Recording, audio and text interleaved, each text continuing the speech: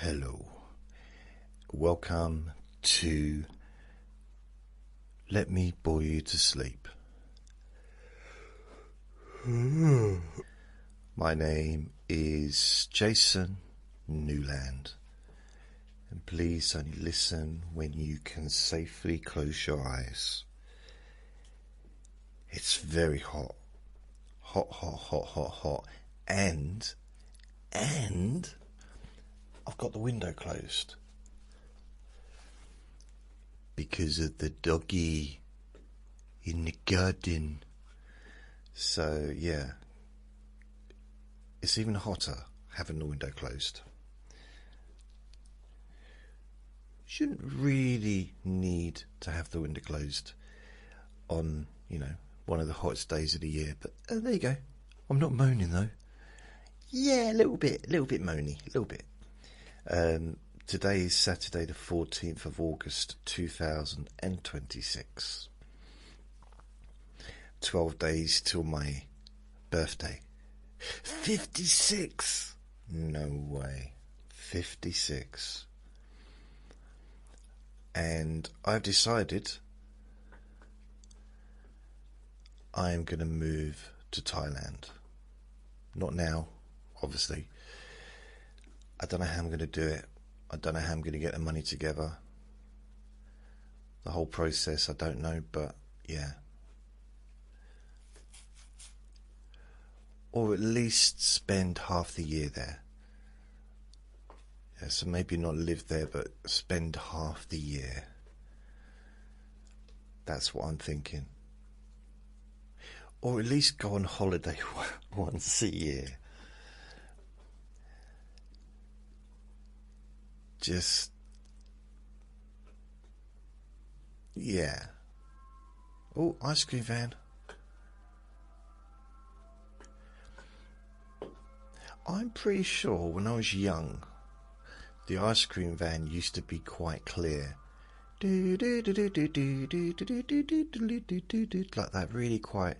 Now it just sounds like metal scratched and scraping together. Like one of those old Victorian turny organs, that makes a sound, but it's very crunchy and like it's almost like you're making music and putting clothes through a mangle at the same time. It's just, yeah. I'm sure it used to be quite a nice sound. I just don't think they put the effort in. That's what it is. They could just play a tune, couldn't they? Could just play a tune into a microphone or into a system and just play it. Come and get your ice cream. Or what they could do is just have, they might get copyrighted for it, but just have Eddie Murphy from Delirious, the concert that he did, the ice cream song. That would be good. Probably wouldn't be allowed, but who's going to say anything? You think people in my town, like in my little village, you can like, hey, Eddie. Eddie. Half. Sorry, I'm just doing a bit for the movie. They're not really phoning him up saying, yeah, there's an ice cream van using that little bit from your concert from 1984 or 85 or whenever it was. 86 maybe. But saying that, I do know it's an ice cream van, don't I?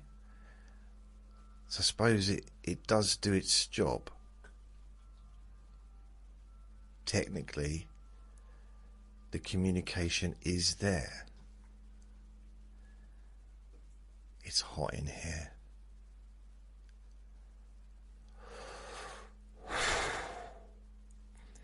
And the reason I closed the window is because just before I started this recording, it was very loud out there. And the ironic thing is it was loud out there for about 2 hours plus, with humans shout talking to each other. There must have been like 4 adults and 2 kids and a dog. Didn't hear the dog. Dog didn't bark once the whole time. As soon as I left, the dog started barking. It's like the dog just didn't bother because he knew he wouldn't be heard. You know, he didn't feel like he had his own voice until they all left. Then he could feel himself again, be himself again. Maybe that's what it was. Maybe he can't be the real person he is when he's surrounded by people shout talking.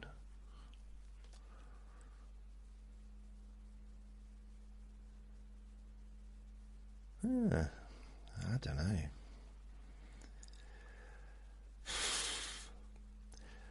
It's still hot in here. I'm just going to keep moaning about the heat. Wow, I've got this t-shirt on. Trust me, you don't want to see it.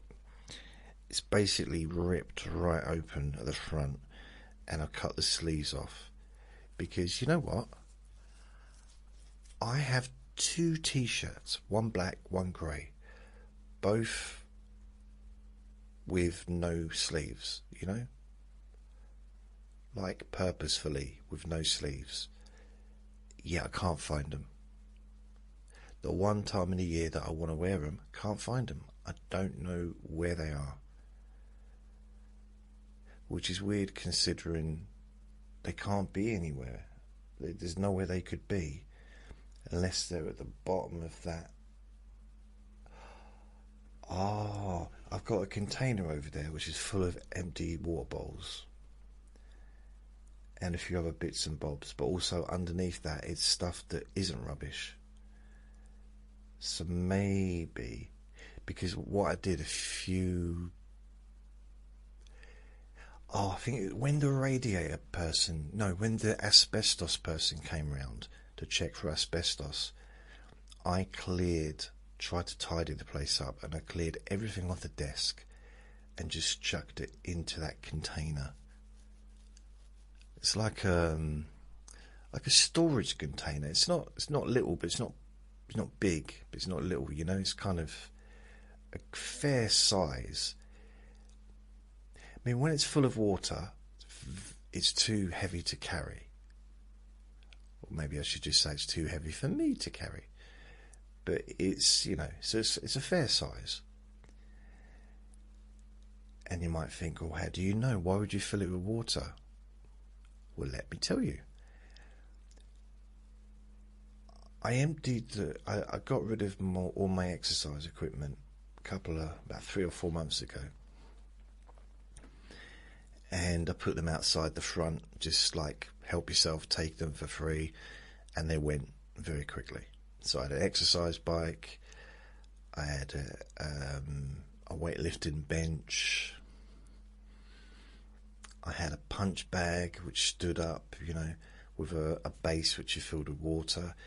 I had another punch bag, but it was like a ball rather than a punch bag, with another base which you could fill with water or sand. I had water in them. I'm trying to think of what else I had that I put out there. Abdominal board as well, so I put that out there.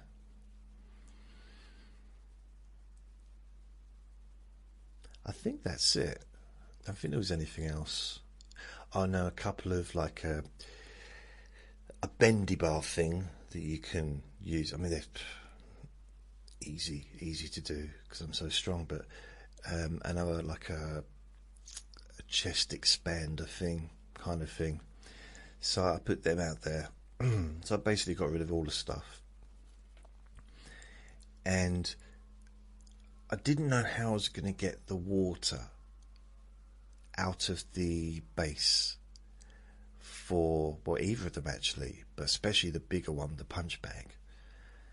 Because it was a stand-up punch bag, not one that you hung from the ceiling or from the wall.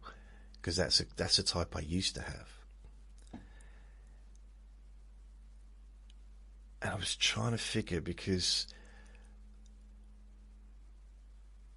I knew that I could lift it, or I could roll it anyway, to the bathroom. And I knew that I could probably lift it and move it into the bath and then empty it there. But the problem is, I didn't know if part of my body would explode if I tried. First of all, it was my back was not going to be thanking me for it. And it wasn't that important, you know. It wasn't important enough for me to risk injury. 20 years ago, I'd have just picked it up and regretted it afterwards with a ripped muscle or something. But I thought, no, I don't want to do that. So I ended up managing to pour some of it, bit by bit, into one of those containers. So I got 3, I think. And yeah, bit by bit I was able to do it. And then it was light enough for me just to pick up and empty it. So I think I got about 3/4 of it out, the water, before I could lift it, like easily, comfortably, with a big smile on my face. And at one point I had quite a bit of water inside that container. So I was left with the same issue. So now I've got a container full of water that I need to empty. How am I going to do that without hurting myself? But I did. I managed to do it. It was a case of it was a balancing thing, you know. First sort of get it on my knees and then just balance it on the side of the bath, and then, yeah, once I push it over, the rest was easy.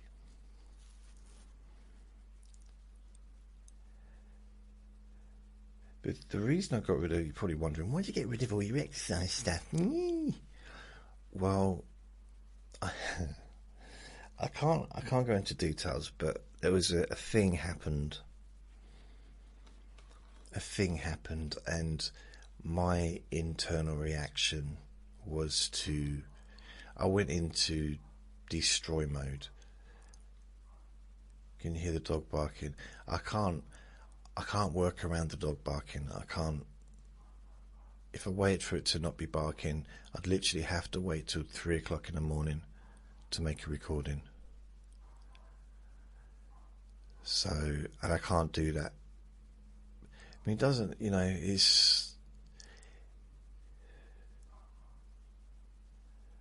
there's nothing I can do about it. Not legally. So, just have to just sit with it and hope for the best, you know.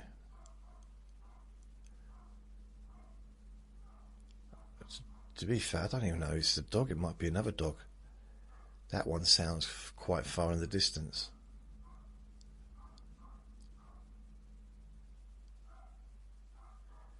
I think there might be 2 dogs. It's quite funny because when Vinny barks, and he does, if someone knocks on the door, Vinny screams with excitement. Oh, it is a dog. The owner's now shouting.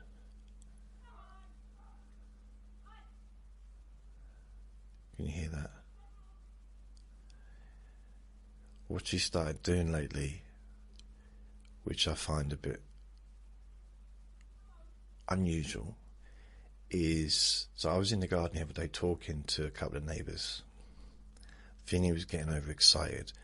We were talking and the dog was going nutty, the other dog. Because technically, I think the unwritten law is they're the only ones that are allowed to go in the garden. We're not allowed to be in our side of the garden. But she closed the door and left the dog out there because she was getting fed up hearing the dog barking. And I've seen that a couple of times. It's like, take the dog inside. But close the door. Perhaps I should start doing that with Vinny, put him in the garden and just come back upstairs. The council would be knocking on my door within about 5 minutes. That's an exaggeration, but if it was in the garden barking all day, the council would be knocking on my door every single day, because all the neighbours would complain, because he would be barking at the cats, he'd be barking at the birds, maybe he'd be barking when he saw someone coming out of the building, because he's excited, just like the other dog over the fence. It's a lovely little dog, but he can't be left in the garden all day. You do that with any dog, not any dog, but if it's a barky dog, it's just going to be barking all the time. And Vinny, although Vinny wouldn't bark as much, as often, Vinny's louder, way louder. He screams honestly, it's so high pitched. So between the two of them, that would be, wow. I imagine the police would get called. Like, people would complain, so we need, call the police, we need the dogs taken away.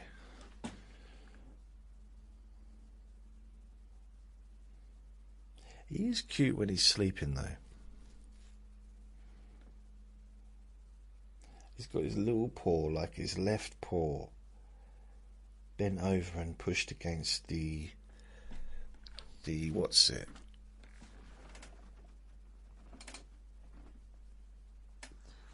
Against the metal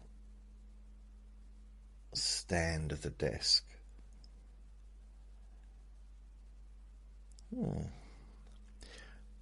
I'm so lucky that he does not react to the other dog.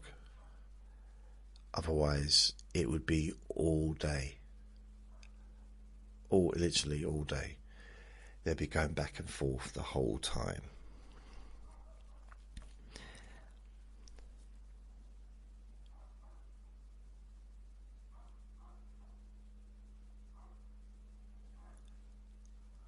Unless she's closed the door.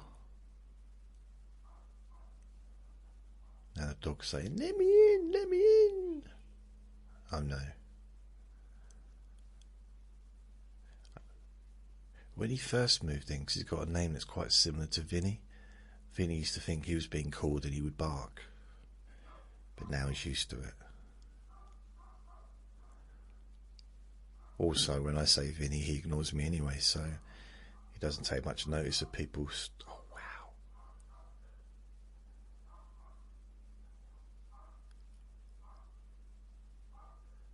Sometimes for hours and hours.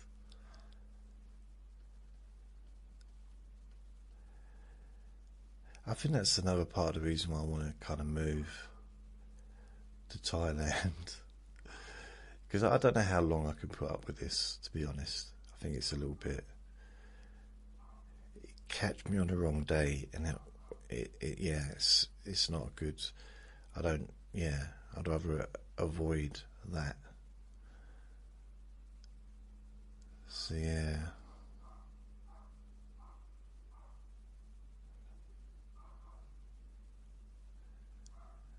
The thing is, he ignores me, Vinny ignores me generally, but he would never bark for that long. When I tell him to stop, it might take a few seconds, but he stops. And I have him in one room because I know if I let him just wander the flat, go into the bedroom where he wants to be, he loves sleeping on the bed, or sitting in the hallway, he will bark at every single thing that happens in the building. And because I know that, I have to prevent it.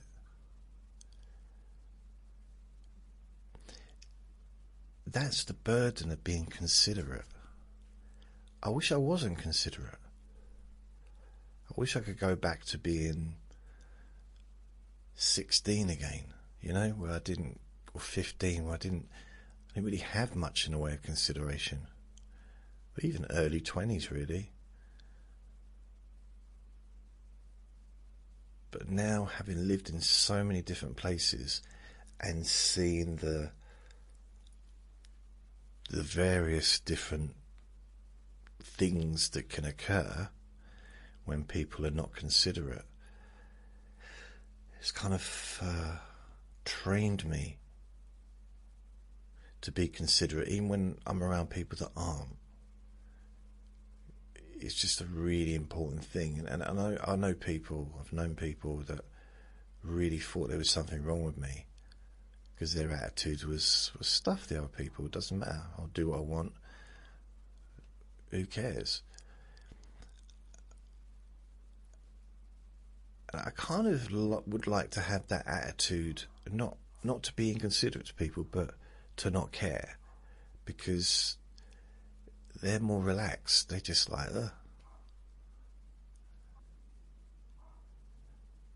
still going. So yeah, I'm sorry if the having a dog in the background is problematic, and it's not all the time. It's part of the reason I can't make hypnosis recordings at the moment, because the dog's just got worse.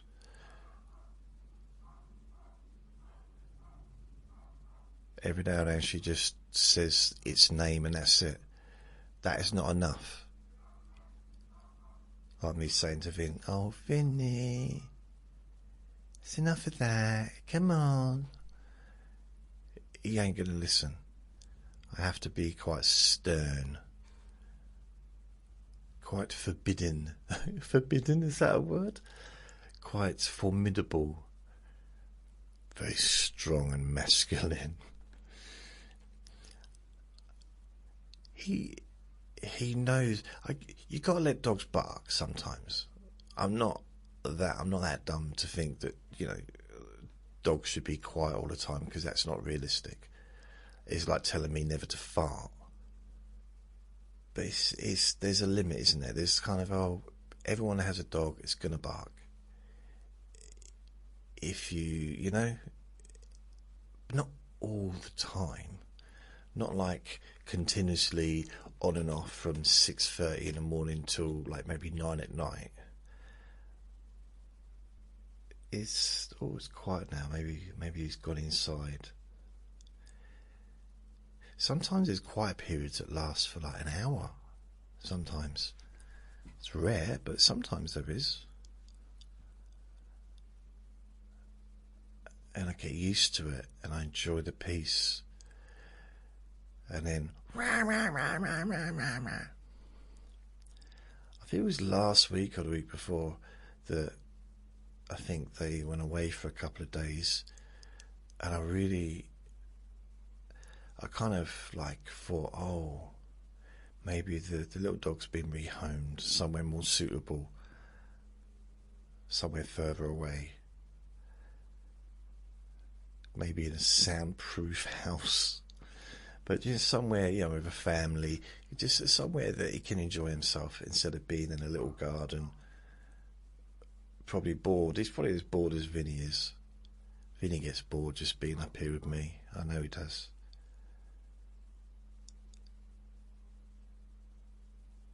But maybe not. Maybe because of the fact he's barking, maybe he's not bored. Maybe he's enjoying every moment of it. Who knows? What do I know about dogs and what they're thinking? I don't even know what I'm thinking. Yeah, I do. I'm wondering why the soundproofing on the wall behind the television, below the television, is actually uneven. There's two strips of soundproofing and one's higher than the other. That's what I'm thinking. Not really relevant to the conversation, but that is.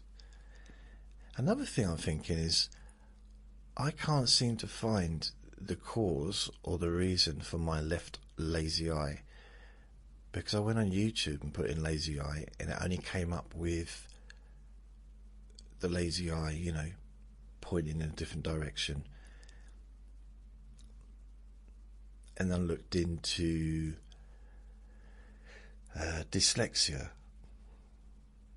wondering whether or not I can have dyslexia in one eye.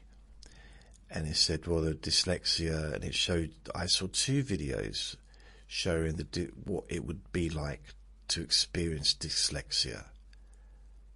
One was just basically where the the letters was moving, like shaking, or becoming blurry and not blurry, sharp, and things like that. Like 7 different versions of the same thing, you know. And then I saw, but nothing like what I experienced in my left eye. And then the next video, it said, this is how someone would see, with dyslexia, might see a page of writing. And it was all gobbledygook. There wasn't, none of the words were real words. Again, not what I experienced with my left eye. I thought dyslexia, again, it shows my limited or maybe practically no understanding of dyslexia. I thought the letters on the page moved around, and I mean, sometimes it can spin and stuff, you know, according to this video I watched, but I guess it's not just one thing. But I didn't find anything that explained my left eye where the letters were basically connecting with each other. They're moving into each other and the words were joining in with the next word. Nothing that explained that. And apparently with a lazy eye or any kind of stuff with the eye, it's not the eye that's the problem, it's the brain. The brain processing. So there's nothing wrong with the eye. It's to do with the optical brain part that controls the eye. According to YouTube, according, I just said, instead of according, I said according. Blimey. It's probably best, I suppose, thinking about it, if I make a mistake verbally and say a word wrongly, pronounce a word wrongly, perhaps I just should move on and not mention it and not focus a light on it, and perhaps people wouldn't notice it. But I notice it. For some reason I feel the need to mention it.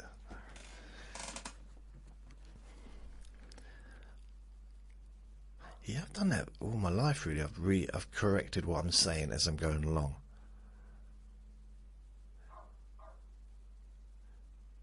But I think a lot of that is just communication, isn't it? I want to come across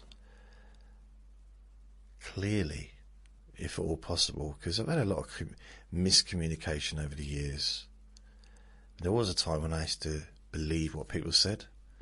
I used to take things literally. I remember once, because this was a very vague sentence that someone said to me.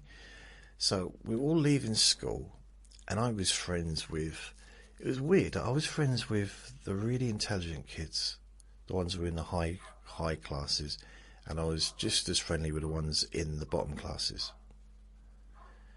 See, if I put my head out the window and start shouting, that is going to cause a lot of problems for me. So I can't do it. In the past, you might find this hard to believe, in the past, but you go back 30 years, wow. Oh, it would be a different situation. But I'm much calmer, and I try and think before I do. Even 20 years ago, 10 years ago even, I feel that, I think part of getting older may be because my dad's much more chilled out than he used to be. Mellow. I think it's for men, don't they say, oh, men mellow with age. So maybe, I think maybe all people can, Doesn't mean all people do, because I've met plenty of elderly people. I guess I'm talking 80 plus, 70s, 80s. And I know I'm not that far off that now, am I? But that are very angry a lot of the time. And just so... But then they might have been... Now they might be mellow compared to how they were. It's one of those... It's almost like the dog can hear me. I was watching a comedy show earlier. What was I watching? It made me laugh, though. It was something that made me laugh, which is good because it's a comedy show. I think it might have been George Carlin. Or maybe Jimmy Carr. I don't know. I think it might have been George Carlin. And I'm laughing at this thing that's on. No, it was Tyres. That's it, Tyres on Netflix. The new season's on.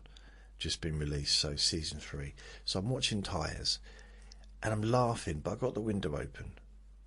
Because it's the hottest summer we've ever had. But yeah, got the window open because it's summer. And every time I laughed, and I'm like, it must be listening for me. And it wasn't even like a loud laugh. It's not like I'm laughing uncontrollably, but I'm laughing, just like... I know I make fun of people in the dating apps saying, I like to laugh. But we all do, don't we? Well, most of us. Laughing is... It's needed.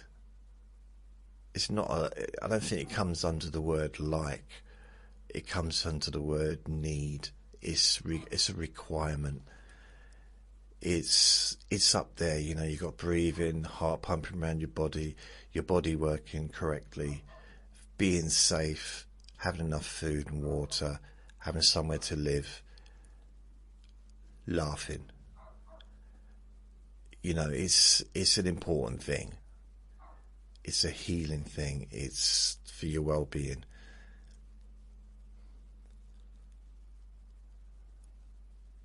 I would say.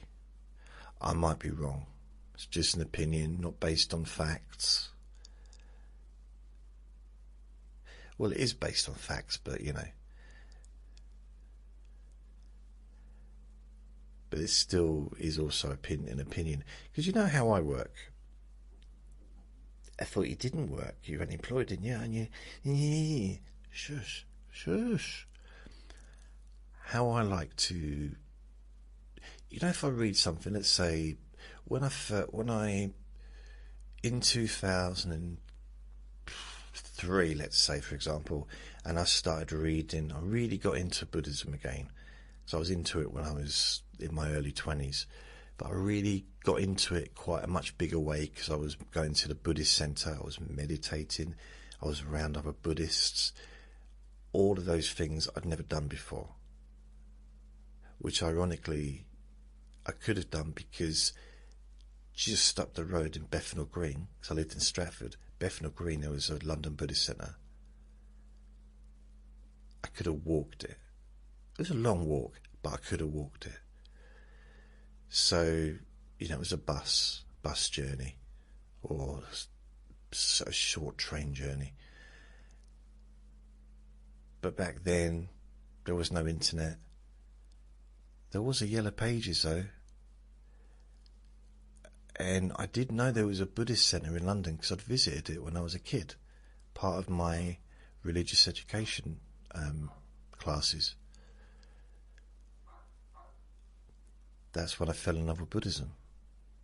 Well, that's when I thought, I like this. Because for the first time, I realised that I was already doing that. I was already doing my own form of meditation. So I would lay on my bed in silence, sometimes with music, and just kind of empty my mind. Because I suppose I've been a thinker for my life. I've been a thinker, not an intellectual thinker, just a thinker. And I used to walk home from school, especially in junior school. It was a long walk. One of the last junior school I went to, I used to walk home, and it would take me, it was a good half-hour journey, but I'd sometimes take an hour and a half. And I didn't realise I was doing walking meditation.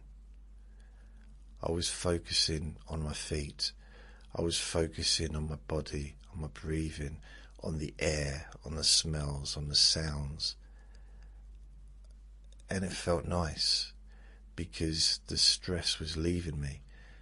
The uptightness, because I was quite a uptight kid, highly strung, probably you would say. And it helped. But I didn't do it for that reason, because I didn't know what I was doing. It just felt right to do that. In fact, I know maybe I mentioned this before, but I corrected an issue with my feet during this period, because I realised that my feet were curled inwards, or my toes rather were curled inwards when I was walking, and I didn't know why. I mean, they weren't always curled inwards the whole time, but for some reason when I was walking they would just be curled inwards.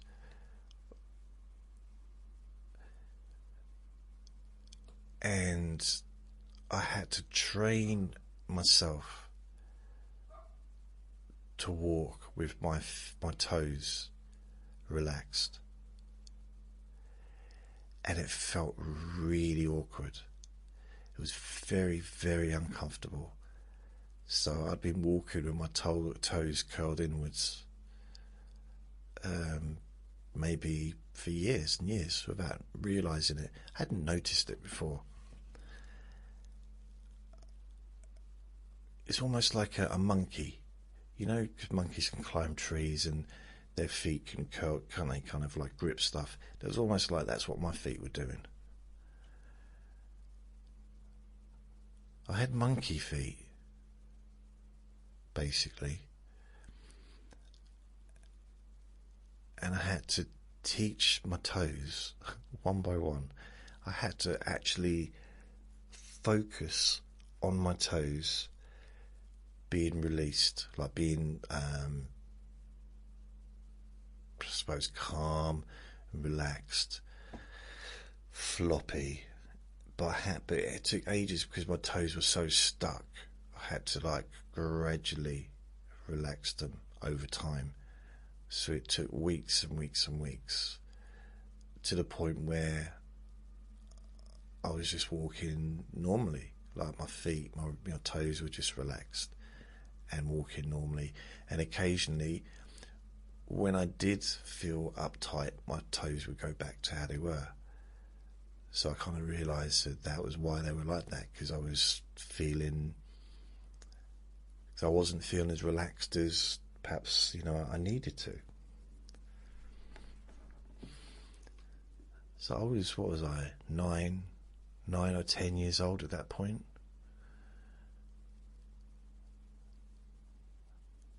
It's weird because it's one of those memories that I don't really think about very often. Only when I hear a dog bark.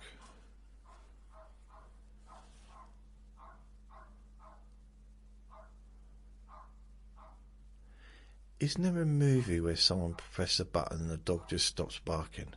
It's still barking, but you can't hear it. On one of those gadgets.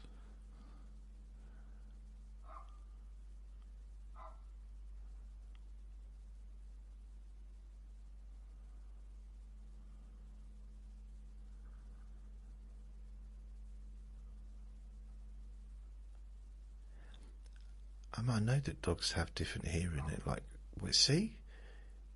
Do you think that his hearing's so good he can hear me talk?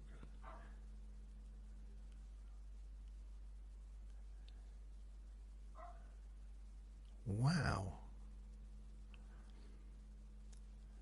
Because literally I'll be in it, even with the window on the latch, so there's air coming in, but it's still pretty much just closed. I'll do something and he'll bark. I'd just put a cup down on the table and he'll bark. It's like he can hear what I'm doing.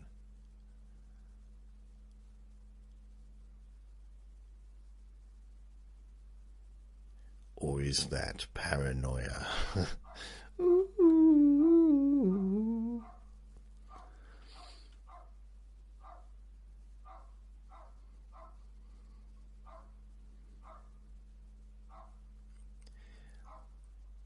Do you realise if that dog had been there in 2018, I would have made a couple of these let me bore you to sleeps and then I would have stopped. I would have given up.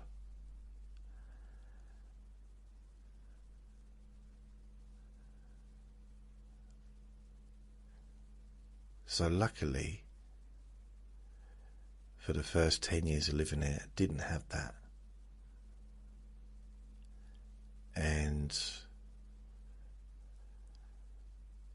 yeah, I wouldn't now have. How many let me bore you to sleeps have I done now? Oh, I do have a question for those listening. I've done 1,663. So I would at the most have 3 done, because I wouldn't have continued with that. Something that I noticed lately, the last few days, is, okay, I don't want to talk about the stats. I know people don't like to hear about the stats, but I am going to talk about the stats. For some reason, I don't know if it's an error with my website host, but today, for example, I've got 768 downloads in Jacksonville Beach, Florida, United States. 756 downloads. Now I know that there's no way in the world you can listen to 756 recordings in a day. I mean, bearing in mind that so many of my recordings are 10 hours long, which means you could only listen to 2 a day. So 756. The United Kingdom, I have a recurring thing. Leeds, 590 downloads. So if you're in Leeds, or if you're in, what did I say, Dacona Beach, did I say? I don't remember now. I have to go back to it. Florida, anyway, I remember that bit. Florida. Oh, Jacksonville Beach. Can you please contact me and let me know what's going on? Because this is just, either you're not downloading all them and the stats are just incorrect. And instead of, let's say for England, for example, for the UK, instead of nearly all the recordings just being downloaded from Leeds, maybe it's a lot more from other places. They've just, for some reason, the geolocation thing that they use is incorrect. But if you are in Leeds or in Florida in America, downloading all those recordings, maybe be interested to know what's going on, because I'm confused. It'd just be nice to know if just see if it's an error on the app or not, because I've had a few. They do make errors sometimes. I mean, I had one where I was getting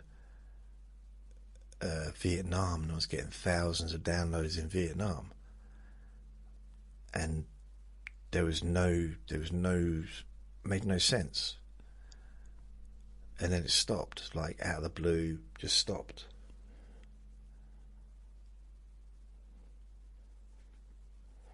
That's really strange. Oh, that's not strange. That's why I had my blood test. I just found like a big red mark on my right arm, and that was my blood test done. I realised when I was younger, I didn't care about any medical things, really, generally. Like, if I saw a mark on my arm, I wouldn't go, what's that? Like, oh, it's a mark. As I got older, I'm a bit more... I notice things a bit more with stuff like that.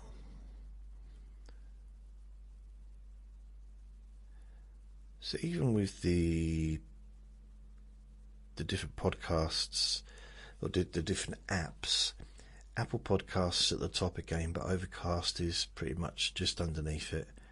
Podcast Addicts, generic Android app, and then my website. Spotify. I think it's the SoundCloud ones that are on Spotify, so that's a different... I wish they weren't, because then I could get rid of Spotify. Not Spotify, SoundCloud rather. I wish I could get rid of both of those podcasts, because that's 20 quid a month that feels like it's being wasted, but they're connected to SoundCloud. Not SoundCloud, Spotify. Get it right in a minute. For some reason, the Spreaker podcasts are not connected to Spotify. It's like it doesn't like Spreaker, or doesn't... I don't know what's going on. But it does like SoundCloud. So I'm not 100% sure why. Audible, Podbean, blimey. Yeah, I'm just wondering, because if I go for the last 30 days, right, if I go to geolocation for the last 30 days, United Kingdom, are you ready for this? Leeds, this is just the last 30 days, 4,867. 38% of the United Kingdom downloads comes from Leeds. I mean, it would be impossible to listen to that many recordings. In fact, I think you'd struggle to do that in a year, never mind in a month. In fact, you couldn't do it in a year, I don't think. Could you? I don't know. I mean, the most you could listen to, if it's a Let Me Bore You to Sleep, you could listen to, because you're not going to be listening, but I suppose you could listen to them when you're asleep. So let's say 24 recordings a day. So if you was to listen to, Hypnosis 1/2 an hour, so that's 48 a day. 48 times by, so it's 480, 10 days, and times that by 3. So let's say 480, so 500, 1,500. So 1,500 recordings is pretty much the most you can listen to if you listened in a month, 24 hours a day, and each recording lasted half an hour. That was just a guess. I think I'm right, but it was a guesswork. So it's physically impossible to listen to 4,867 downloads. So if you are in Leeds, it'd be really interesting to hear whether or not it is one person. And if not, then I think Spreaker is messing up somehow. It's messing up. And in America, which is even more,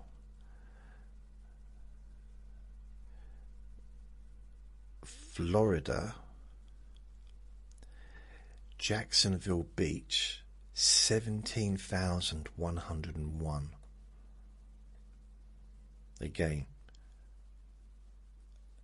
that, well, it's impossible to listen to that many recordings, so in a month. Should we go for the year? I like to do this, I don't know why. The last 12 months. See, Santa Ana, 12,580. Mountain View, 772. So that's over a year. Different ones. Huntington Beach. What was the one that I was looking at? Was it Huntington Beach? That doesn't make sense, does it? Because didn't it just say 17,000 for the month?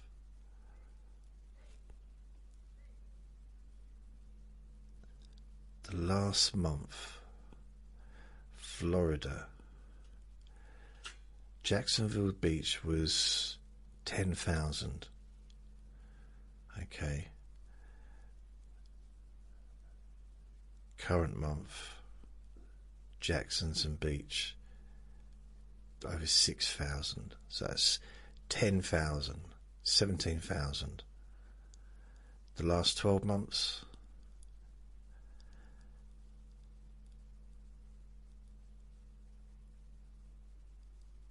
Jackson Beach isn't even coming up at all.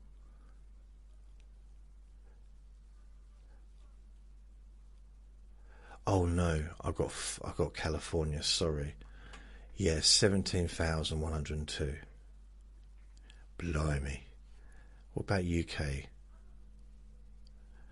UK, Japan. Huh? Leeds, 8,102 in the last 12 months.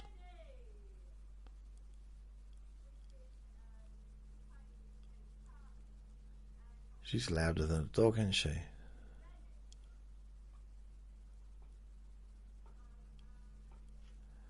So now she's just shouting his name out even though he's not barking.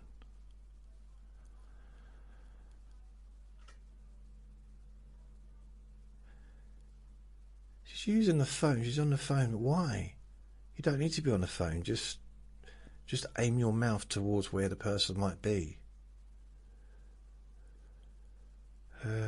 London, Birmingham, Hull, Newcastle upon Tyne.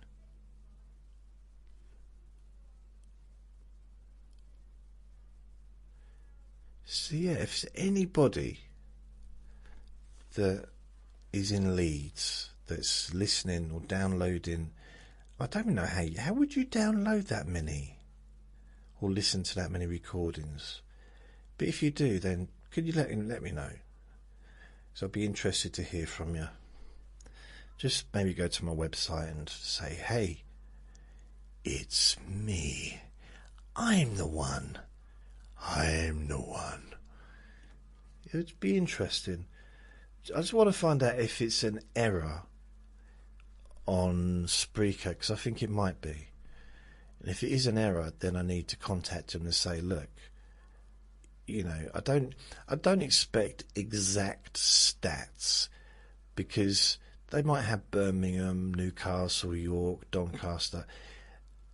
It's not necessarily going to be precise, but just roughly will do. I'll accept roughly. I'm happy with roughly. So today I've done, well, apart from this, I've done nothing. Literally, I've uploaded about 30 podcasts up to TurboScribe to transcribe for me. So I'm now up to 1,220, which shows you I've got a lot left to do. So it's 400 plus. So it's going to take me a long time to get that done. But that's all part of my process of, writing a book. The problem is, the book is going to... it's going to be very long, based on what I've done so far is based on, is it 350? 350. Let's have a little look. Let's have a look.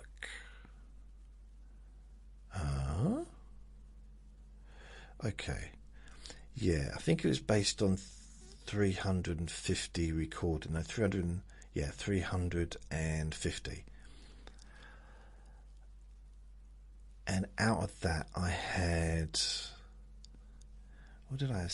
I think it was 17 pages of basically,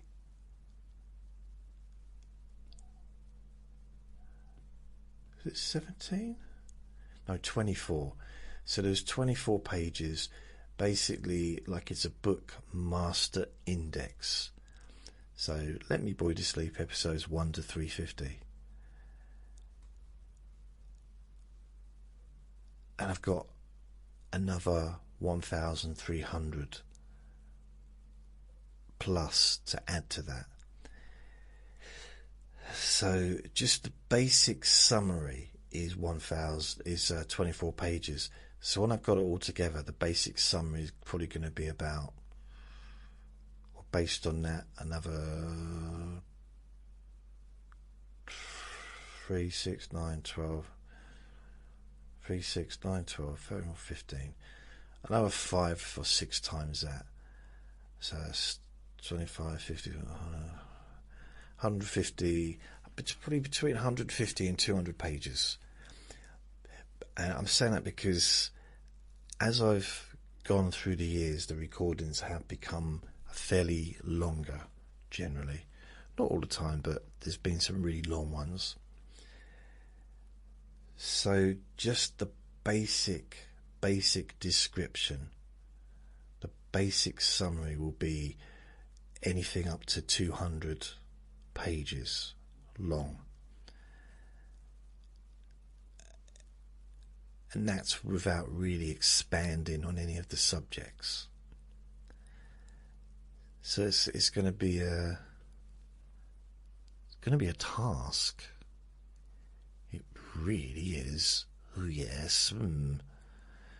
Yeah, it is.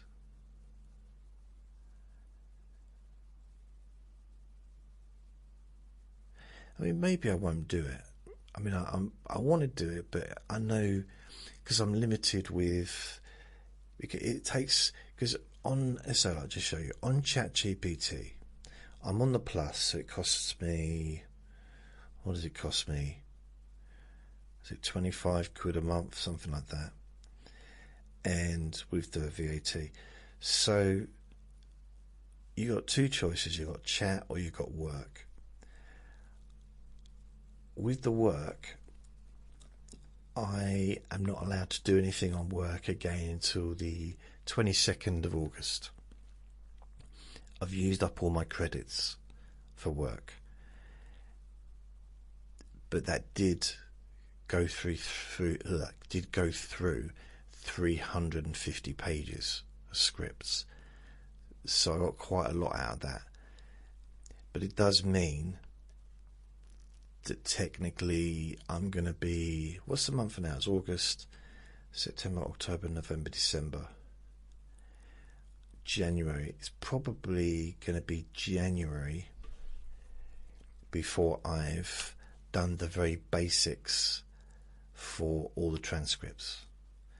Just like the basic, like put it in and started looking. Then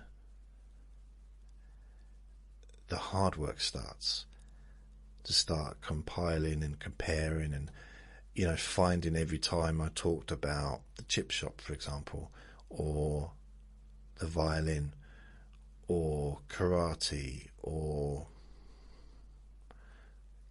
cooking lessons, or whatever it might be, getting my hair bleached, going to France, going to Spain for the afternoon, working in the pub, the really dodgy pub, or my comedy adventures,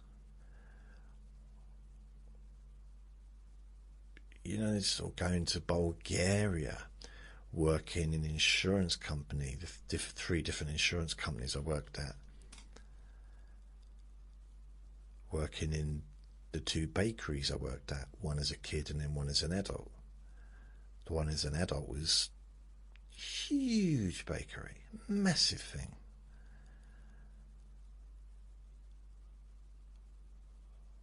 All the various catering and kind of jobs I had,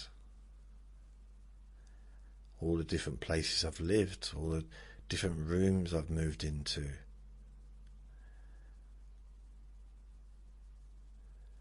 all the different kind of relationships I've attempted or been in that didn't last.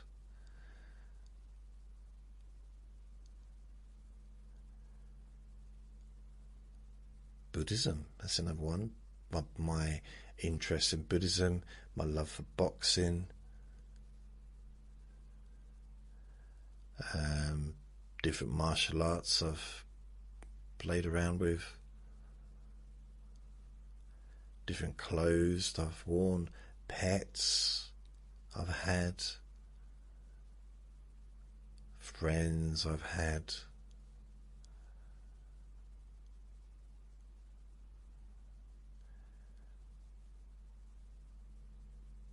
Yeah.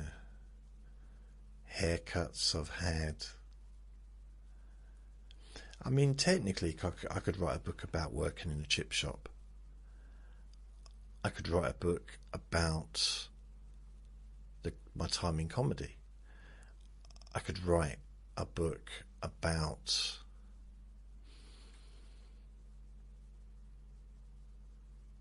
working in insurance. I could write a book about working in the meter factory, because I worked there 3 different times. I could probably write a book about working at Butlins. Probably wouldn't be a very big book, but I was only there for, was it 4 or 5 weeks? But I was thinking, I just had this idea now, and it's probably not an original idea, because I think I've thought about it before. Why write a whole book of my whole life? Because that's such a huge task. Especially, well, first of all, I'm not famous, so no one's really going to be reading it. It's not like I'm getting paid huge amounts of money to write about my life and people are going to be interested in the whole thing, That's not going to happen.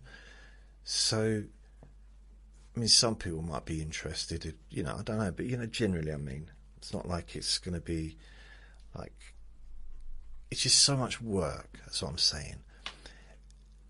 And I don't know if I would even sit through reading that much, because we're talking, even if I just stuck to the facts, which would be incredibly boring if I didn't add my own voice to it, outside of the voice from the podcast. I could do a lot of it verbatim, so it's just me talking and just cut and paste, sort of just so it's me, because it is still my voice, because that's what I said at the time. But it's going to be huge book with potentially thousands of pages. If I'm going to cover the whole 55 years of my life, just the childhood bit is a big book.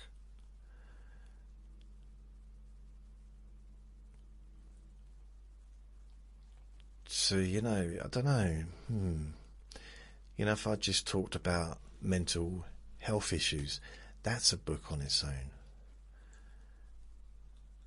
So, maybe what I could do is, because this is all part of the Let Me Bore You to Sleep. So, the idea is I want them to be funny. I want them to have some humour in them. But at the same time, if you listen to me and you read the books, you're going to be hearing my voice read the book out loud to you, in a sense, because you know what my voice sounds like. So the more often you hear my voice, the more likely that when you read the words, it will be my voice in your head reading them, which means you're going to get very relaxed, and providing, you know, you're in bed and it's safe, you may fall asleep.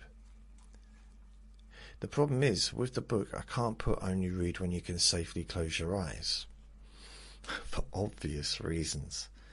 Maybe that should be the title, only read this when you can safely close your eyes. Wow, that is good, isn't it?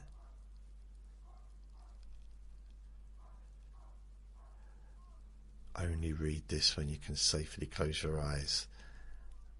What a great idea.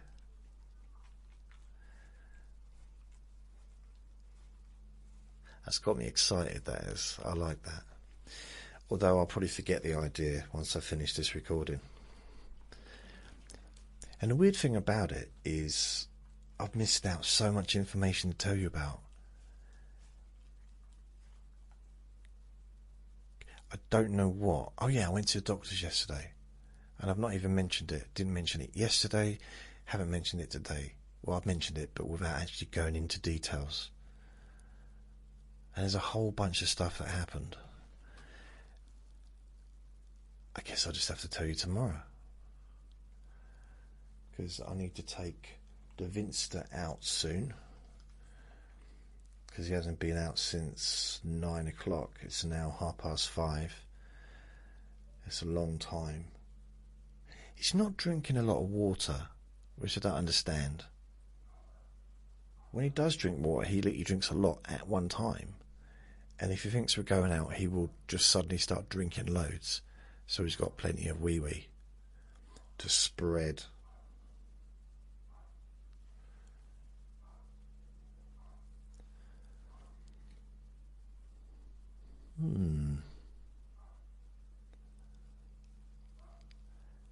So I could do small books. Just call it chip shop, meter factory, bakery. Just give them a name like that, and just talk about what it was like working at those places and what was going on in my life at the time, where I lived, my lifestyle, about my landlady or landlord, the journey to and back, you know, from work, the financial situation. Yeah, could be interesting, or be really boring. That's the thing. If it's like, which will be part of the Let Me Bore You to Sleep franchise, ooh, then if it's interesting, good, and if it's boring, good. So I can't lose. The people say if people say I was really crap, then that's different. But if they say I was really boring, then I've done my job. But if they say, oh, I was really interested, I enjoyed that, that's good also, because, well, it just feel nice to think people had enjoyed something that I'd created. So small books. So what I could do, again, it won't be till I've conglomerated, I don't know if that's the right word, all of the podcasts, episodes together, transcribed, and then just scraped out everything I've ever mentioned about the chip shop, for example. And then I can start writing it. Or maybe what I'll do is I'll do a podcast episode just about the chip shop, which would be a very, very long recording, but I will have a list of reminders of stuff that's happened, and just to kind of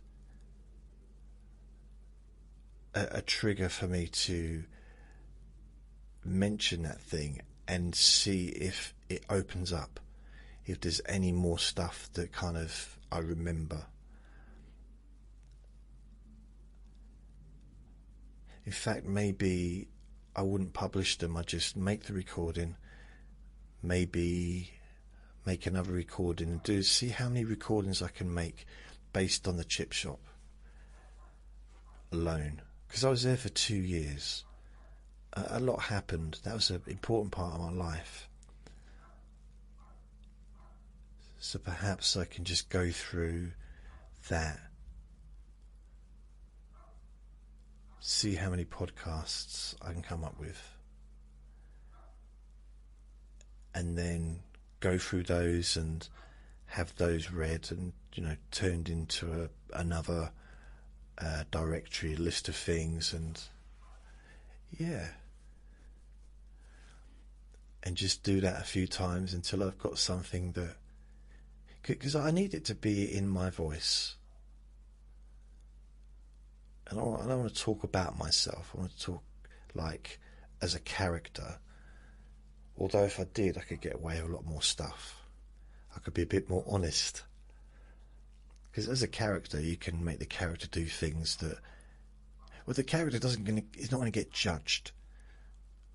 But I will be judged if it's me. So I'll have to leave out some of the juicy stuff. Not that there's much juicy stuff, to be honest.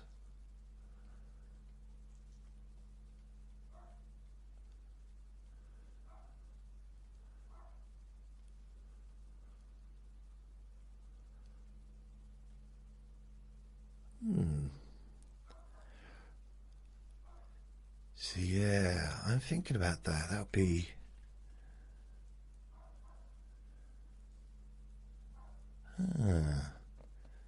It's just got me thinking, maybe short books, all based on helping you to sleep.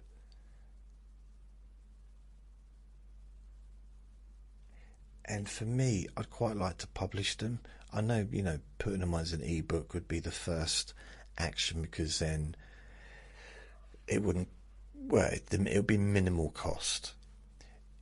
If I start, because I want to give them away to, especially people on my group, the Jason Newland's Boring group on Facebook.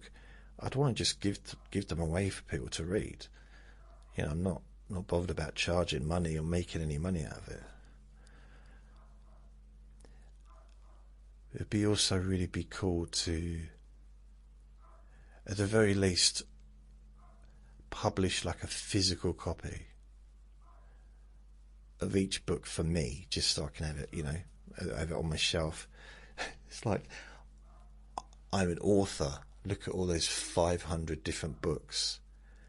So what do they talk about? Not much. Not much. Can I borrow one and read it? No, you won't want to read it. But why would you write a book that no one wants to read?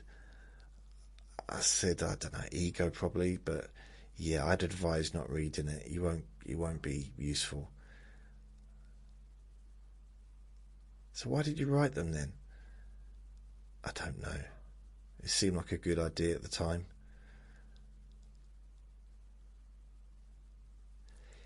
Yeah, I don't know how, because when I'm thinking of the short book, I'm thinking of something maybe 80 pages. Not quite short, with maybe 5 chapters or whatever, or maybe 1 to 2, 3 pages per chapter.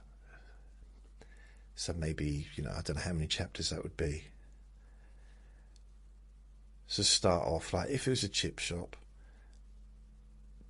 the day that I applied for the job was, I just got my glasses and I was walking out around with my glasses on for the first time ever. And my dad had just had a little chat with me in the garden about what was I going to do when I left school, because I was coming up to leaving school. And I'd never thought about it before.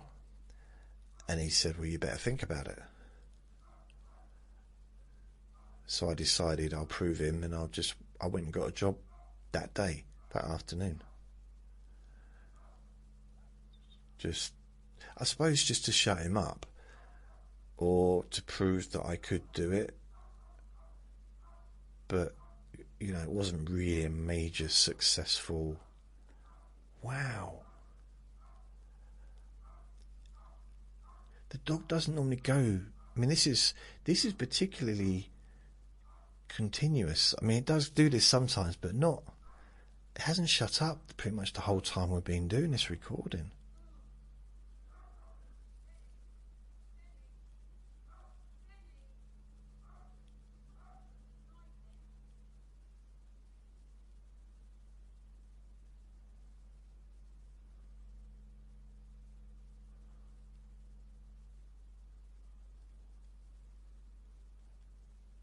I don't know if it was the dog over the fence. It might have been a dog further up.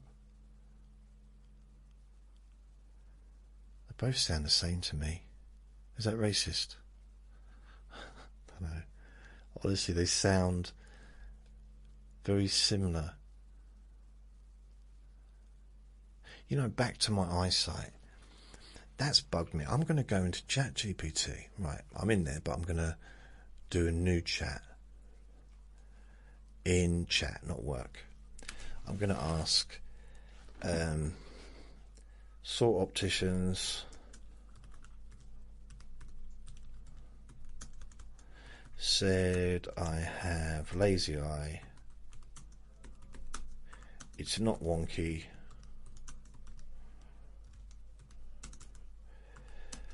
But I am unable to read with it, as all the words and letters mixed together.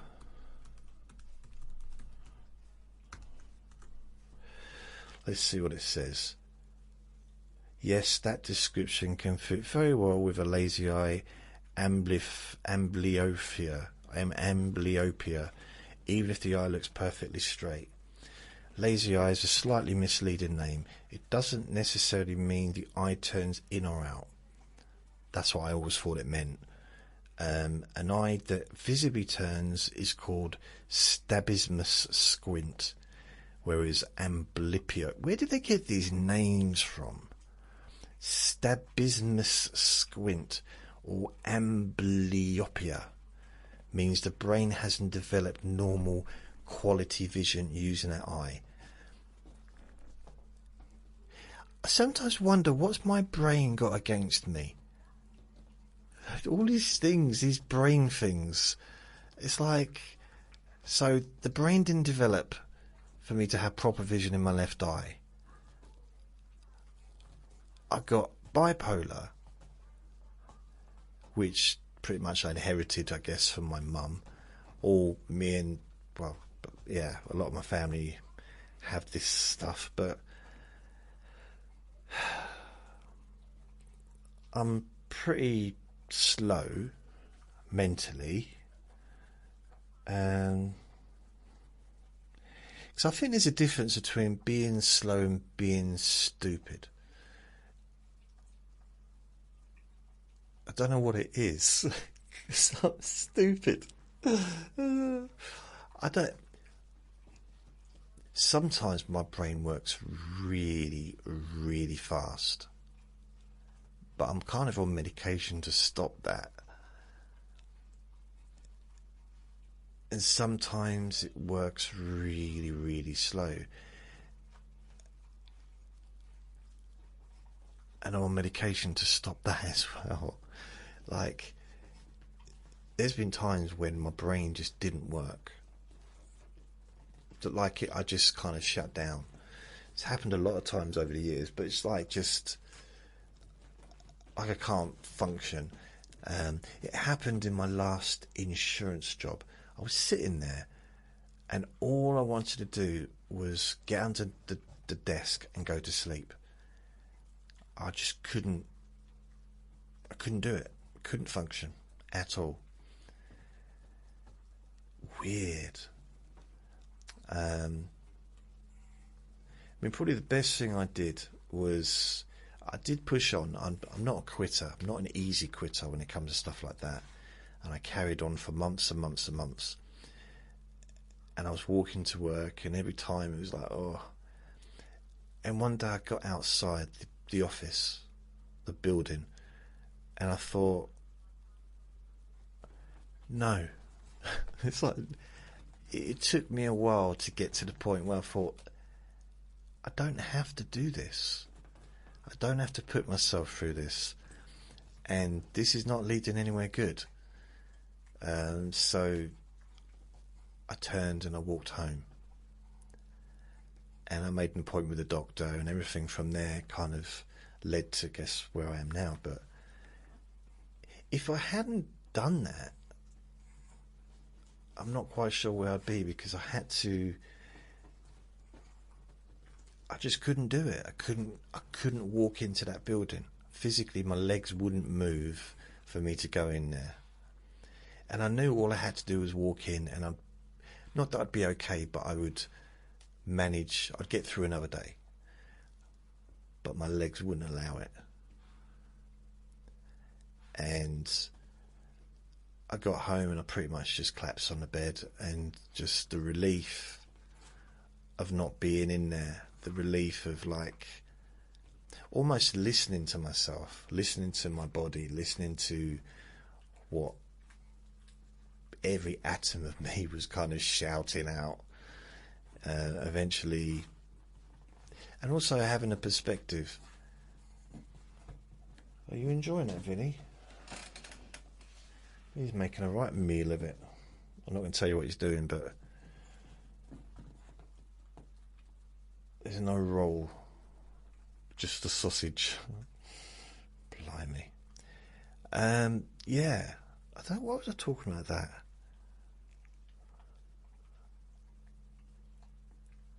I don't know. I was talking about my eyes. When you describe individual, the words seem to mix together, overlap, move, or become impossible to separate when you use that eye alone. It could happen that the eye has significantly poorer visual processing.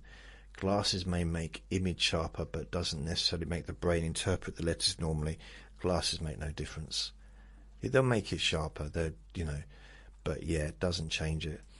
One useful distinction is whether you have had this problem with that eye, or whether the mixing motion letters is new or noticeably worse.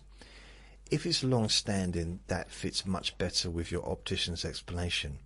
If it's recently appeared or deteriorating, I'd tell your optician GP specifically that the letters move or mix together, because it might need new,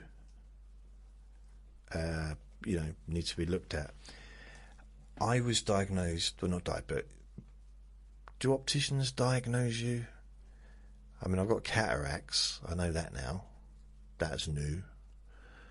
Well, from last time I had an eye test, which was 2022, I think. 21, 22. So I have... I was told by the optician when I was 15... that I had a wonky eye, a lazy eye rather, not a wonky eye, a lazy eye. And I had to do exercises to strengthen it. But the optician then never mentioned... The thing is, my memory isn't that clear about the optician's session. But he was the only optician ever to say that I had a lazy eye until this latest optician a few months ago, and I've had my eyes tested on numerous occasions every few years, but no one's ever noticed it. So I must have had it all that time, and for some reason I've been able to I got used to it. I think that's what it was. I got used to it. It's just this time, it's something about, I noticed it, I'm thinking, that's weird.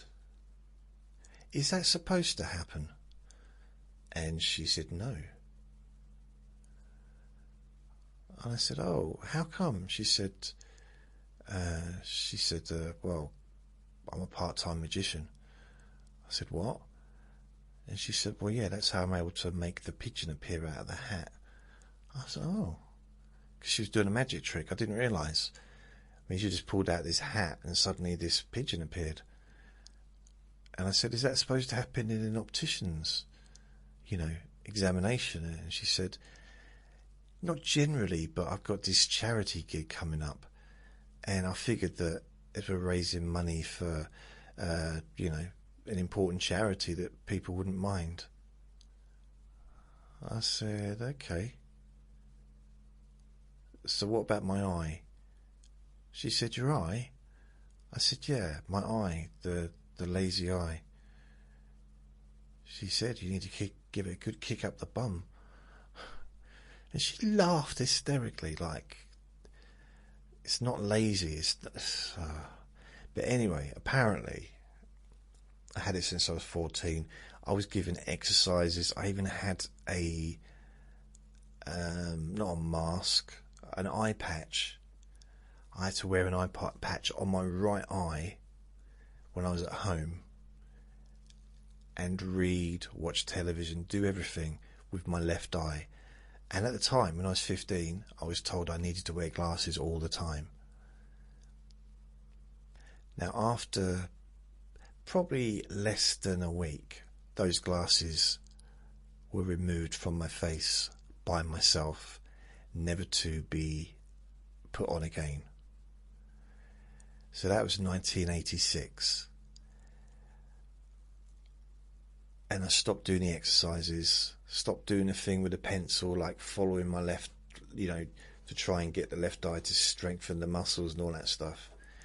I jacked that in. And then the next time I went to the opticians, he said I just needed reading glasses, and that was it. And that's all I had until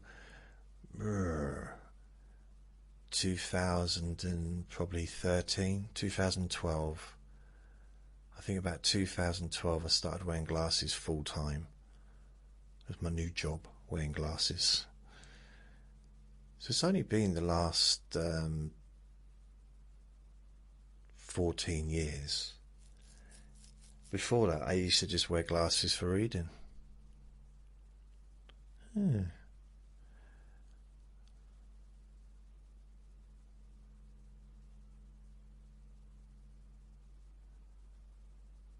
It's just very strange. Whenever I read,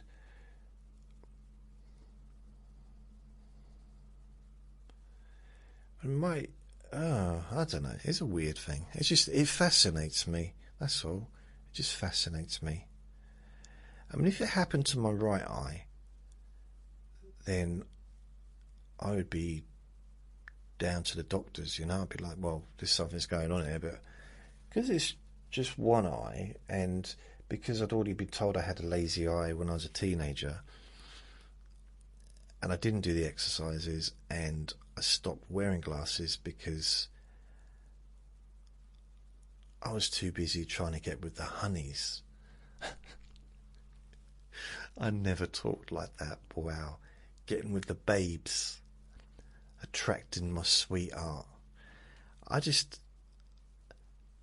People made fun of me at school. That's what it was.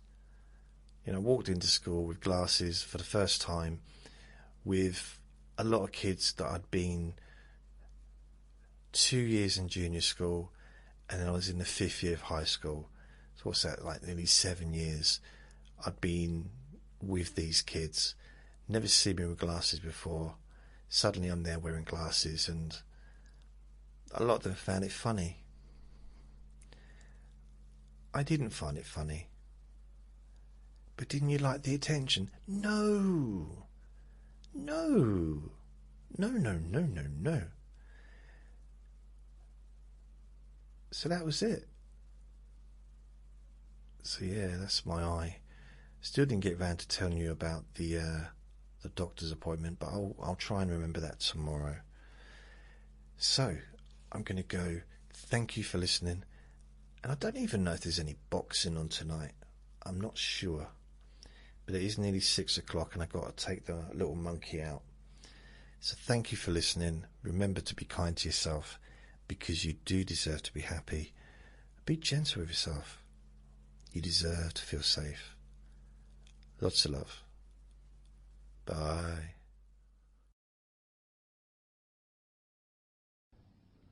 Relax in a more deep and meaningful way.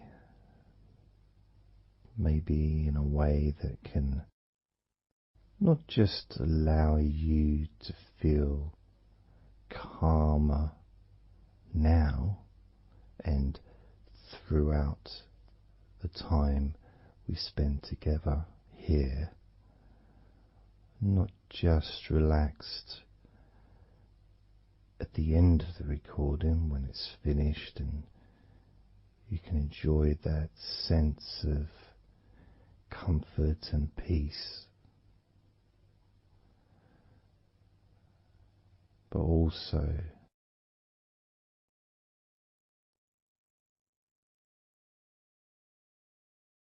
I think it would be nice to have those feelings of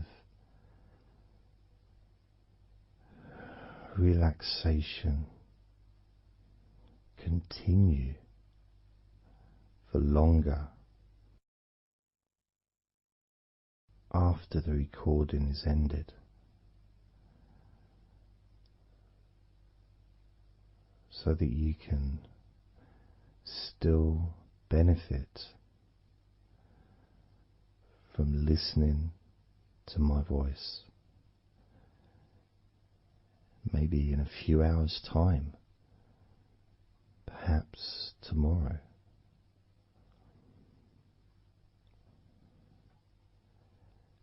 And then by listening regularly, especially if you find, like some people do, and myself as well, sometimes I find one particular recording that really resonates with me, and I just listen to it over and over again, like every morning, every evening.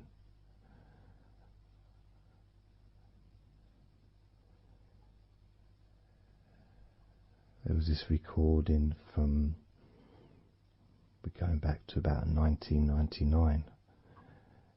It wasn't hypnosis, but it was a guided visualization, so it kind of was hypnosis really.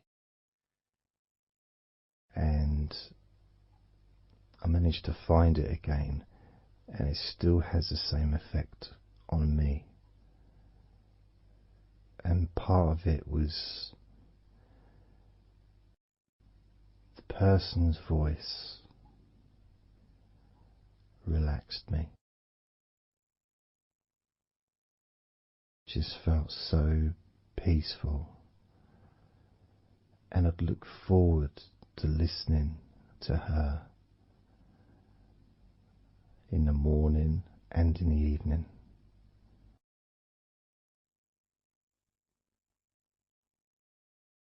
And I knew before even pressing the play button that as soon as I'd done that, pressed the play button, this was in the days of CD players. Press the play button.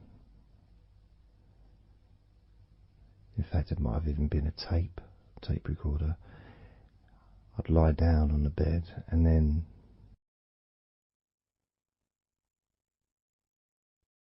even without necessarily listening to her words,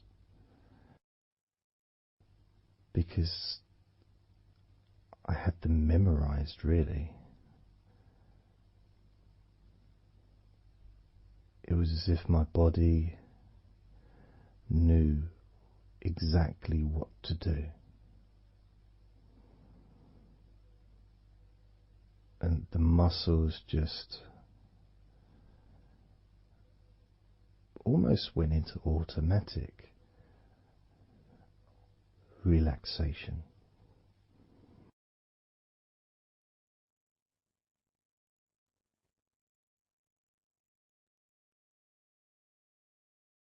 And I remember my mind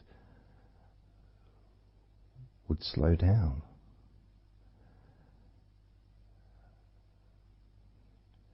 Now,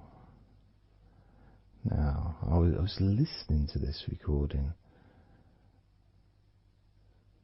in the early days of learning hypnosis, and long before I ever made any videos or audio recordings myself, because I didn't start doing that till 2006.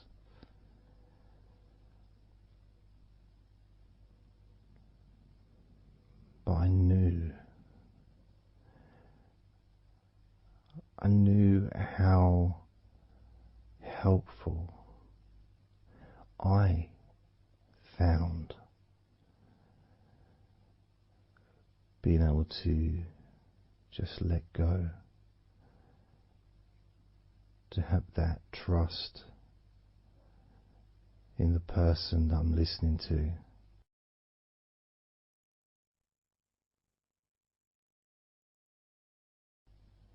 Knowing that it's going to be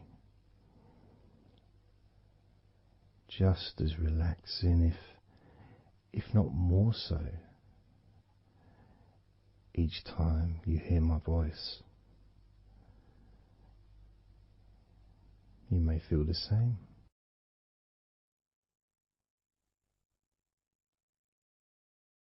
Some people have been listening to me for over a decade.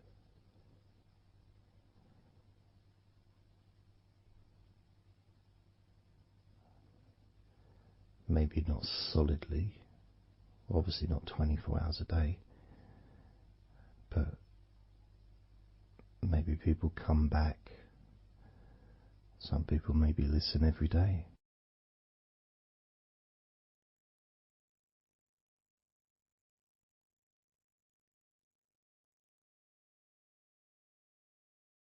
And something that I do, which you may not realize by listening, is when I record these recordings, now for example, I also am affected by the words that I say.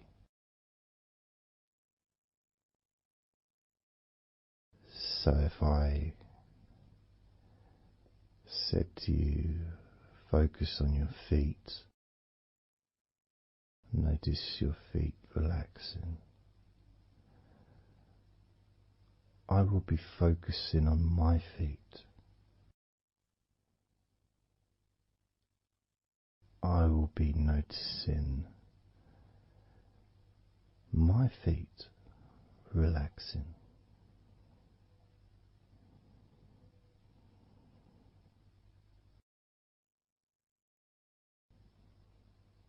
If I said focus on your hands,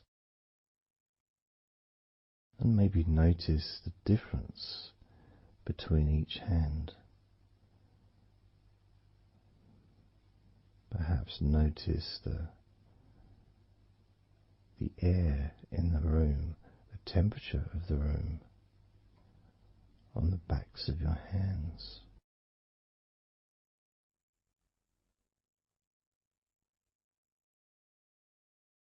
You may start to notice what almost feels like a very light breeze, even though there may not be any type of breeze at all where you are right now.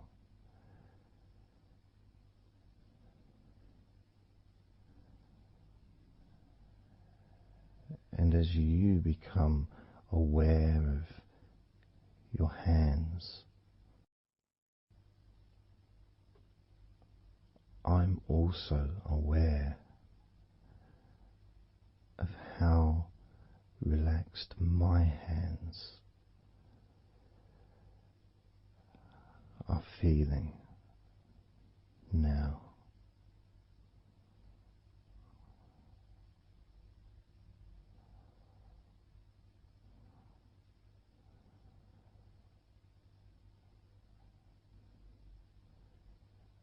And when it comes to potentially drifting off to sleep, which may be the reason you're listening,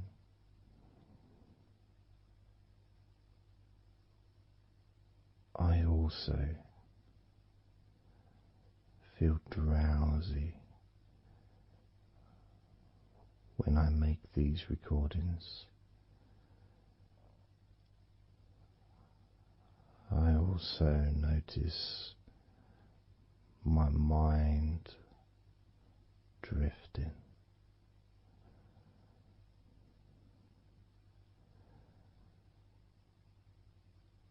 In fact, at times I've actually fallen asleep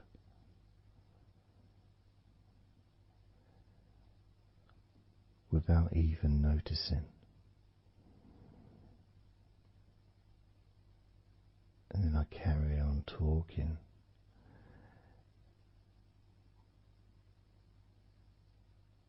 And it's only when I listen back to do the editing I hear snoring. And I think, I don't remember snoring. I remember talking. Is it snoring or is a pig turned up? That's what I sound like when I snore.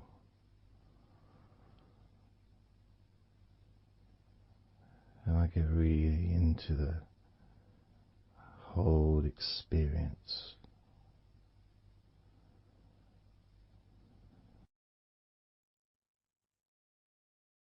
I don't know how you feel.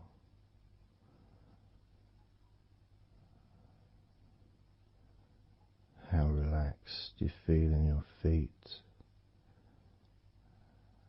How relaxed you feel in your hands.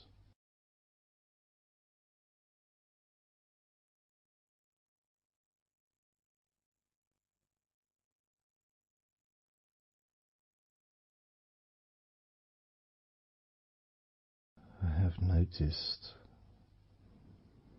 more and more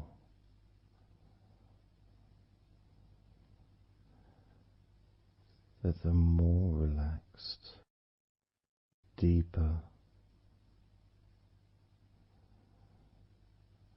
level of comfort you feel,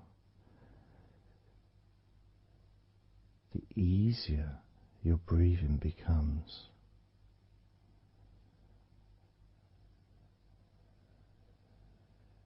It's almost like that additional muscle relaxation So this allows you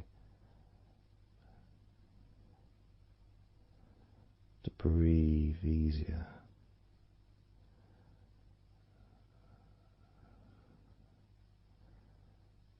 without necessarily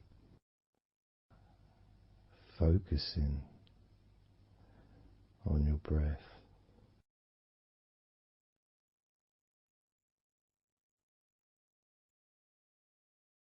However, being able to notice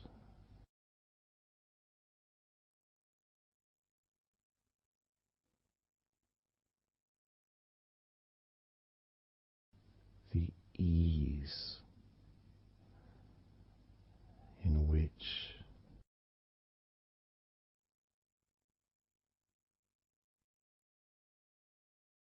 you breathe so naturally.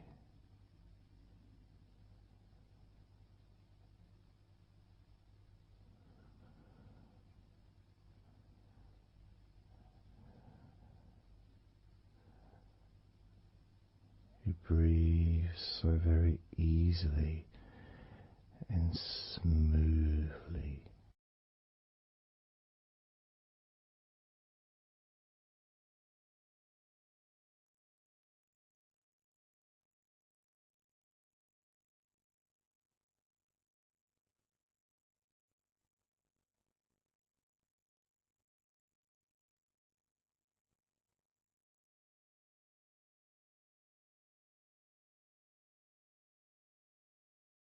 Whenever I imagine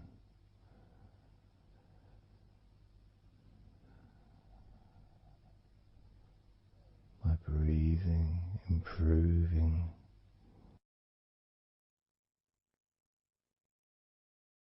when I've got my eyes closed,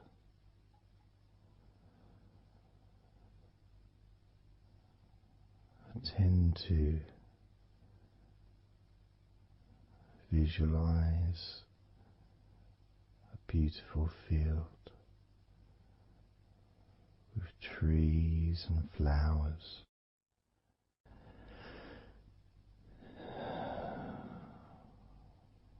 producing all that life-giving oxygen.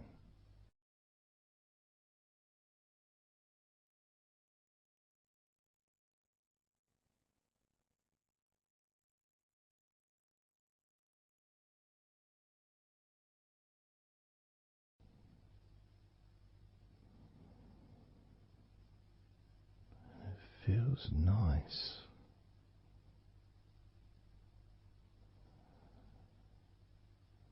to, if nothing else,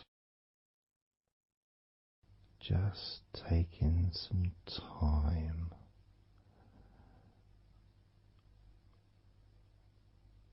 away from everything.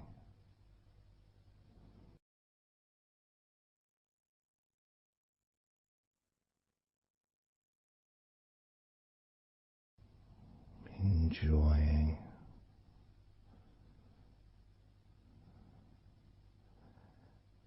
that feeling of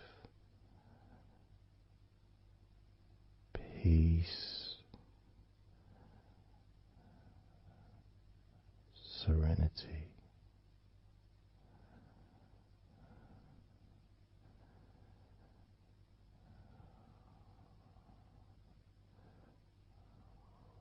with a joyful heart.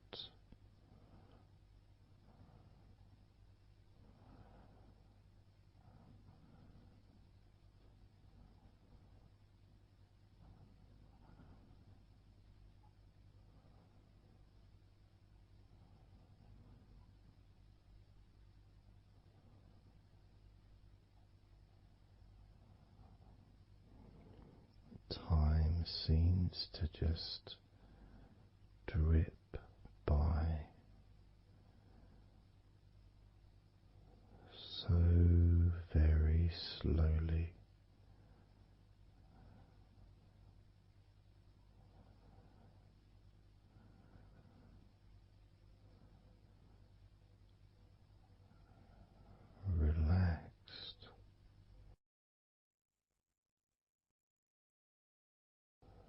so deeply peaceful,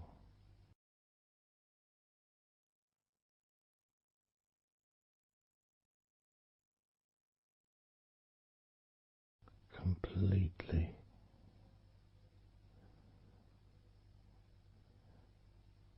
unattached to any thoughts whatsoever in this moment.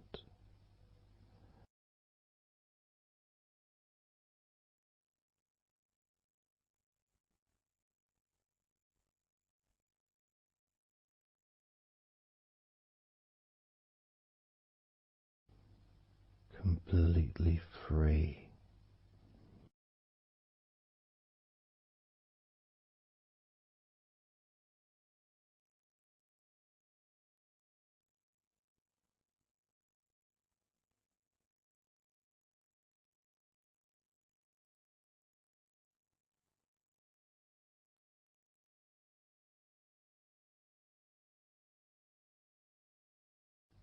Noticing that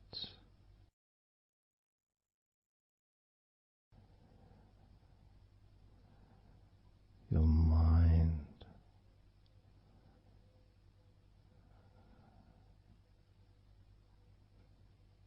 has slowed down,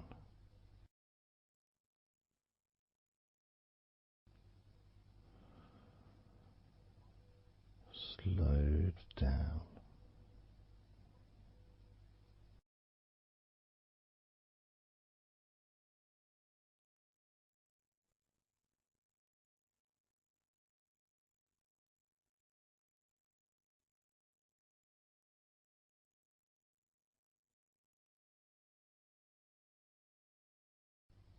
because nothing really requires your attention.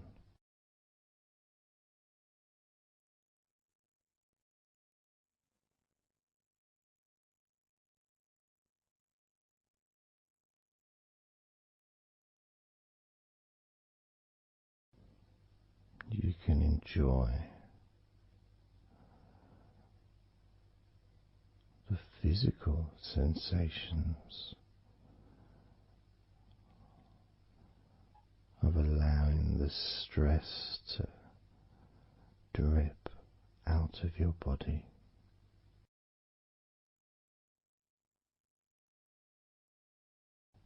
dripping out of every part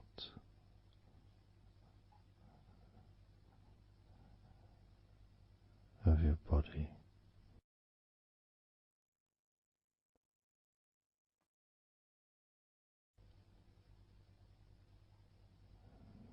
And being released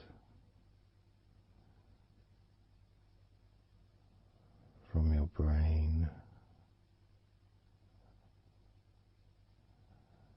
and your mind.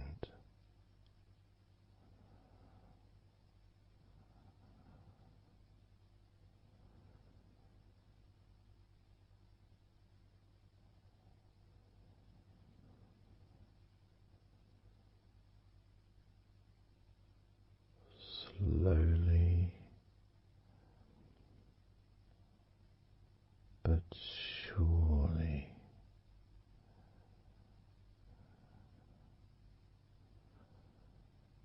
the muscles in your legs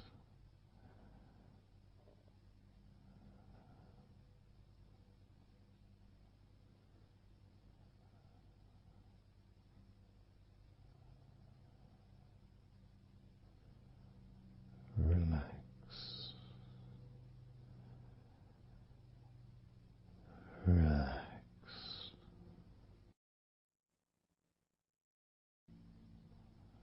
relax.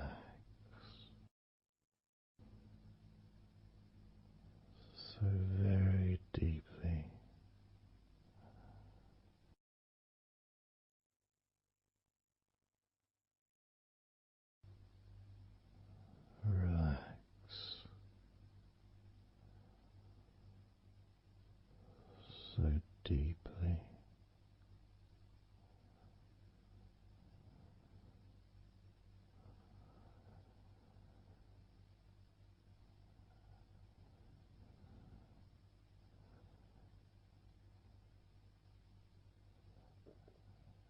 And the feelings, the pleasant feelings in your arms and shoulders,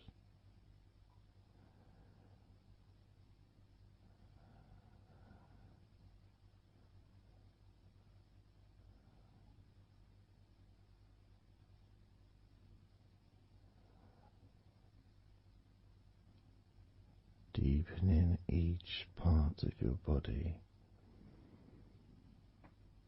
further and deeper,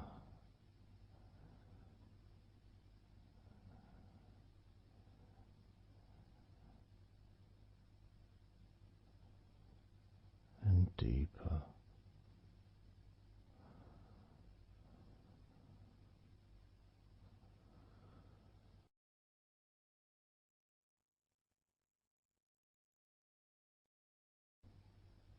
Noticing the feelings in the back of your neck,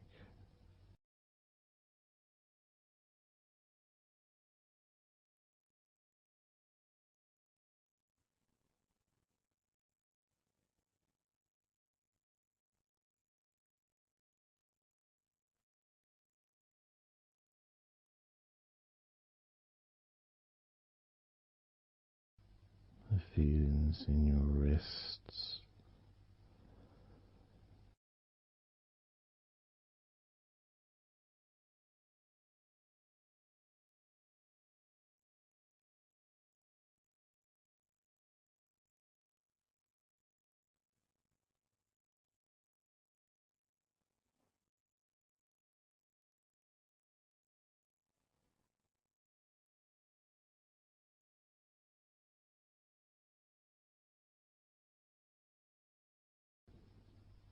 the muscles in the front of your body,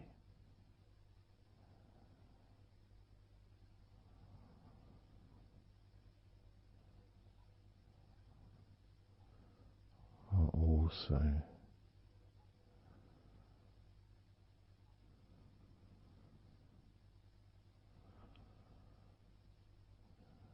feeling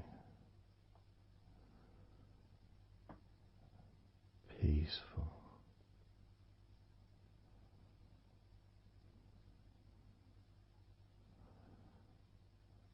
Deeply,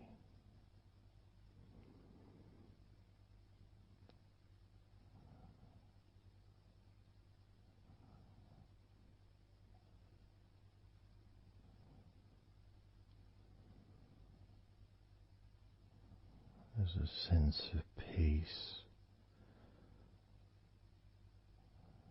spreads through your very core.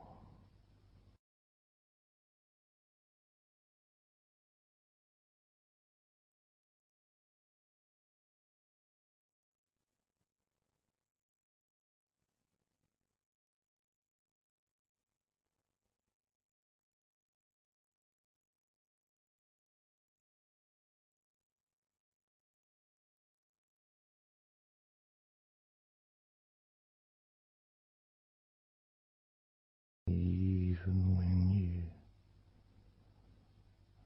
focus on your mind,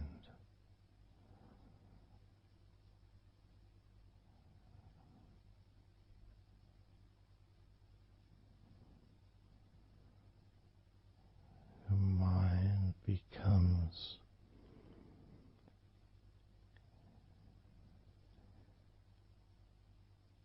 even slower.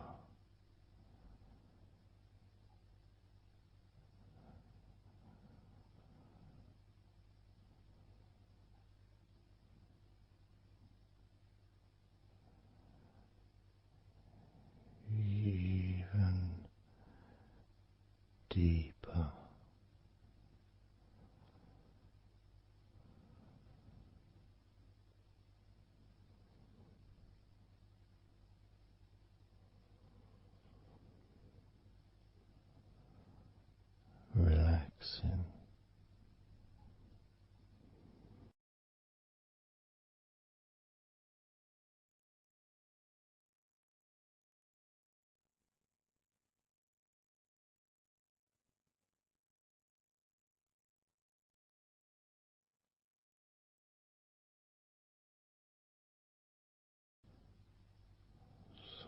very slow.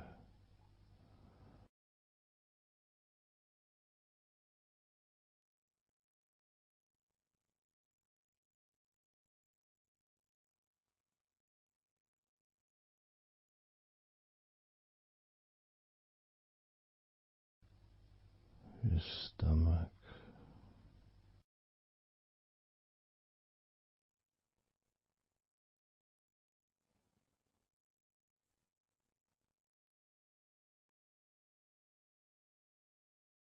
peaceful in your stomach.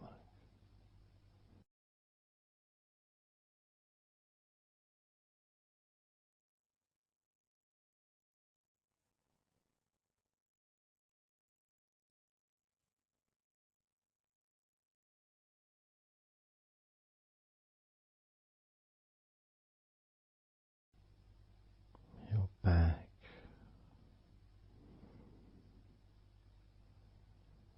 notice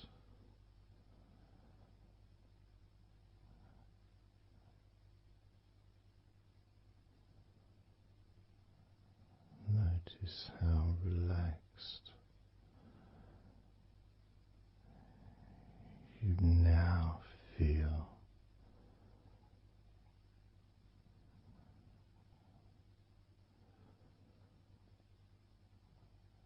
In the whole of your back.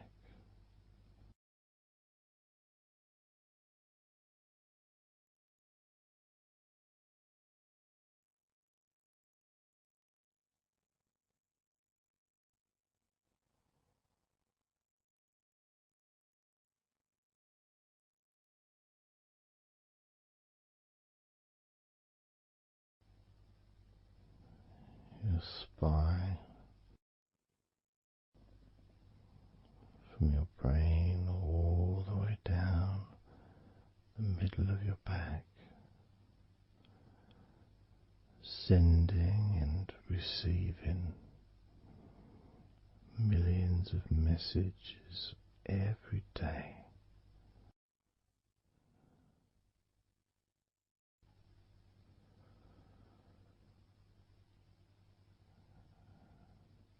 Deep comfort increasing.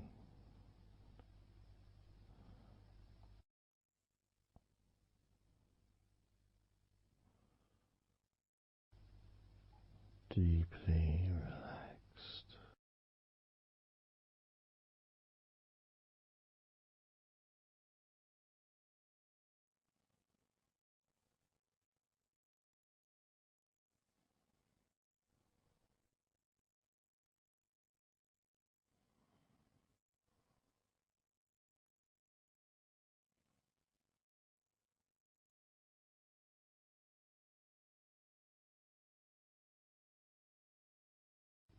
Your knees,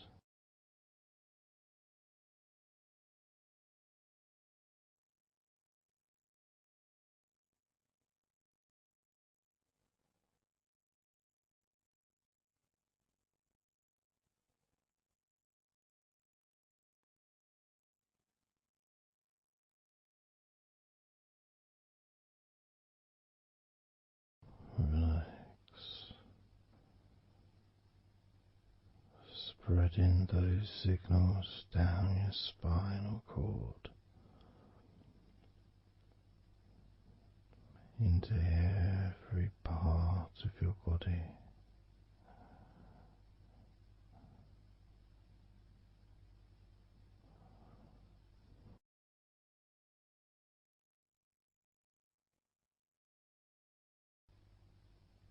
Your shins and your calf muscles.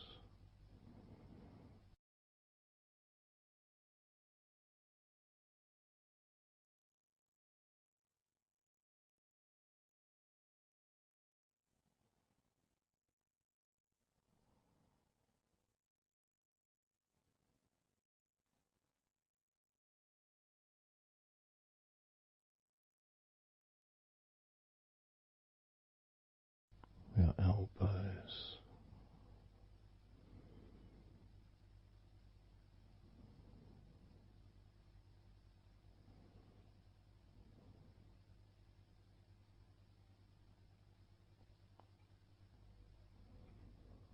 feelings of peace and tranquility spreading through your body, tips of your toes to your eyes, your fingers all the way to your lower back.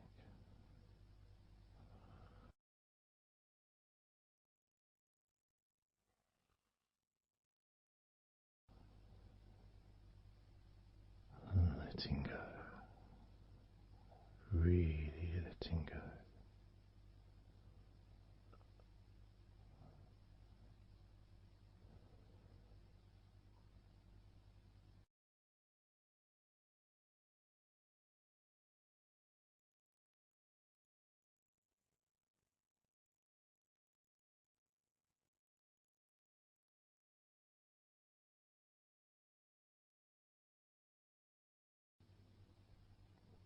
Peace.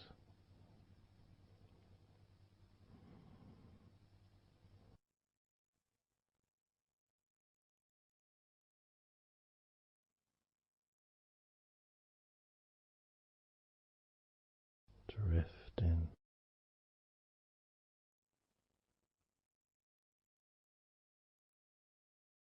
Mind just wandering away,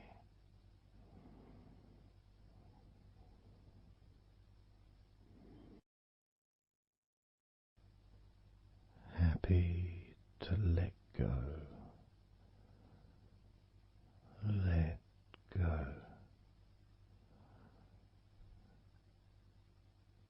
completely let go.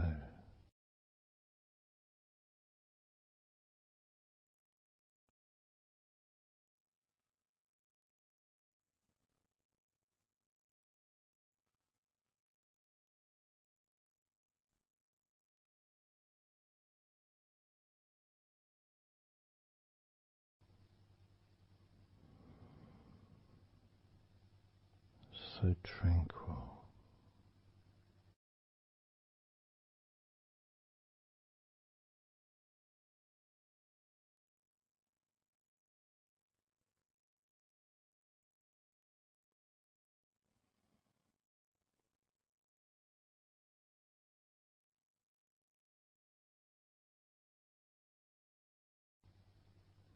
Your whole body enjoying a sense of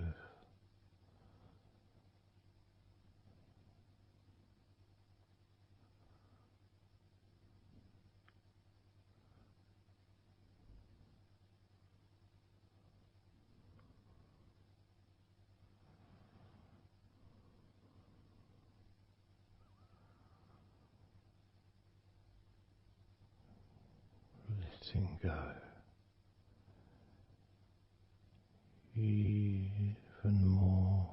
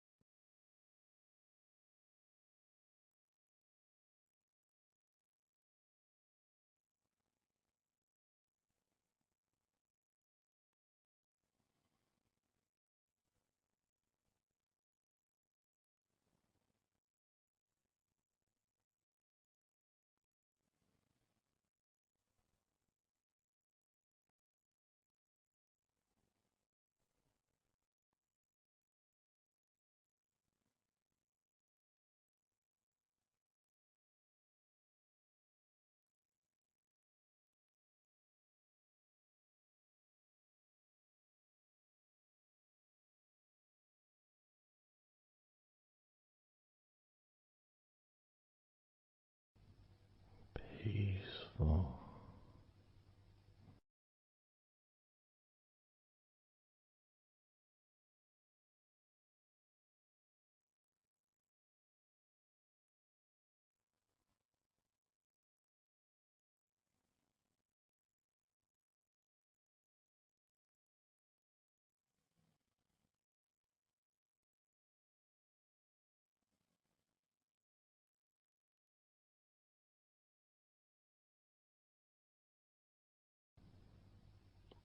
enjoying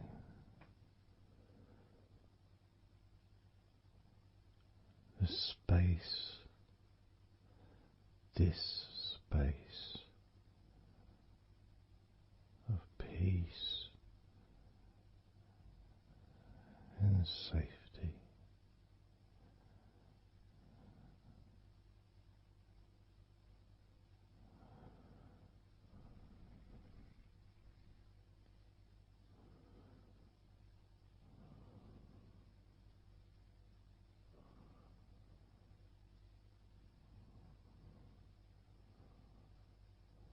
So very, very relaxed.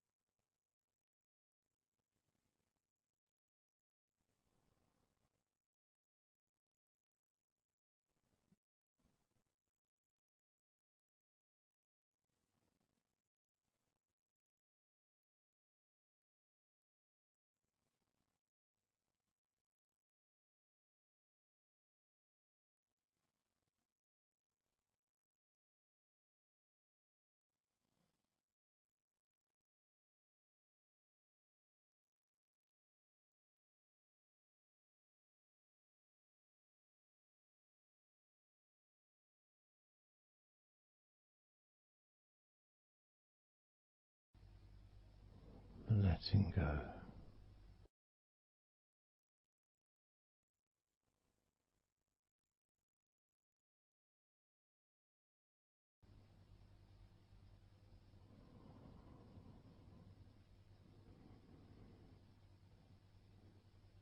Maybe we can just focus on the different parts of your body, just to notice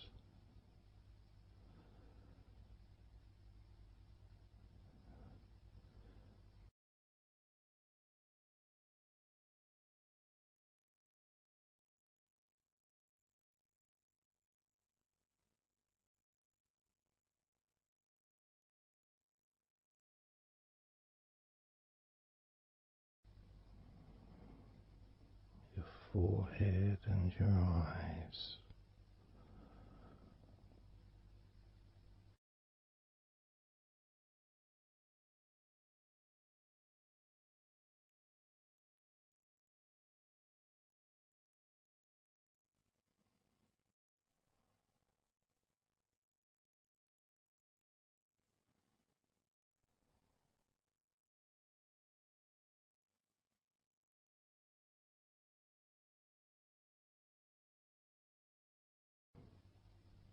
Your jaw,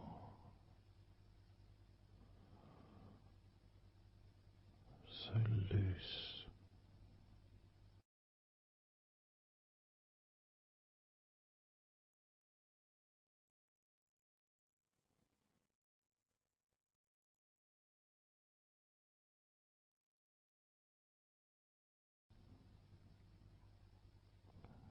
Noticing a sense of complete freedom.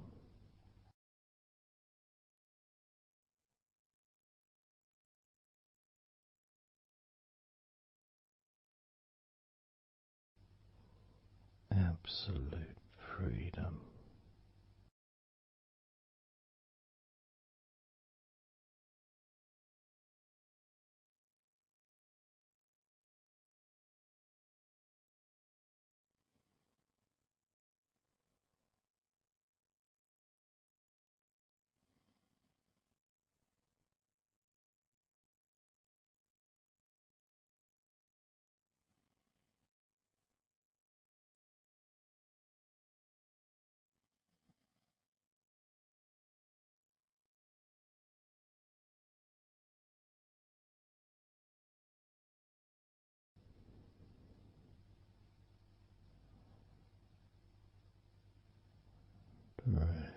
drifting,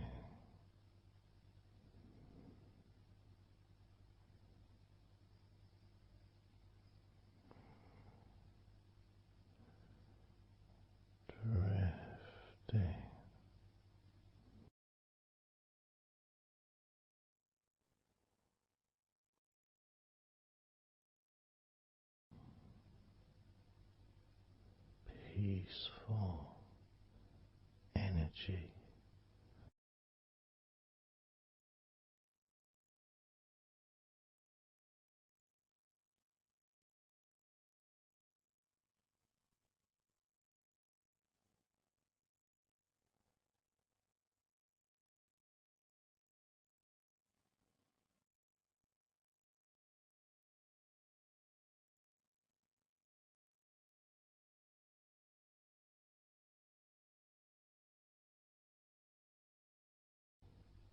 Peace to breathe, so much easier.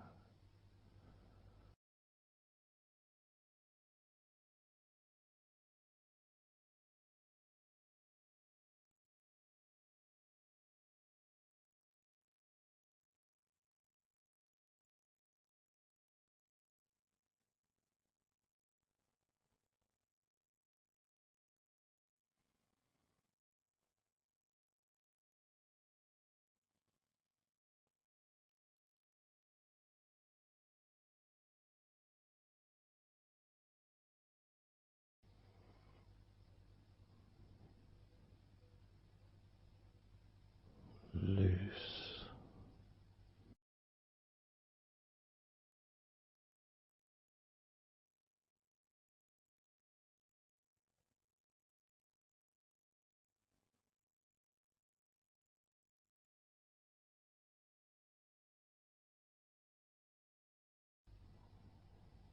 you may have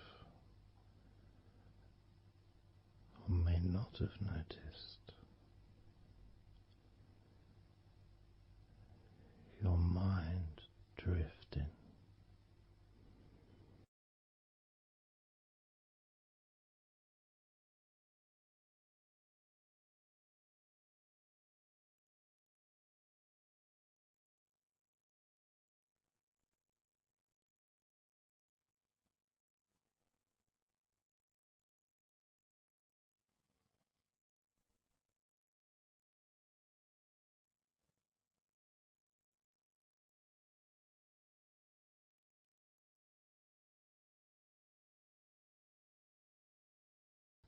Peaceful,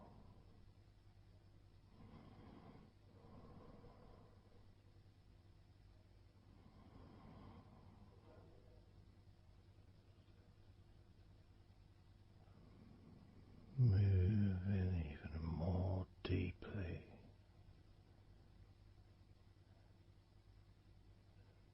in the direction of total blissful peace, blissful peace.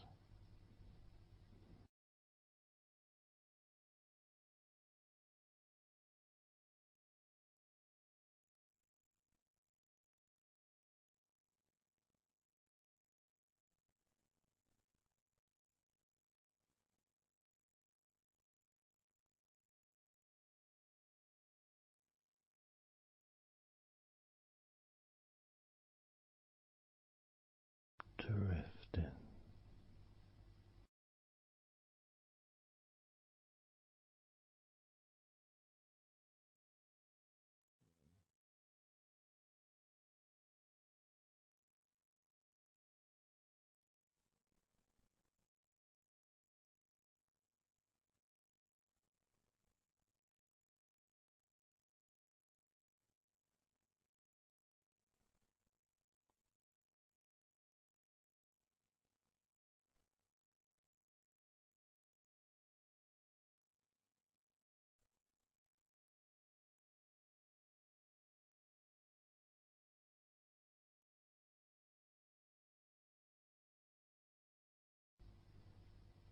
total peace.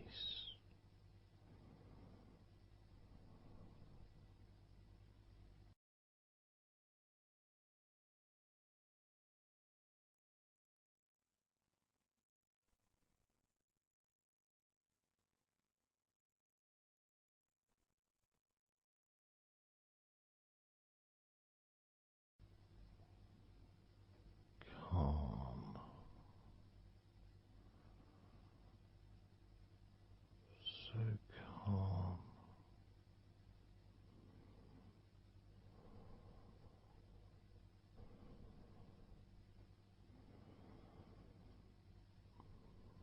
letting go.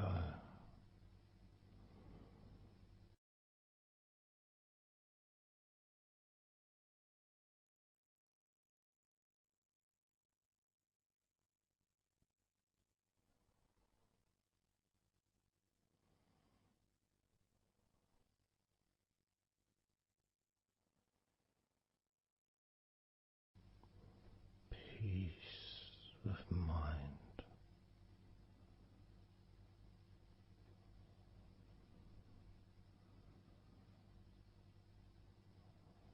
relaxed body,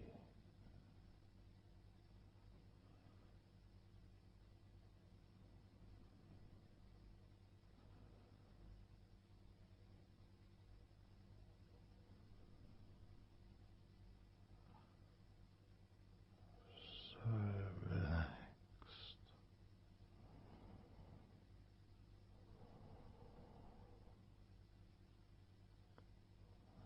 so relaxed,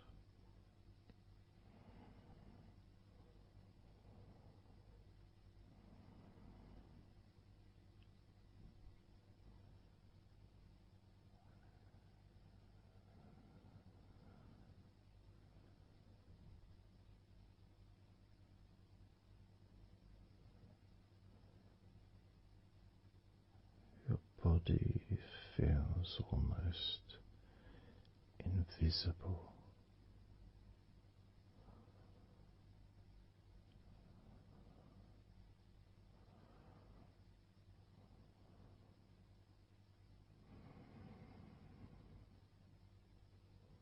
So very relaxed and peaceful.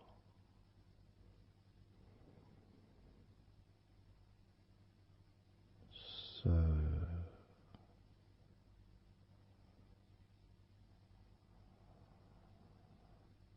peaceful.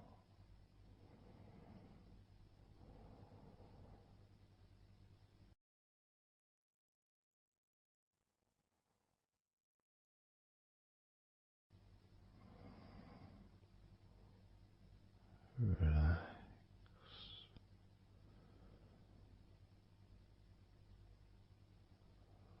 let go.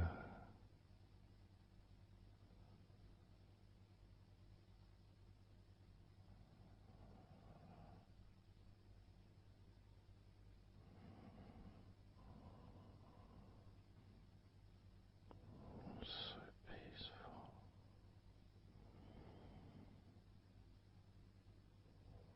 So very, very peaceful.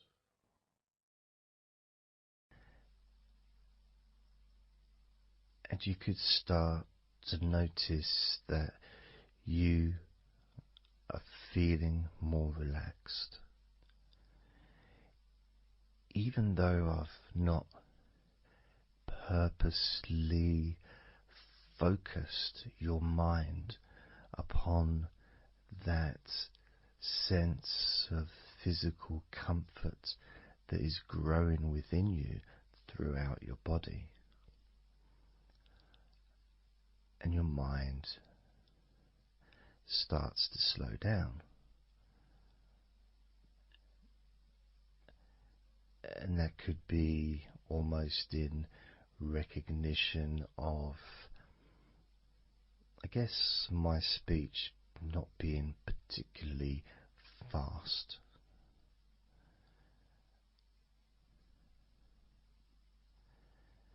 and things just generally feel calmer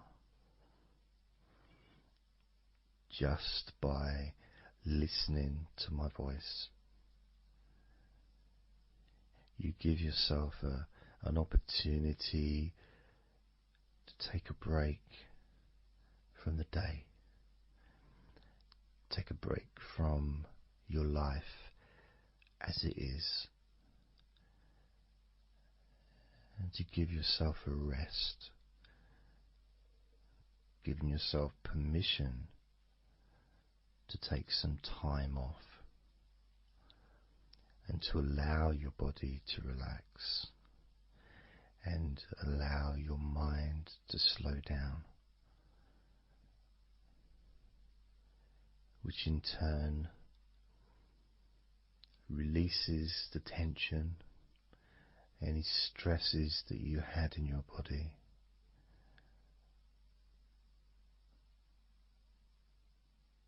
It's almost as if the parts of your body just open up, allowing the negativity out.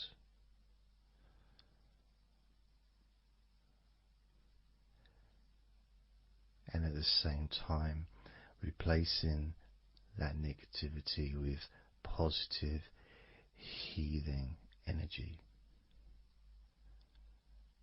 which then fills your body up, and your mind too also starts to appreciate those feelings of increasing confidence and an almost uplifting feeling, a positive healing, an energy that spreads through your body like a wave of comfort. And all this comes from just allowing yourself a few minutes, maybe half an hour, however long you want it to be, to just rest.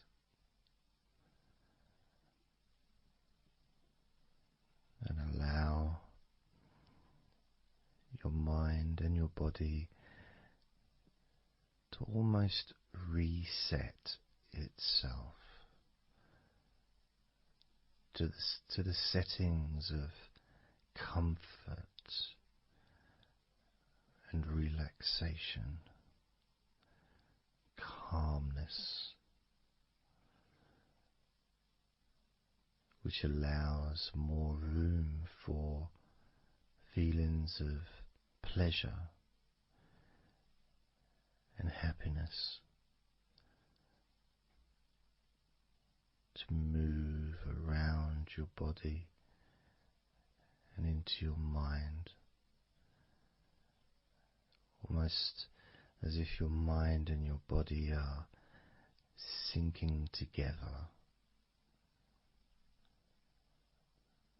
almost mirroring each other with that growing positivity and calmness. And it feels nice. It really does feel nice to know that you are the one that has allowed yourself to feel more comfort and to experience more of this deep relaxation spreading throughout your body.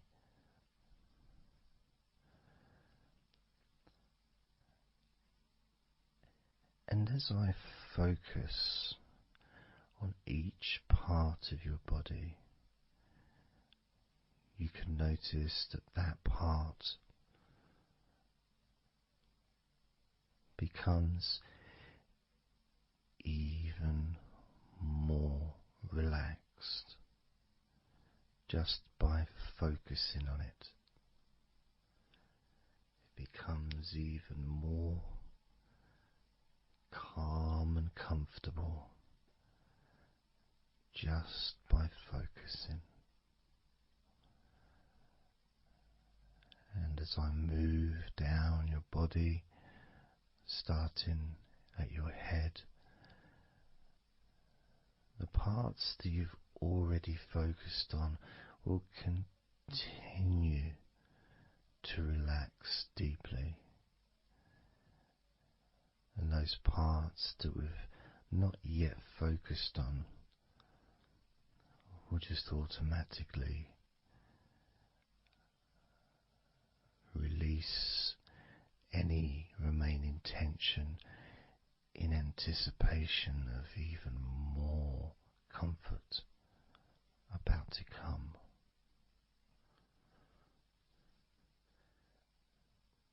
Now, I'm going to start by focusing on your forehead. Just being aware of the feelings of your forehead. And any background sounds, like Mr. Herbert the pigeon, can just allow you to feel even more relaxed. It just means you're in the moment. This isn't a sterile environment. This is the world. I live in the countryside, so there's lots of nature sounds around.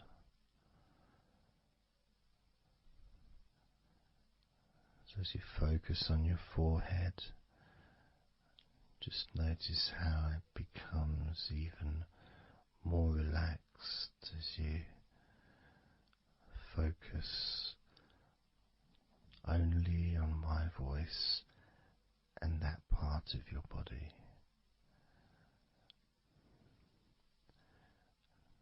Moving down to your eyes, focusing on your eyes, noticing how your eyelids feel so heavy, yet so light at the same time, and all the muscles around your eyes relaxing completely. Moving your focus down to your mouth, your lips, your tongue, your teeth and your gums, and the whole of your mouth relaxing, calm and loose. As you focus now on your jaw, not just the part of your jaw near your mouth and your chin, but all the way up the sides of your face to your ears, that whole of your jaw feeling more relaxed and calm.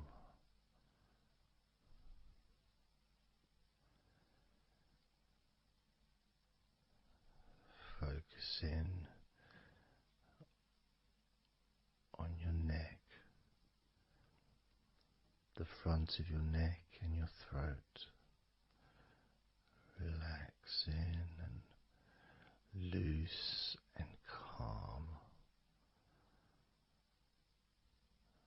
The sides of your neck, the right and left side of your neck, relaxed and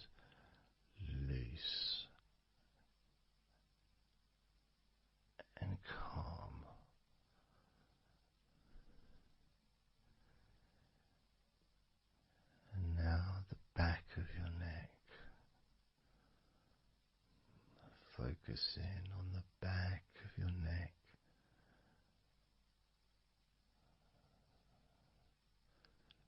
letting go of any tension that may have been there before, and enjoying that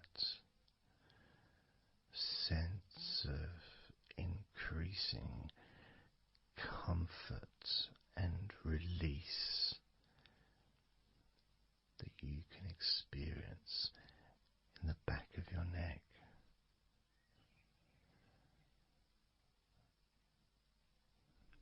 Moving down your back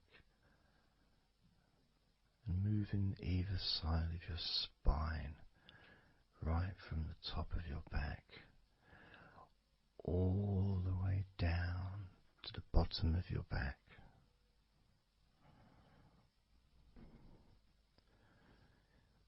Down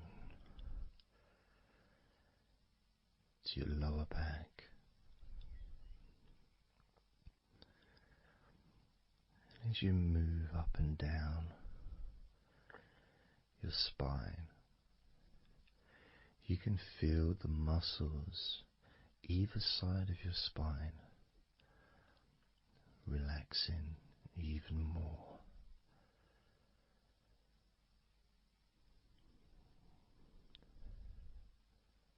And as those muscles relax, that sense of comfort starts to spread outwards from your spine into both sides of your back. The top of your back, the middle and your lower back. And as you scan gently and slowly up and down your back, as the muscles in the top of your back relax and become looser, the muscles in the middle of your back also seem to just almost divide from each other, separating and almost melting.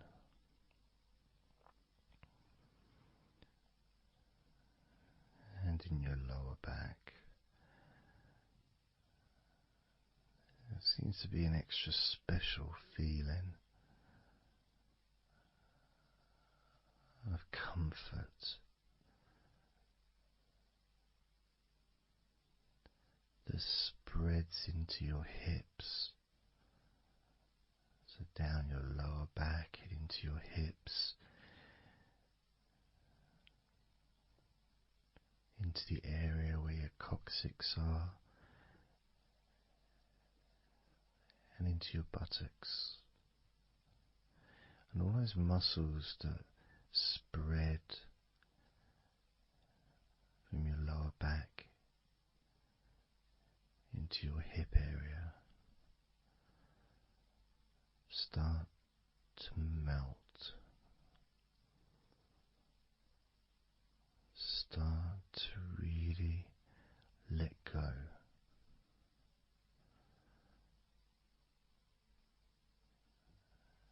And even though we're about to focus on your shoulders, your back and your spine will continue to let go. Continue to relax so calmly. And as you focus on your shoulders, you may notice that they're already feeling really loose. They're already feeling calm.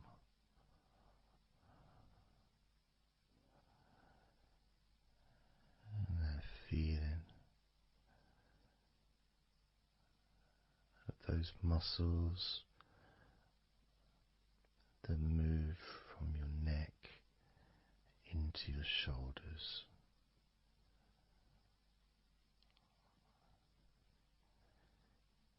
Feel so soft and gentle, so smooth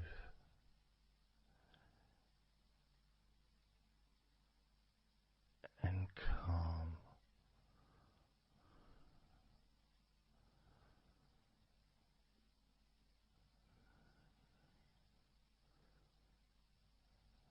And the feeling in your shoulders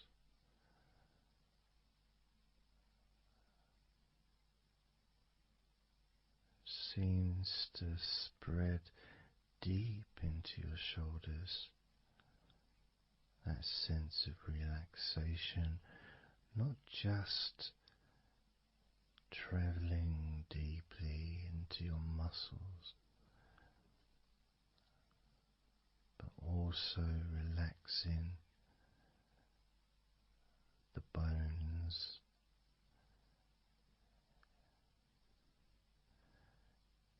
and moving all the way to underneath your arms,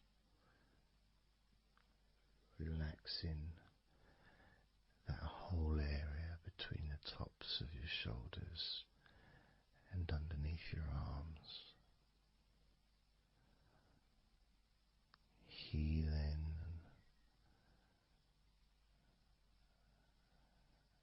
You feel so relaxed and comfortable in your shoulders, which sends that deep healing message into your arms.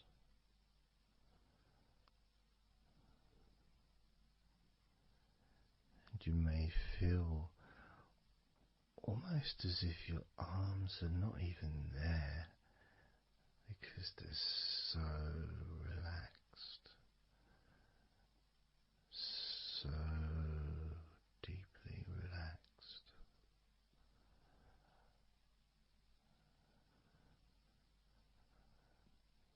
So calm.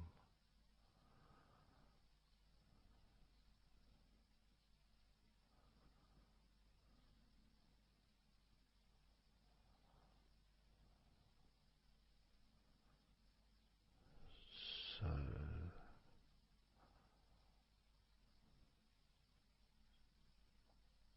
loose.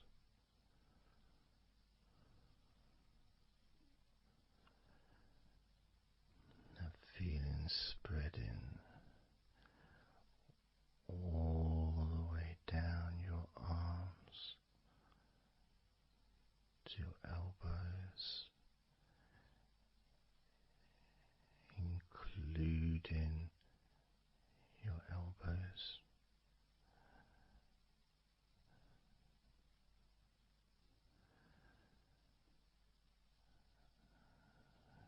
Circumference spreads all the way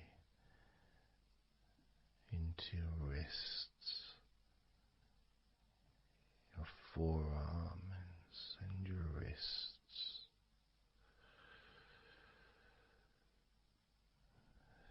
feeling so heavy, yet at the same time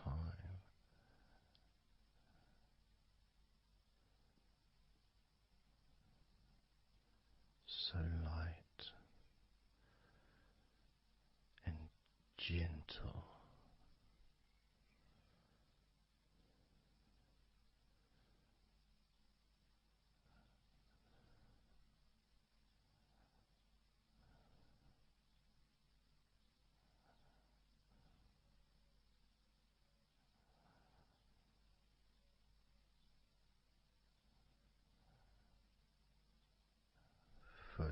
focusing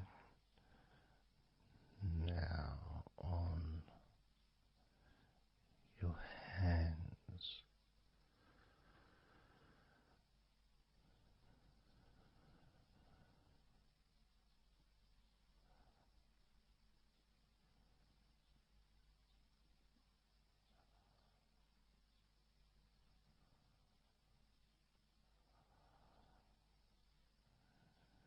Your hands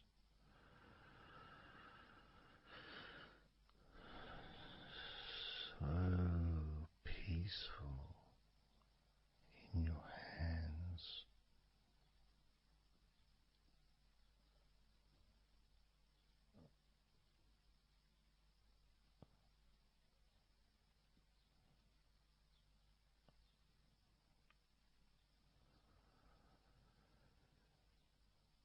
There's a sense of real peace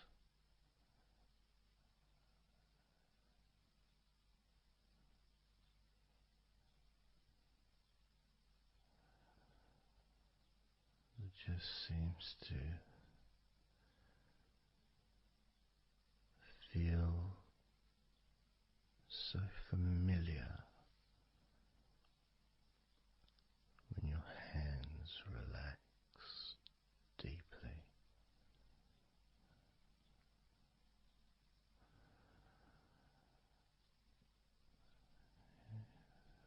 Feels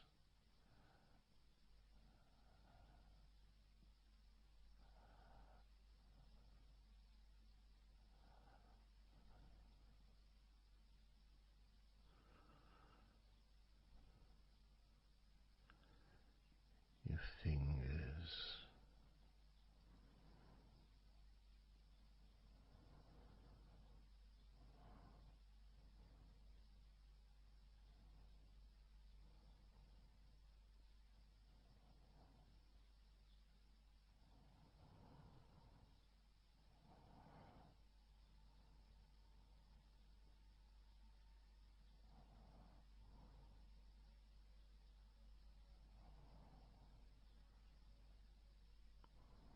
your fingers so loose,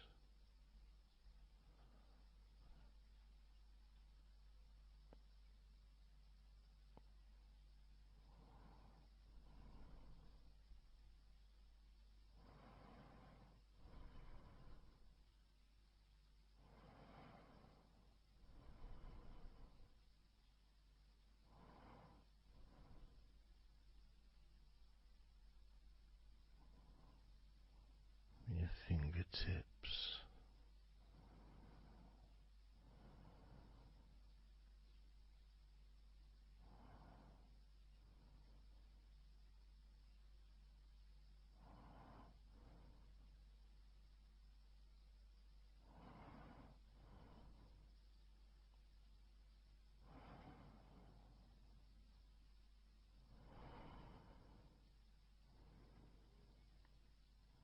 moving your attention to the front of your body,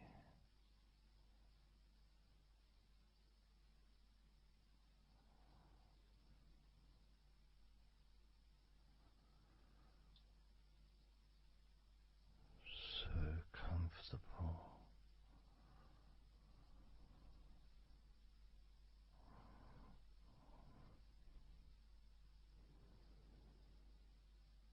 Moving your focus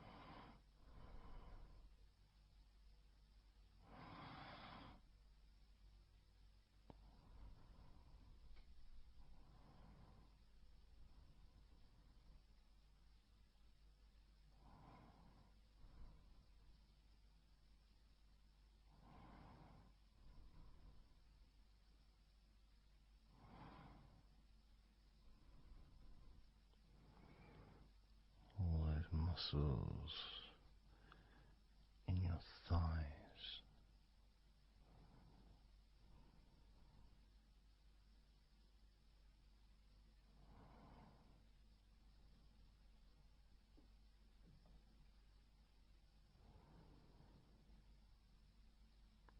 Your knees, so relaxed.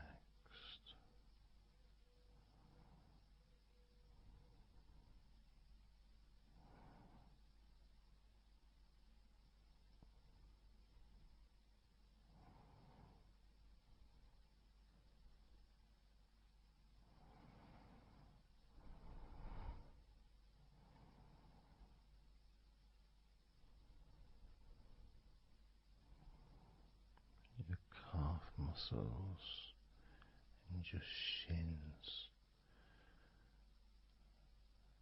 completely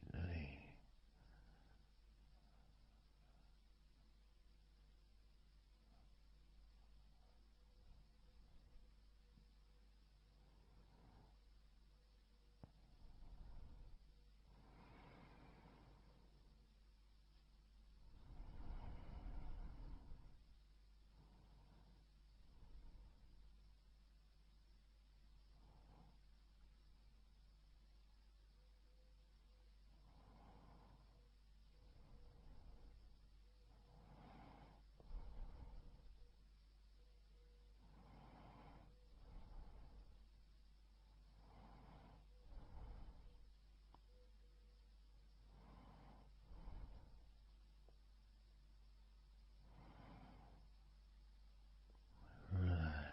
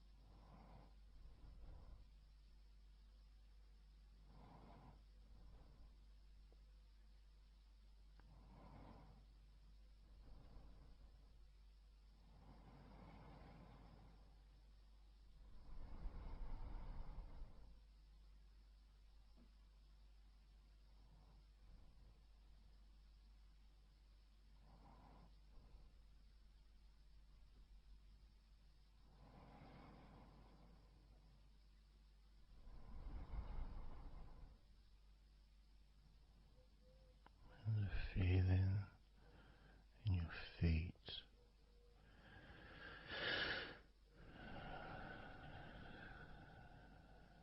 so peaceful and so calm,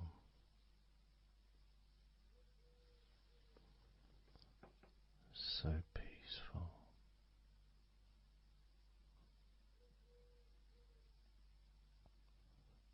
so calm.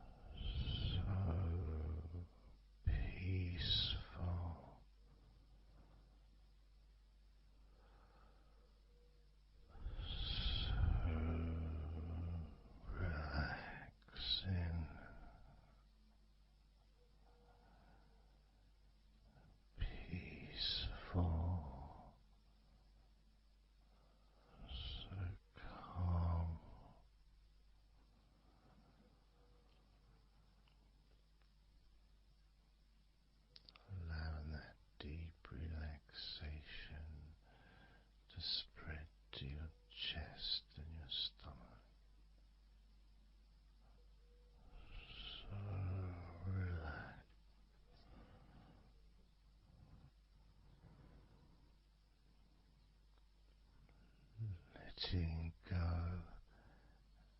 of everything.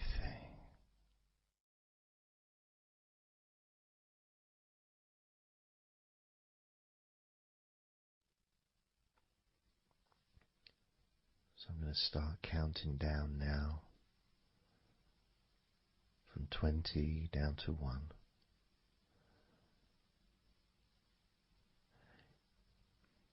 You can imagine, in a way, it's like just walking down some steps.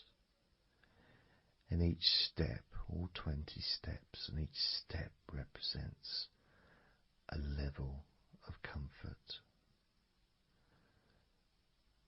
Each step represents a deepening of that comfort.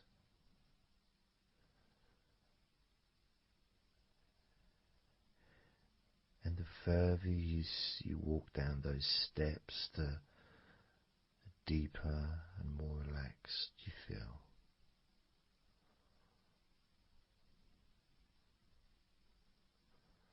So, starting with number 20.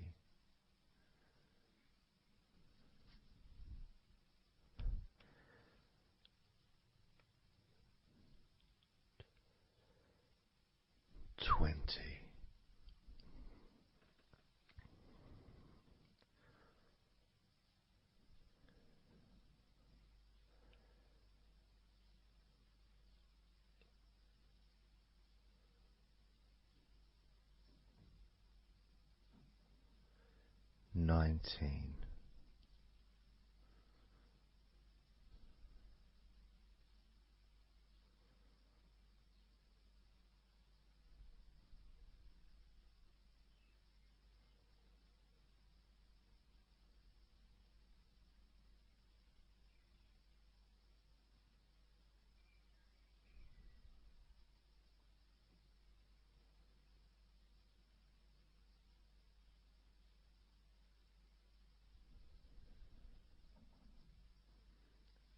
18.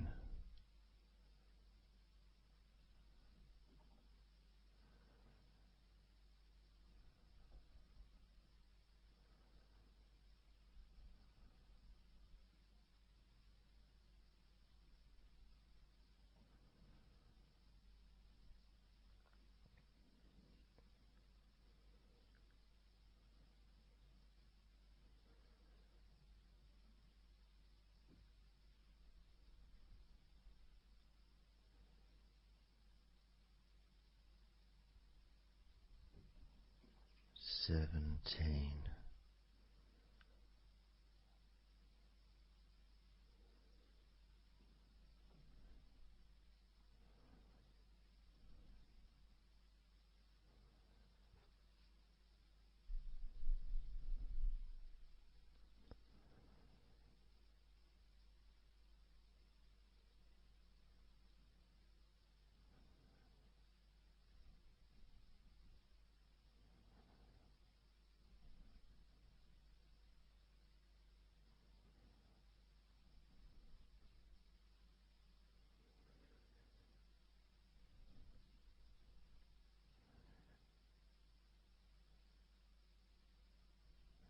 16. 15.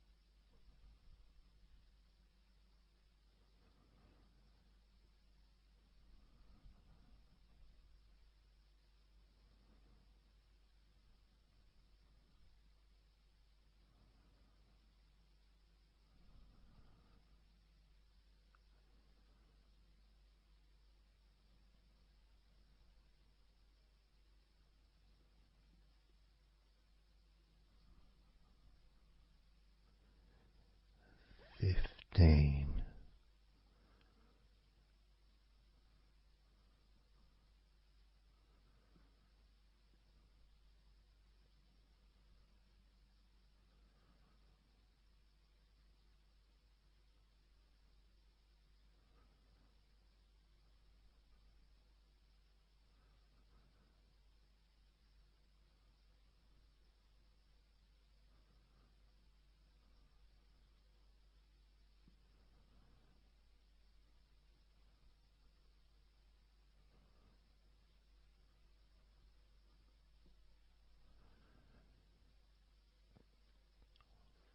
14.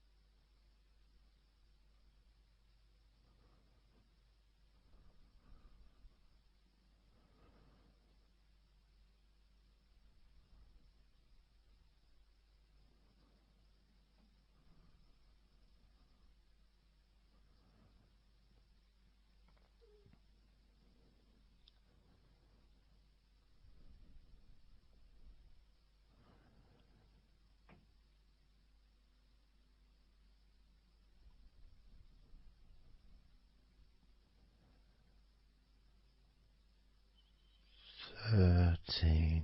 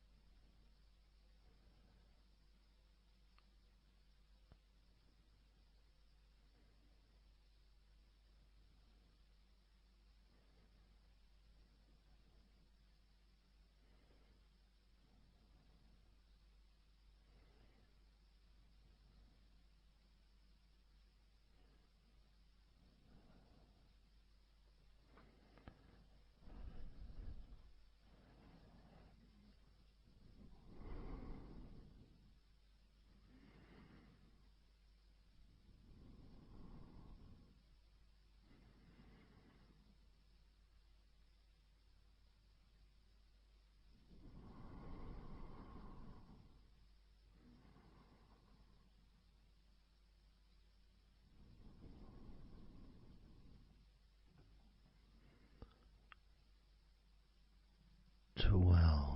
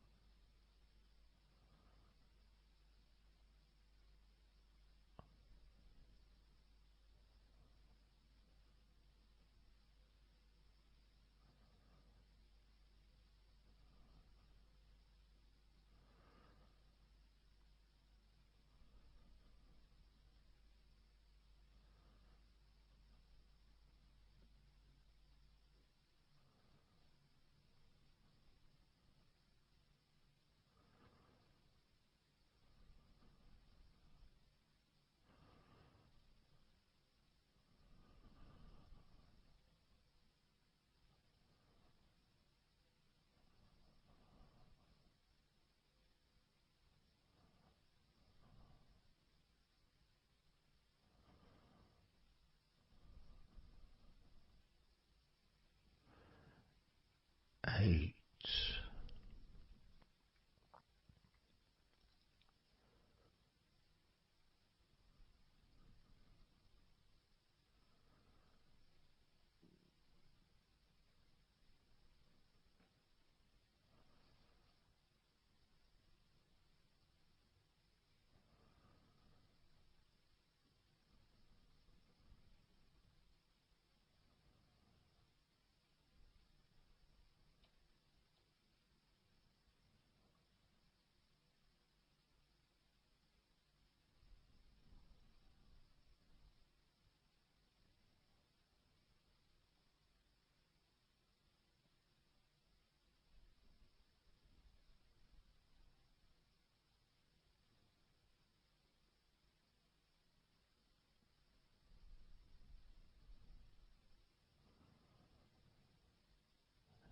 7.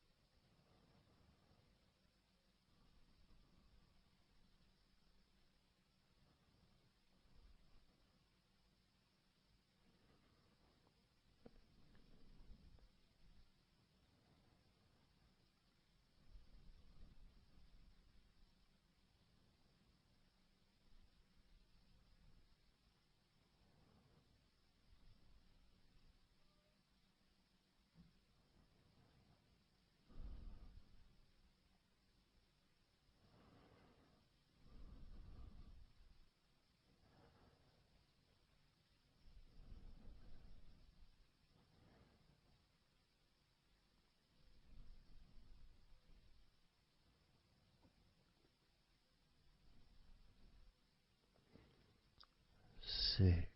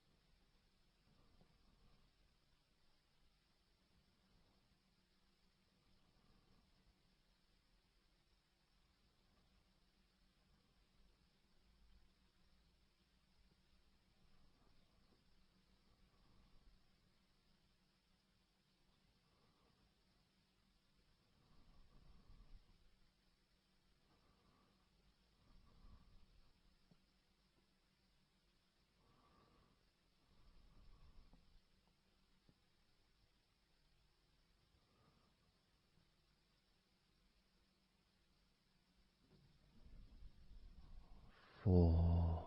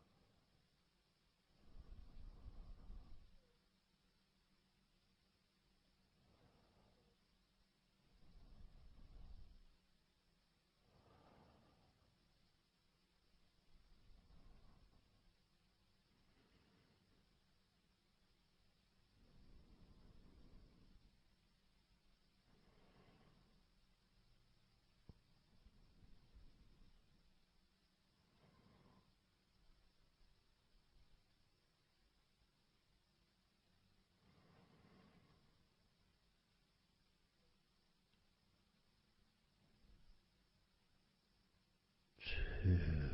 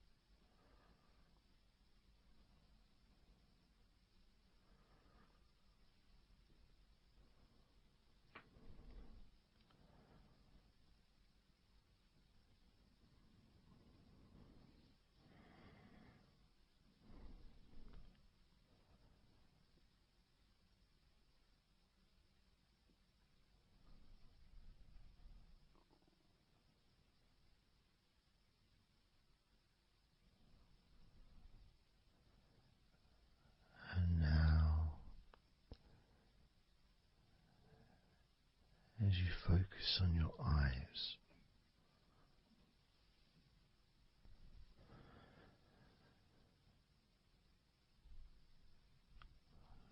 we're going to count down from 10 down to 1.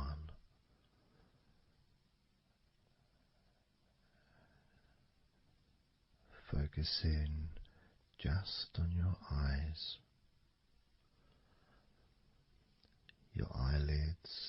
muscles around your eyes, your eyeballs themselves, that whole area that makes up your eye.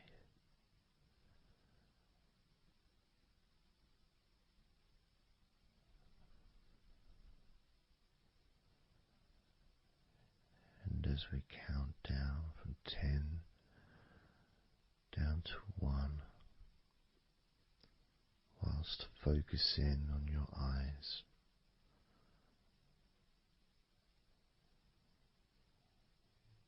you will become twice as relaxed with each number counting down. And you may find that all you want to do is just drift off to sleep. And if that's what you want, then just allow yourself to do that.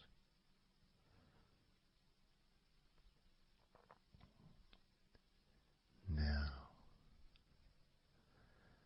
focusing on your eyes, I'm going to begin counting down from 10 down to 1 right now.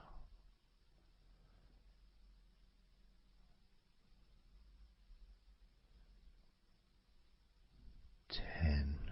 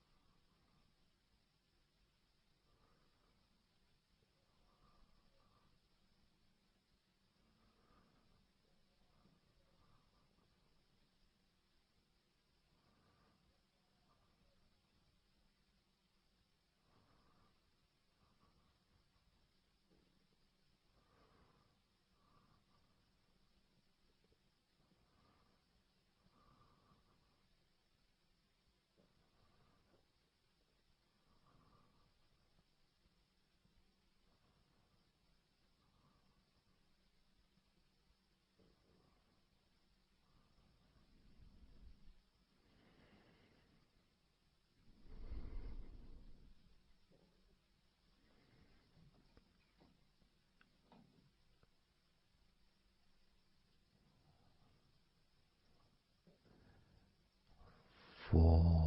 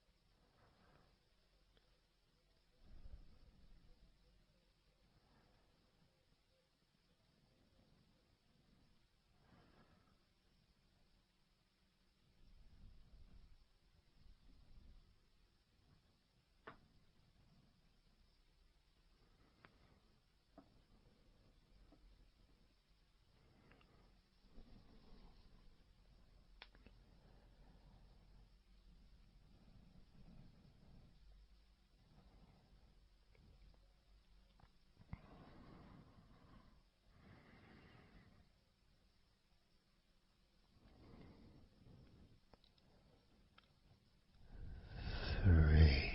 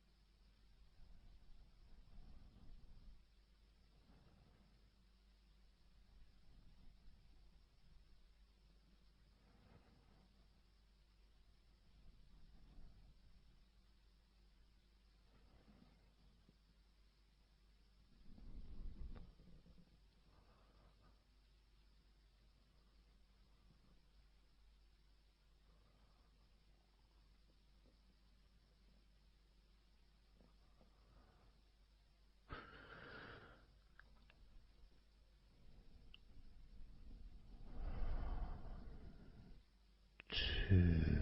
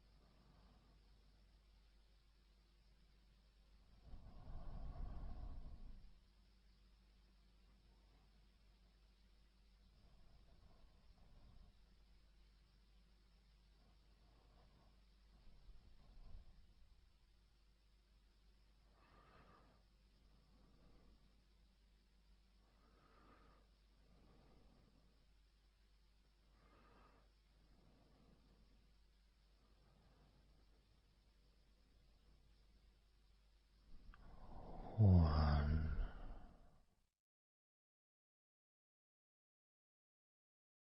So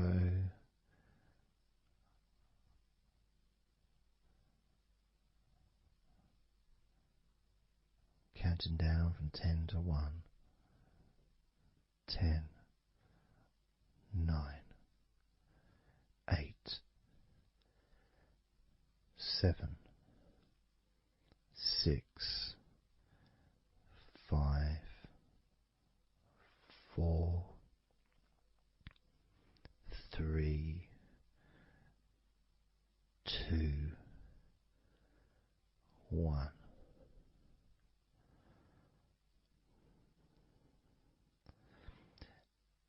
And maybe that was a bit too quick in order to relax. Maybe it's a bit too fast for you to notice the calming of your body. Maybe even a little bit of pressure there, like Well, you're counting down from 10 to 1. What do you expect me to do, man? You expect me just to go all floppy just because you're counting down?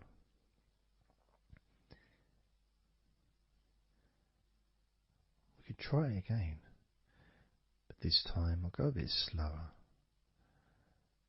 This time, as you focus on the whole of your body before we focus on your legs, just notice how your body does start to feel more relaxed with every number that I count down. 10.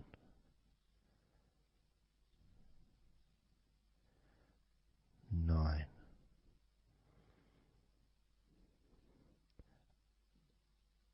8.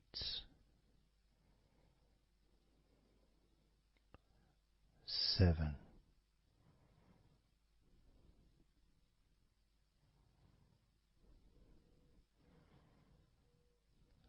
6.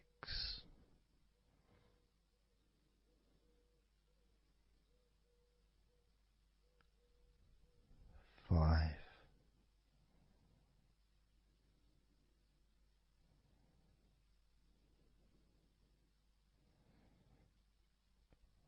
4.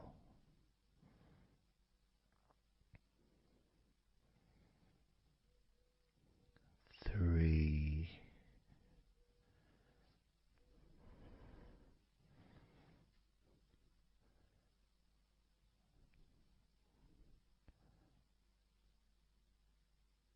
2.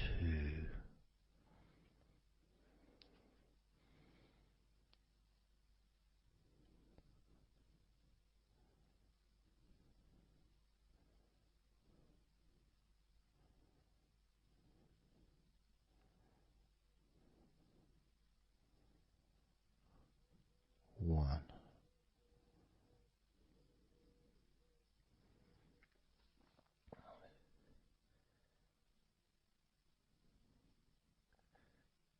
And just notice how you feel generally, how your body feels.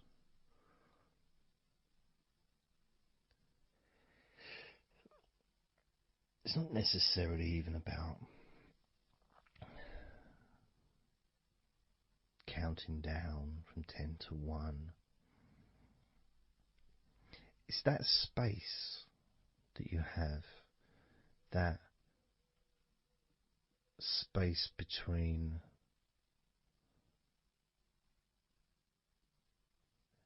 being active physically or mentally to just sitting or lying down, just being there, not doing anything, not saying anything, not needing to think about anything. So it opens up a space, a bit of a space, a gap.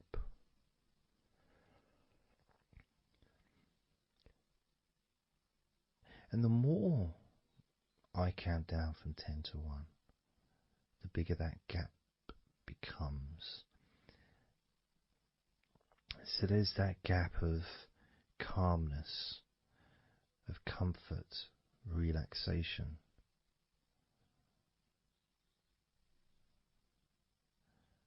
It's a nice feeling.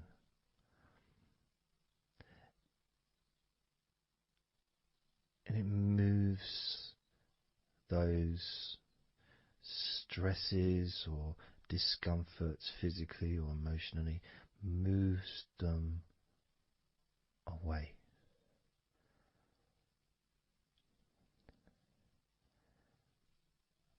Allows you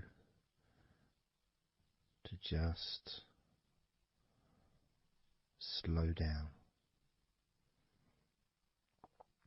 So I'm going to count again from 10 down to 1 and notice that gap widening. the gap.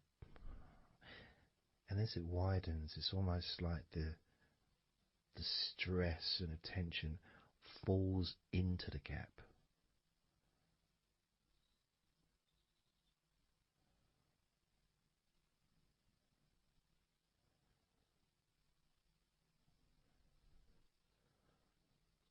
And gives you that distance, that space. Now, 10, 9,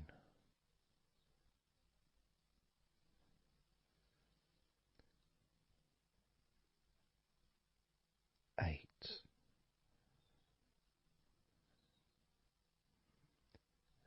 7,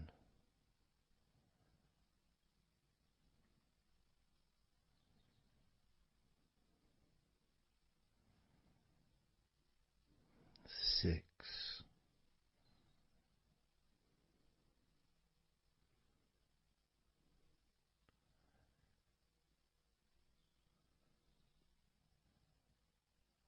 5,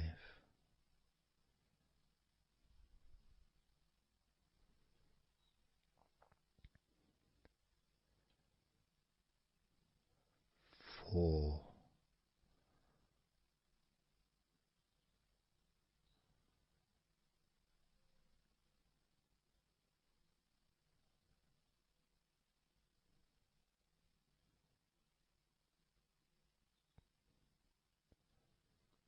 3,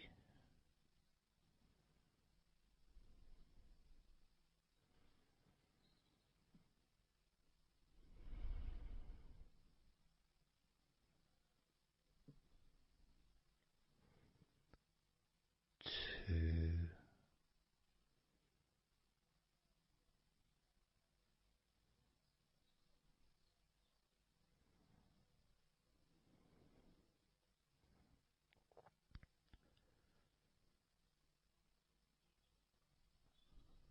1.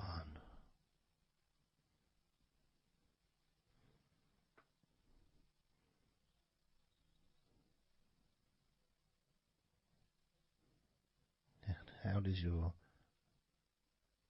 body feel now?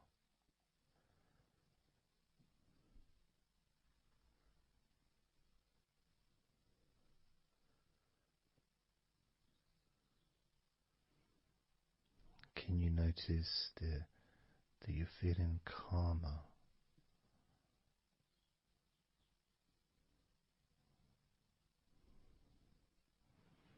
That you're feeling more relaxed?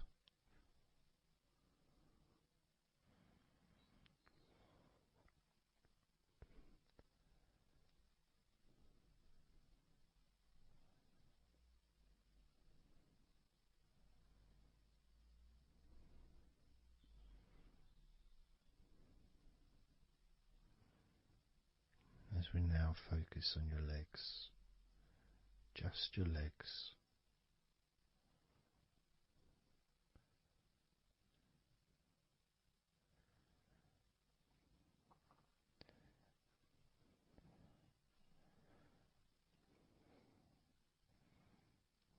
We're just going to start with focusing on your thighs.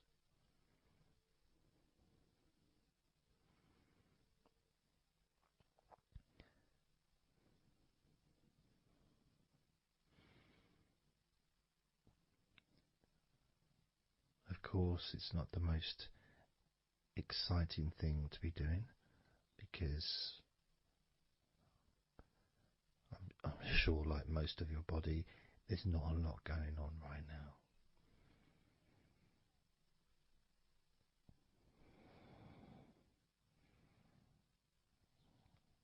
Just focusing on the whole of your thighs, the tops of your thighs, the sides of your thighs, the bottoms of your thighs, your outer thighs and your inner thighs.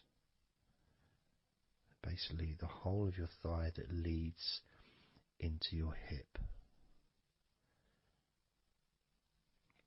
and then goes down to your knee joint.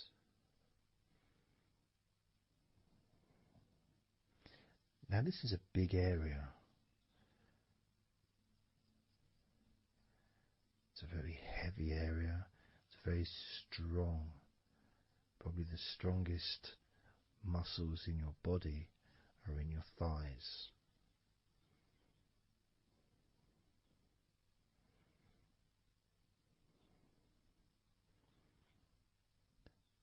But I don't think we perhaps give enough attention to our thighs.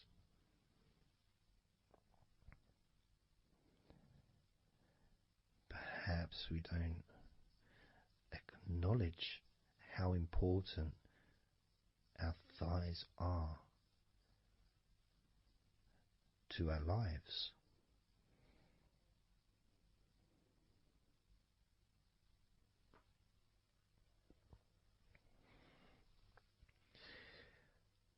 How much they actually do for us all through our lives.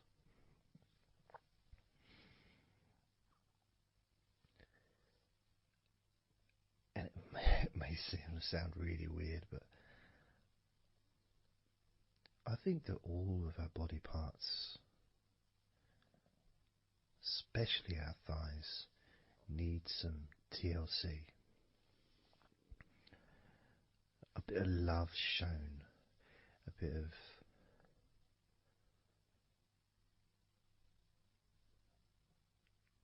acknowledgement, a thank you, gratitude for what our thighs do for us.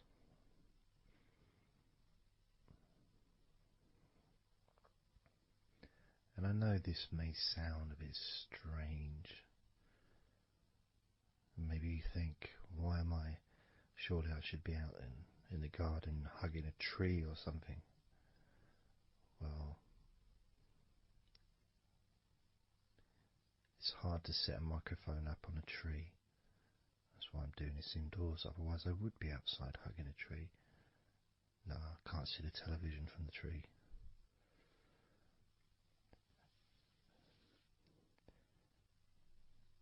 If you move down to your knees, again, such an important part.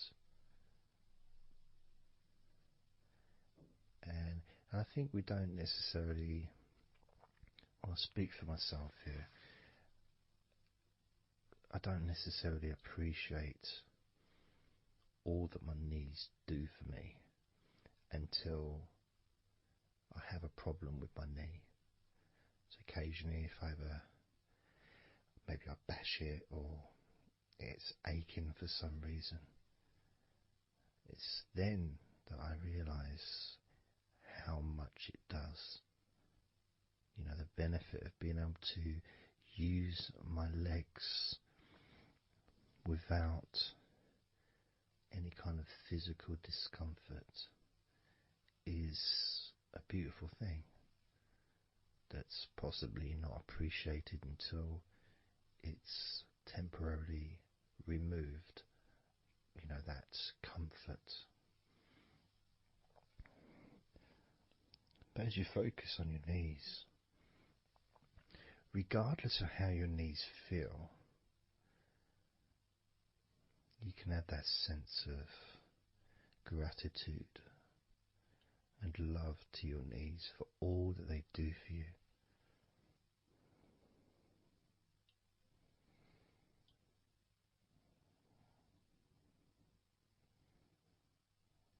And you can still have that attention on your thighs and maybe notice how your thighs feel.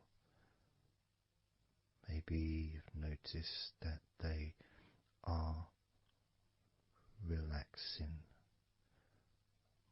more deeply.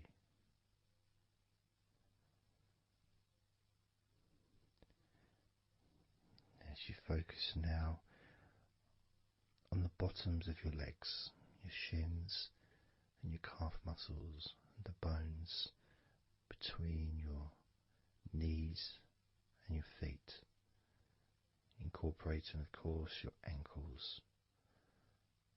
So important.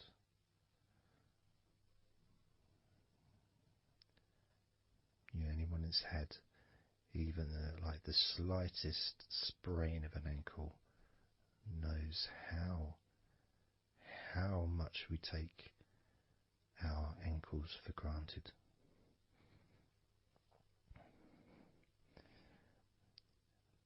And it's kind of strange in a way when you think that, logically our wrists are a lot thinner than the rest of our arms, which is okay, can't see any problem with that because we're just picking stuff up. But our ankles are so much thinner than the rest of our legs.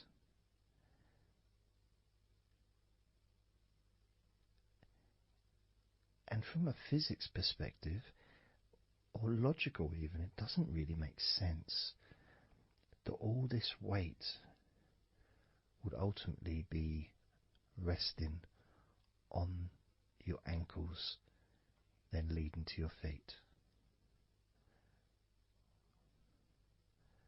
That thin area, thin bone,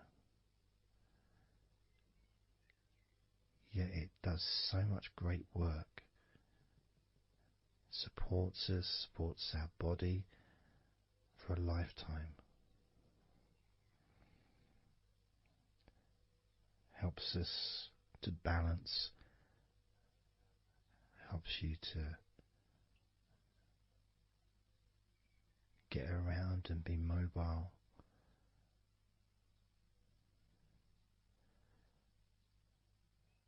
And there's the calf muscles, of course. When I was younger, I couldn't see the point in calf muscles. It didn't seem to do anything. Okay, if I walked around on tiptoes, then my calf muscles get some work. But of course that's not true. The calf muscles are being used whenever we use our legs.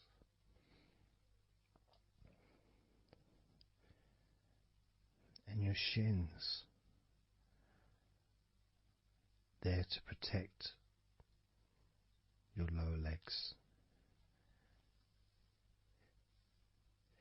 shaped in a way almost as a protector for the bone.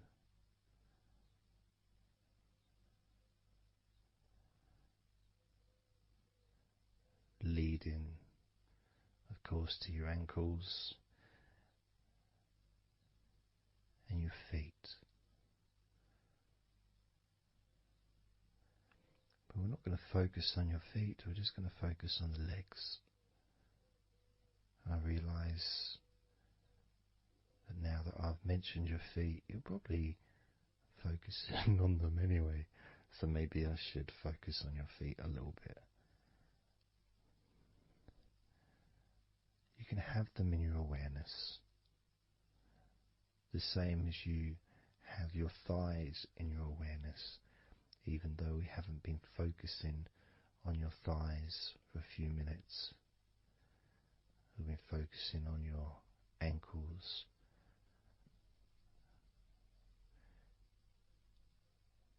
there's still that sensation of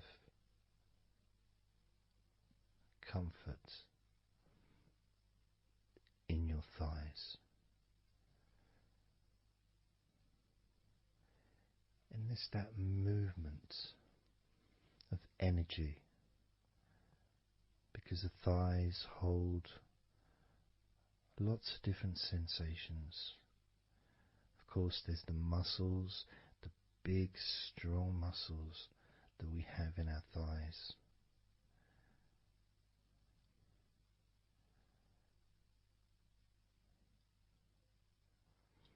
But the skin on the outside of the thighs, as in the outside of all of our body, can be very sensitive. sensitive to the touch, sensitive to temperature.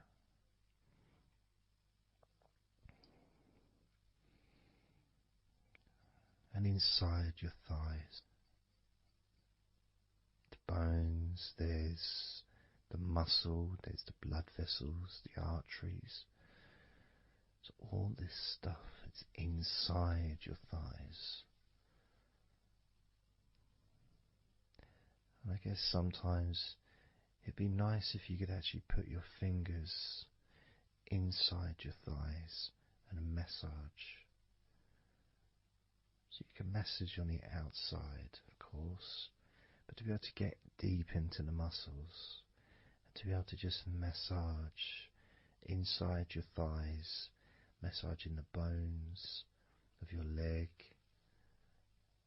massaging all the veins and just gently healing your thighs.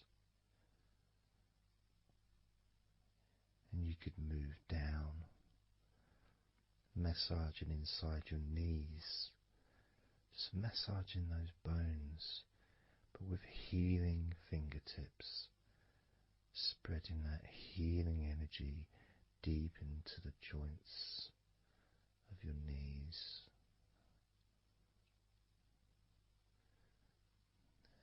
Of course, there's the back of your knee, you know, the inside crease where your knee is. It's a very sensitive area. Feels very nice when you stroke it.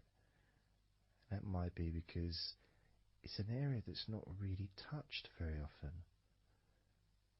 It's almost like a hidden part, that crease in your legs. It's almost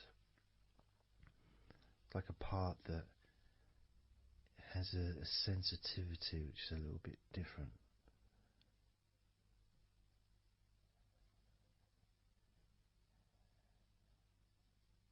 Of course, it's protected by your legs.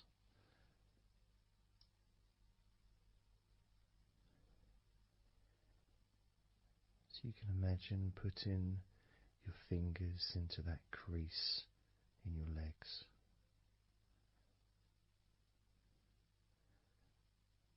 That fold in between your legs, you can just massage with your fingertips.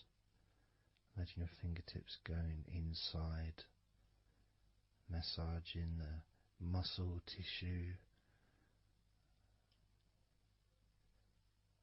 You can of course feel the bones of your knees healing through your fingertips.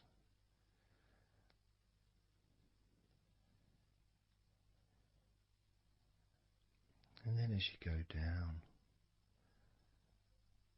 to your calf muscles, now that's a part I'd like to be able to really put my fingertips deep inside my calf muscles, massaging every single tissue of that muscle, healing every part.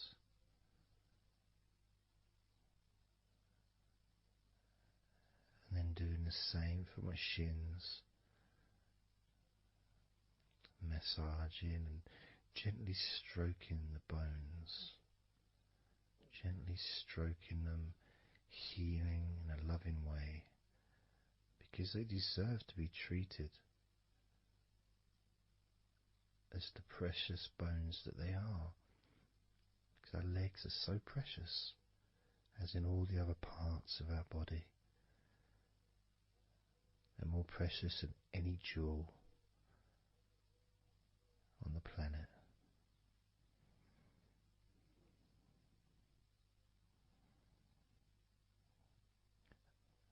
And when you start to think about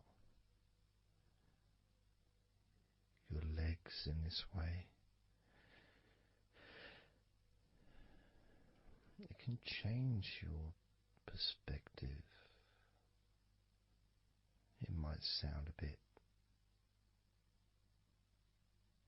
silly to start with, the idea of having love for your legs, showing appreciation for your thighs, wanting to be able to put your hands in your thighs and massage the muscles and the bones, and to get your fingers deep in there, releasing all tension, just to show how much you care about your legs, how much you care for what your legs do for you regularly. Your knees, your calves, your ankles, the strength of your ankles, considering how thin they are compared to the rest of your legs, especially your thighs. Yet they're so strong, so flexible. Absolutely amazing things your ankles are. Truly a gift because of what they do for you.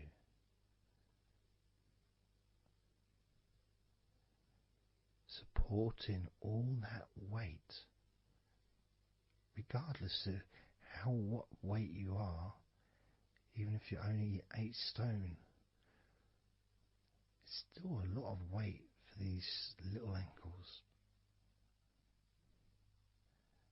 Now I'm a lot heavier than 8 stone, double that. Yet my ankles support my body all the time. Although they do give off a sigh of relief when I sit down. As, in fact, my whole legs do. My feet also go whew, and my toes clap. They're so happy.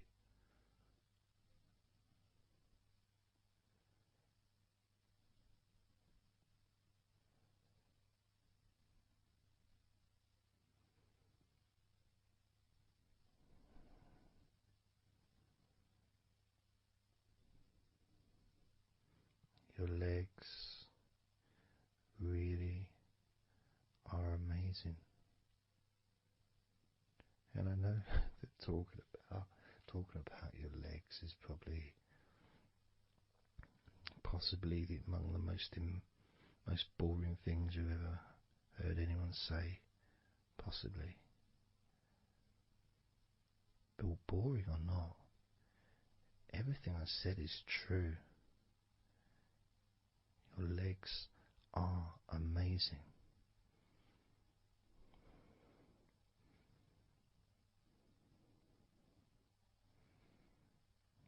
Your legs deserve not just respect,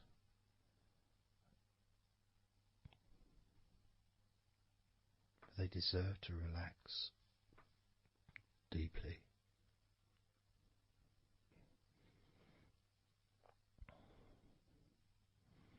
They deserve to take some time out of the day to just let go completely.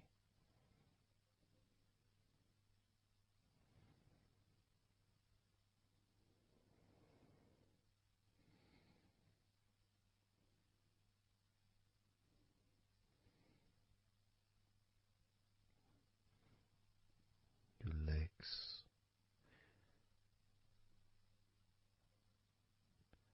really can relax.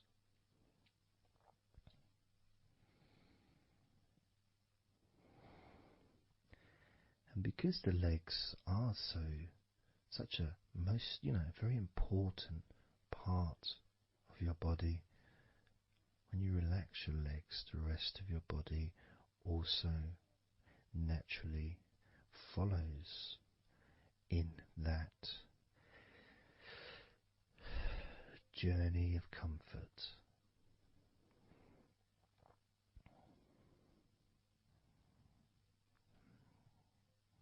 I can feel it in my hips.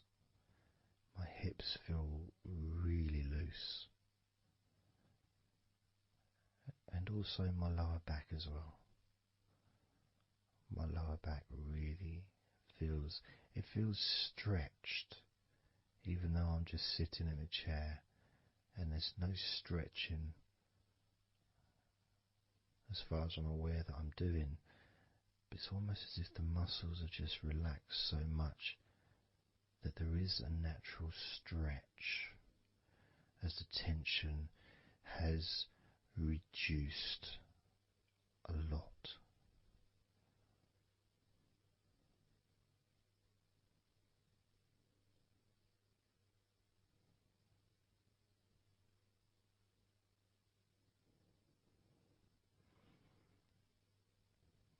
And I'm now going to count down from 10 down to 1. And you can continue to feel wonderfully relaxed. 10, 9, 8, 7, 6, 5, 4, 3, 2, 1.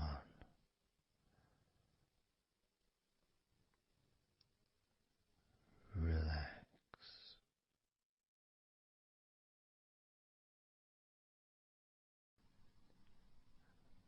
So I'm just going to count down from 5 down to 1. And as I count down, if you just focus on the numbers, just the numbers, counting down, and notice how you feel in this moment as you hear the numbers counting down, knowing that those numbers counting down represent you feeling calmer, not just in your body but also relaxing your mind. And just notice how you feel. There's nothing to do, there's nothing to say, there's nothing to think about. Starting with number 5.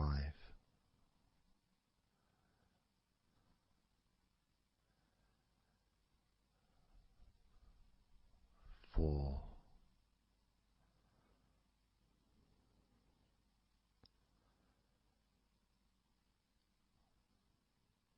3.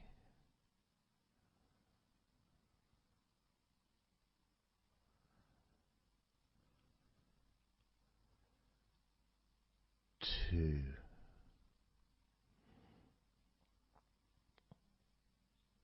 1.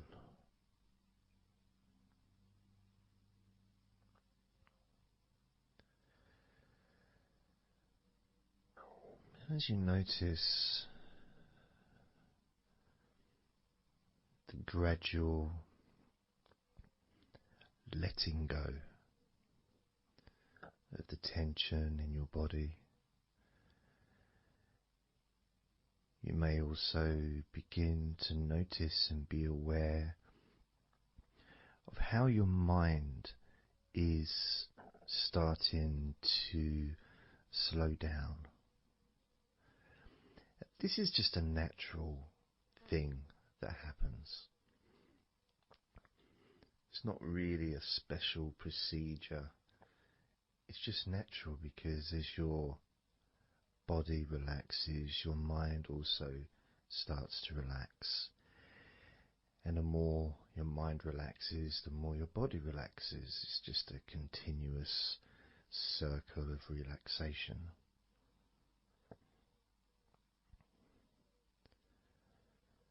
And there's that calmness that comes from relative quietness.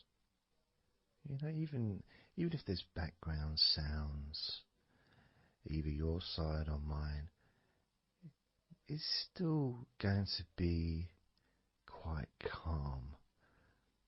You know, you haven't got the television on, there's no music in the background unless you're listening to the recording with music, of course.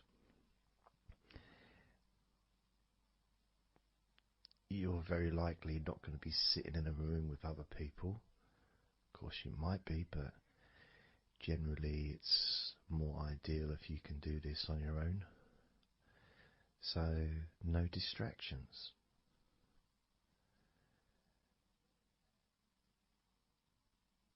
And when you stop thinking about stuff,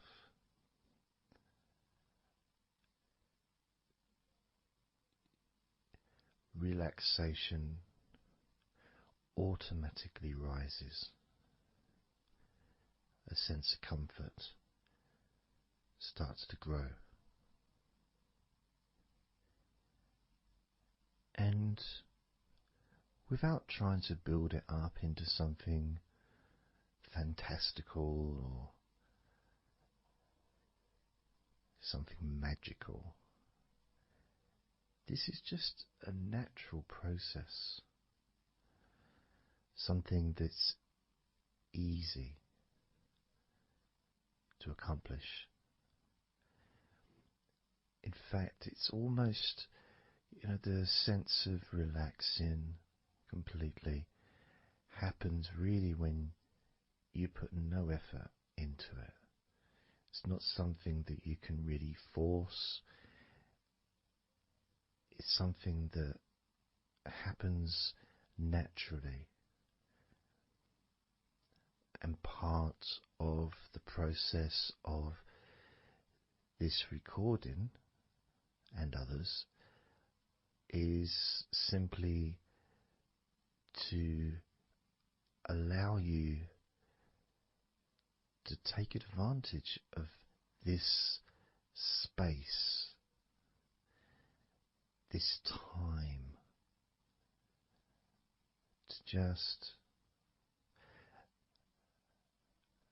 let go, to just be here, to be in tune with how you feel.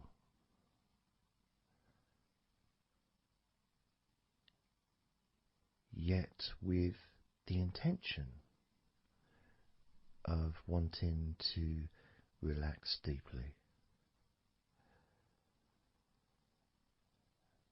And maybe even to fall asleep, depending on what it is that you wish for yourself in this moment.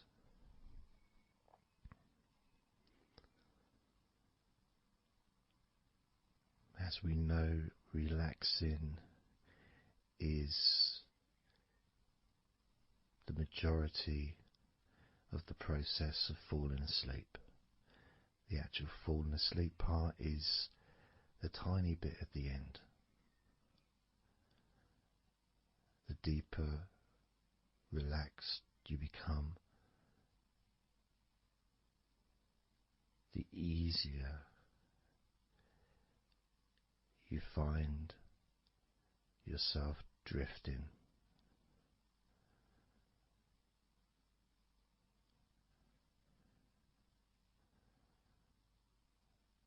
But you can also, if you choose, stay focused on my voice and really enjoy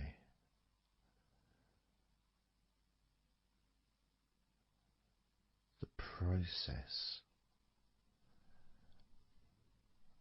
of gradually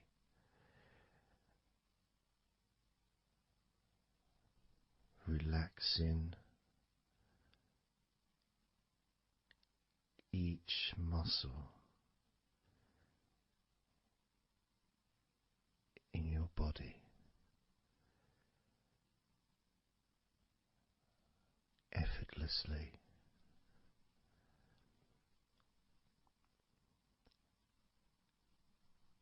and just observing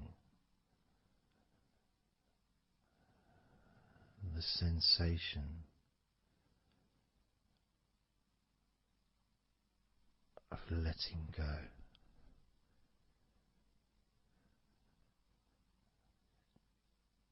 Completely.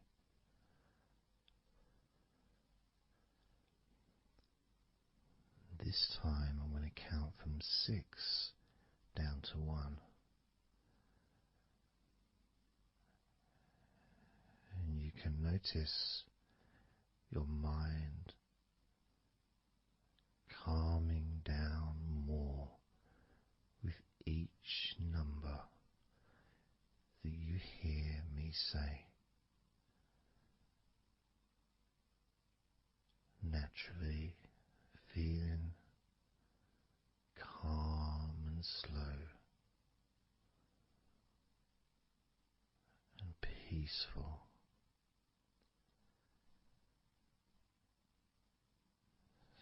6.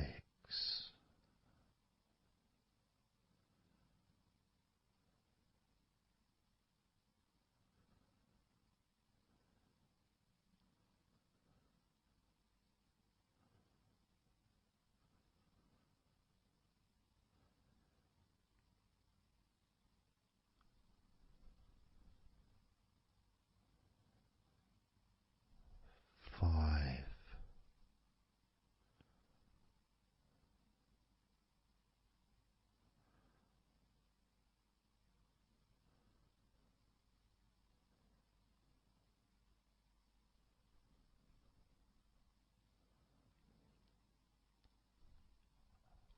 4.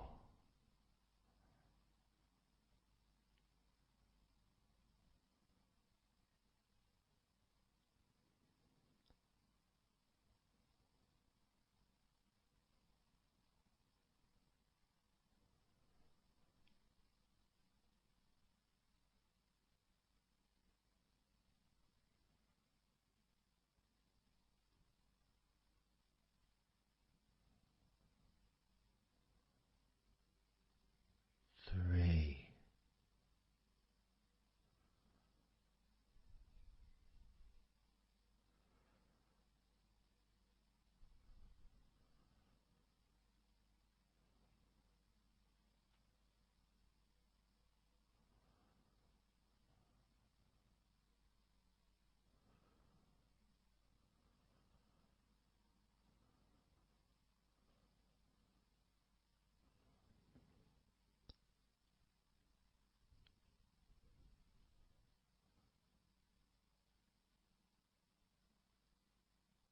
2.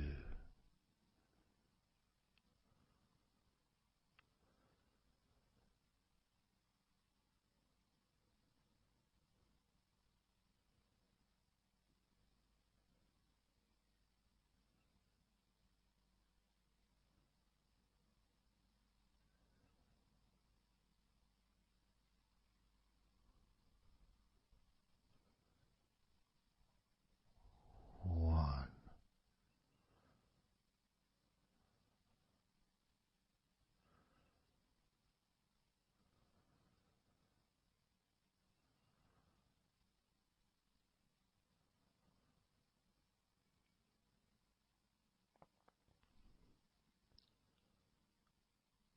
Being aware of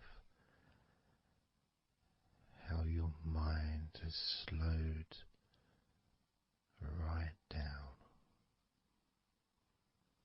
sinking deeply into relaxation.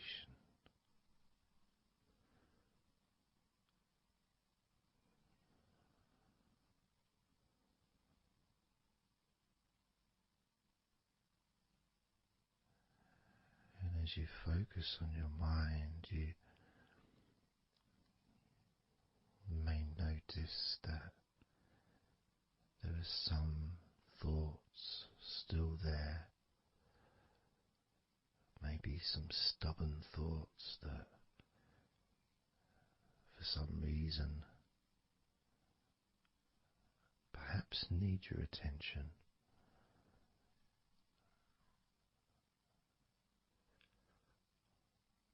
So what you can do is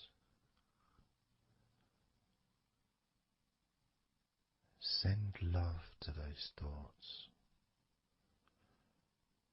Sprinkle those thoughts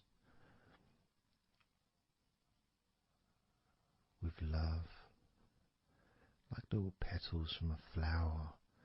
Just sprinkle it over them. Petals filled with love towards those thoughts, to let those thoughts know that you're not abandoning them. You just need them. You require them to just calm down, slow down, quiet down for now.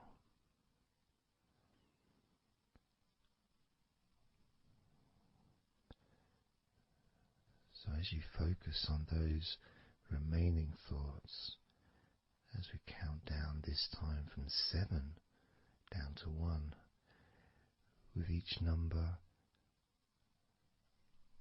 just imagine sprinkling those flower petals of love,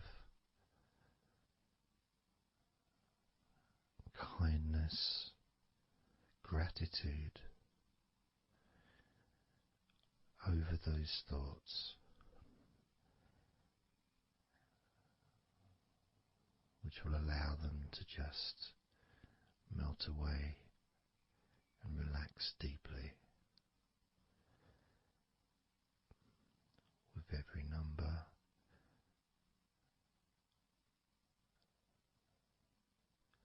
those thoughts will become more and more relaxed.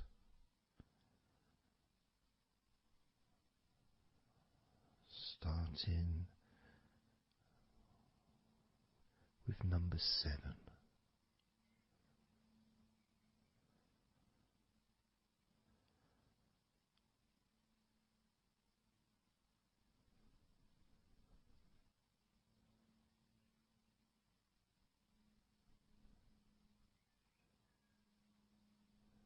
6. 5.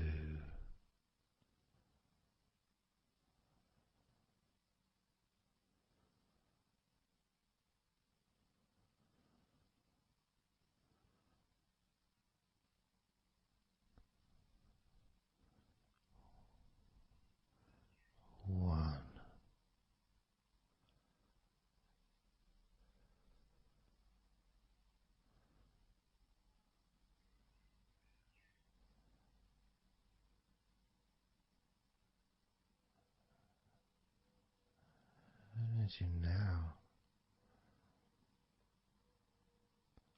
notice how relaxed you're feeling in your body.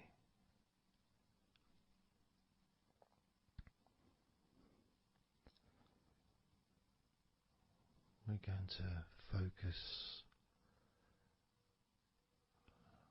on your hands.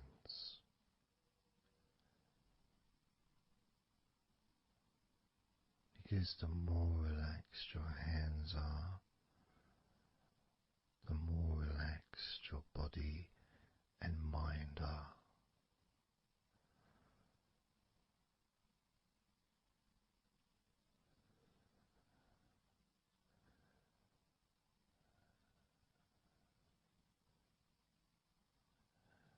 And as you focus on your hands and your fingers,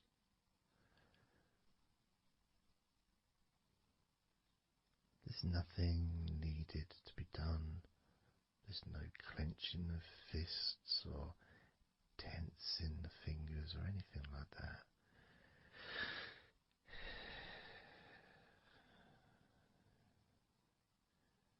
It's just noticing and focusing on your hands.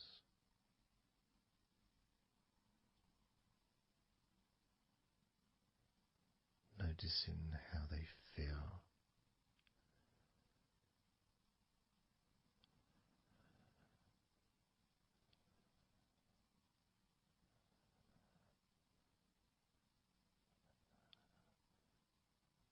Because the more relaxed your hands feel,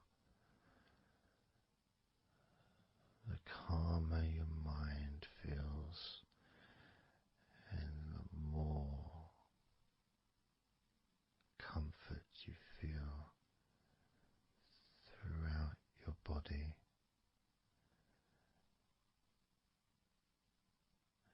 And you may have already noticed that your mind is starting to drift.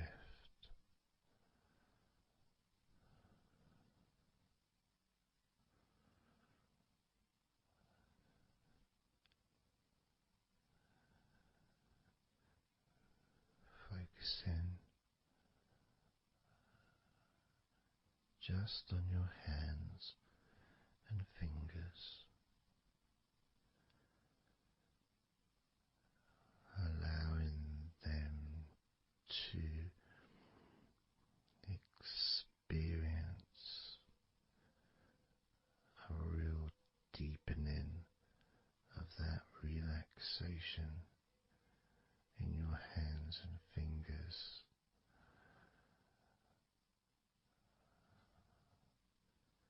More and more relaxed with each number.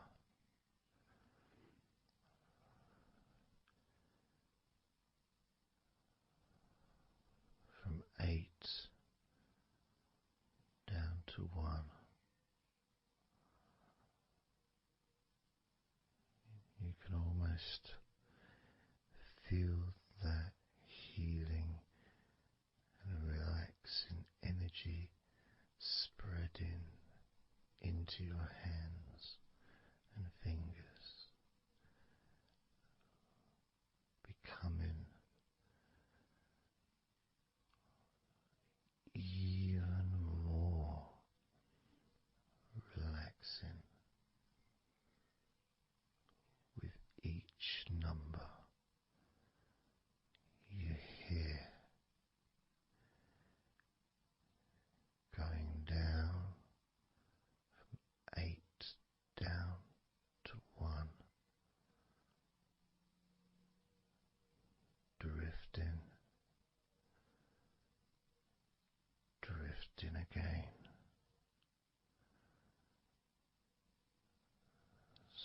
starting with number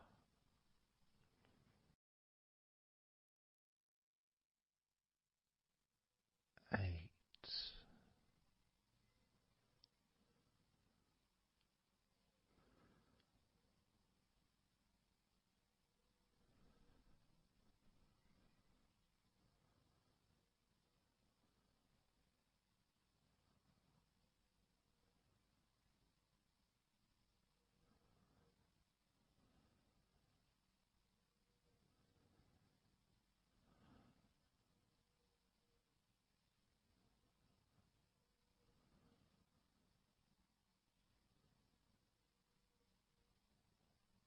7.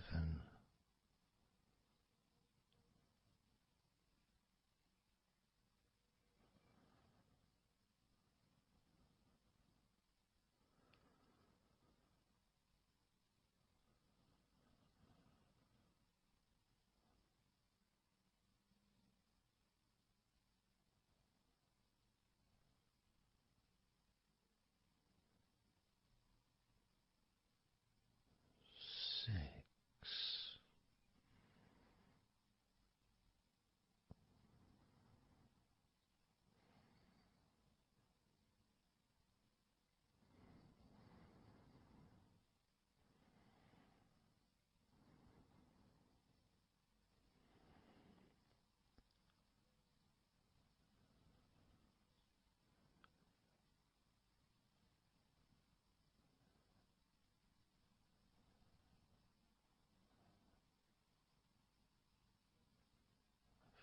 5.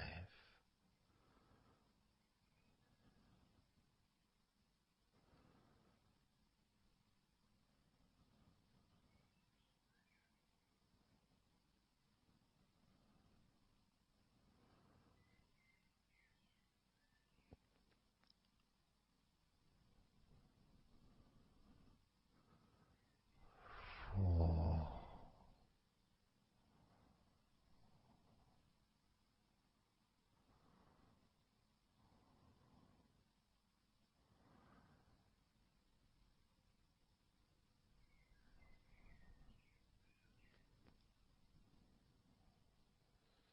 3.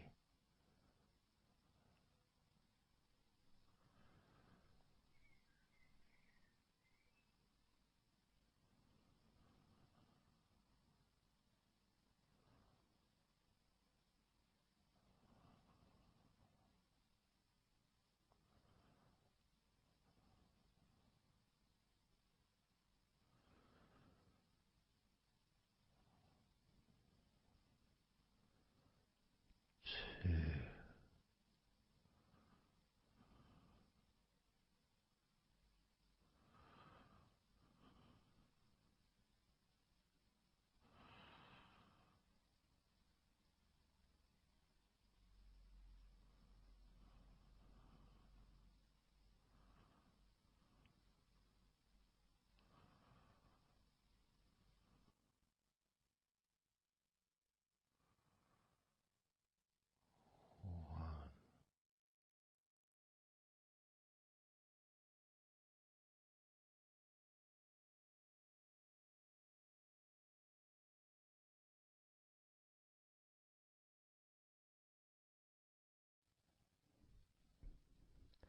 Just being here now. Nothing to think about, nothing to do, nothing to say. And everything just feels calmer. And this is your natural state of being. This is how you just normally feel when you take away all of that other stuff that we add. You know, things like stress and worrying and overthinking and anxiety, tension.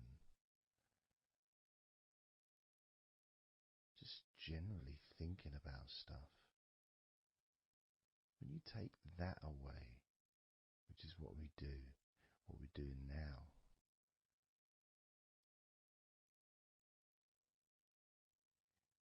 you're left with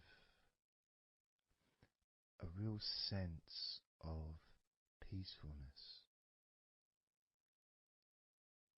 which comes to you very quickly. Because ultimately, it's just a feeling. A feeling of comfort. It's almost as if you've gone inside yourself and you've found a special place where everything is peaceful. A place where you can feel relaxed and your natural sense of comfort. A place where you can be you. Where you can accept yourself for who you are. A place where you're not trying to please anybody else, ever. A place where you can actually not just love yourself, but in some ways, more importantly, you can like yourself. Appreciate who you are.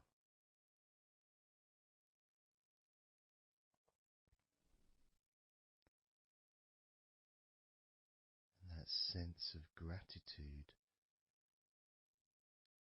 is in the air all around you.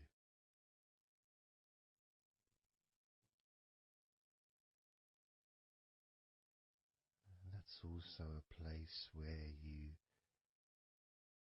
can actually feel the healing energy soaking into your body.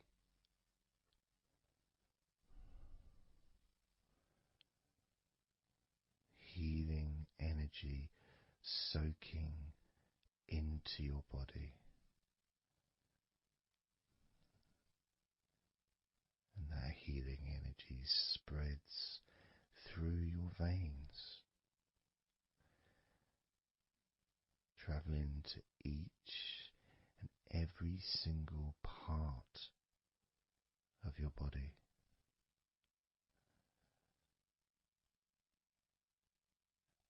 And you start to realize that actually that healing energy has not just entered into your brain, it's become part of your brain. And that spinal fluid is now mixed with healing energy.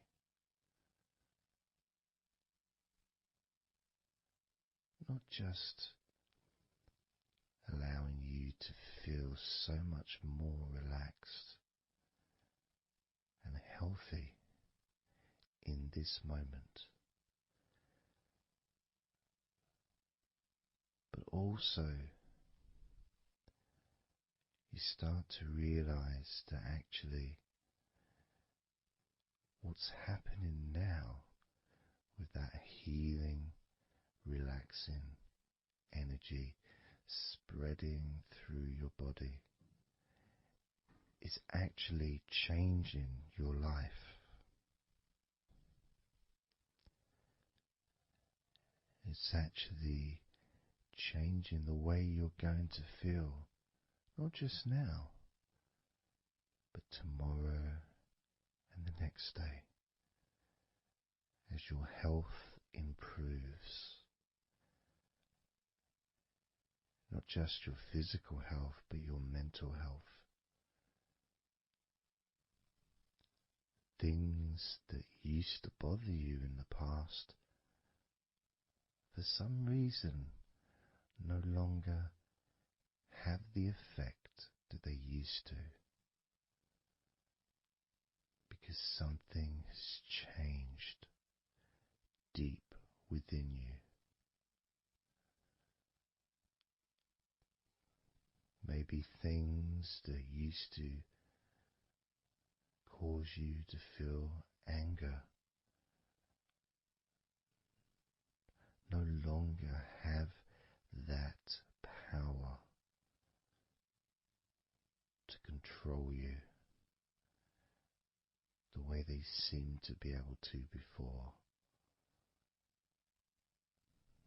As you realize that you're the one who decides what affects you. You're the one who decides to feel relaxed and calm when you choose to enjoy noticing these natural developments of healing continuing to grow and improve your life day by day.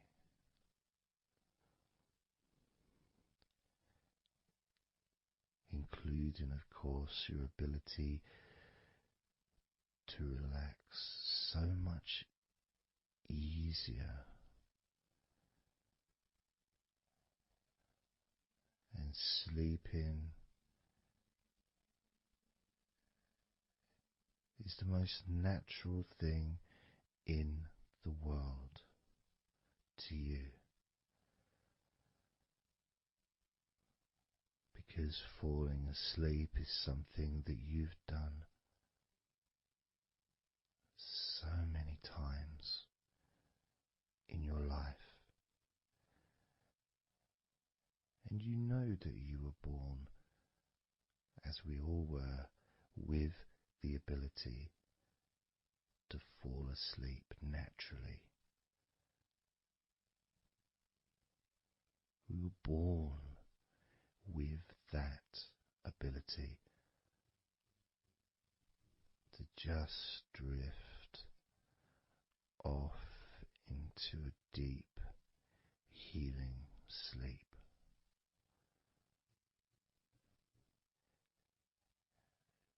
Even when we're kids, sometimes we'll fall asleep when we don't even want to. We try to stay awake. Maybe it's a birthday in the morning, or it's Christmas or holiday or something we look forward to. We don't want to go to sleep. But the more we want to stay awake,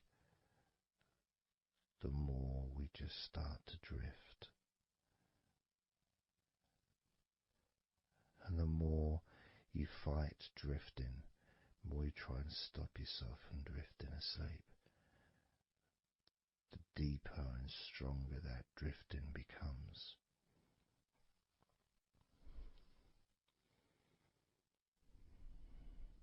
Because we're born not just with the need to relax deeply and to naturally fall asleep, but it's our birthright. It's part of our DNA.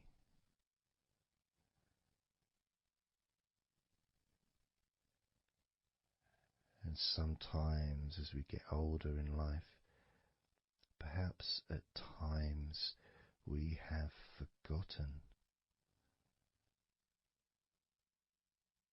that relaxing completely is not only a wonderfully pleasant experience,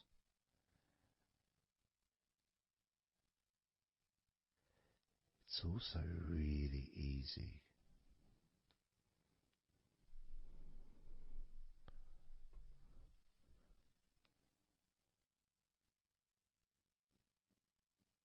It's very, very easy to let go, because that's all it is. It's just deciding to let go.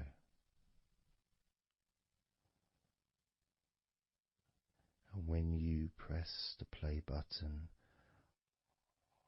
on my recordings, you have given permission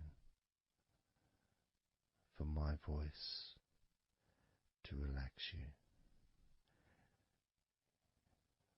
When you press that play button, you have given me permission for my words to affect you in a positive, only a positive way, opening up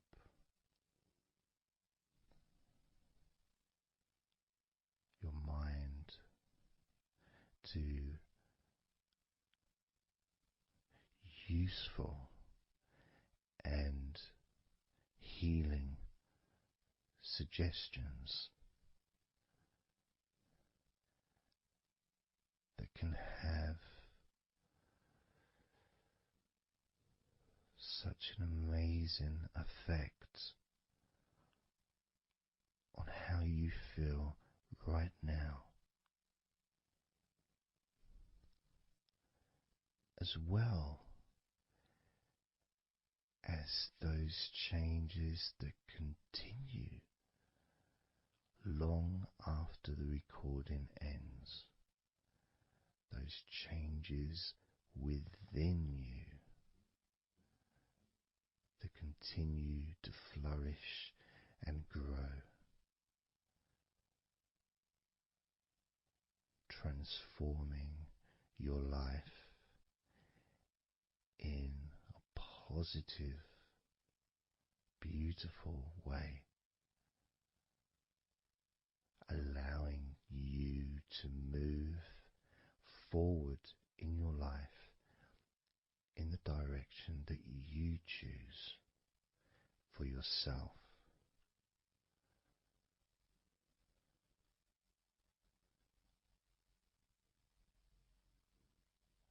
And this feeling that you can experience of safety, comfort, calmness,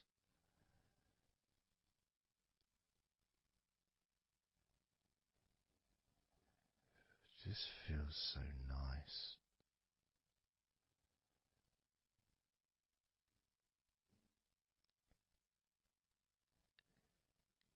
It's such a healthy place to be.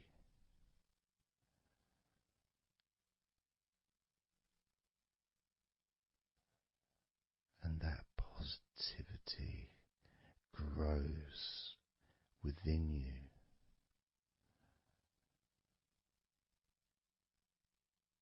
Each and every day,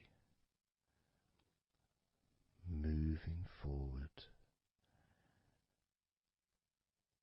you're going to find that you're more relaxed physically and in your mind is more relaxed. And it's not that you're thinking slower, it's just that your mind will be less clogged up with unnecessary negativity. Because from now on, your mind rejects negativity. From now on, you're going to start noticing when negativity arises, and you can just say stop. Stop. And that negativity turn around and leave you alone.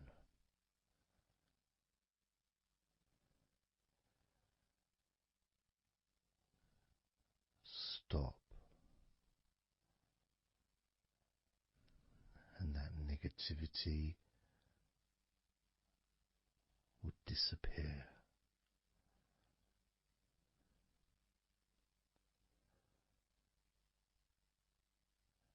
And as you notice that you feel way more relaxed than you probably expected,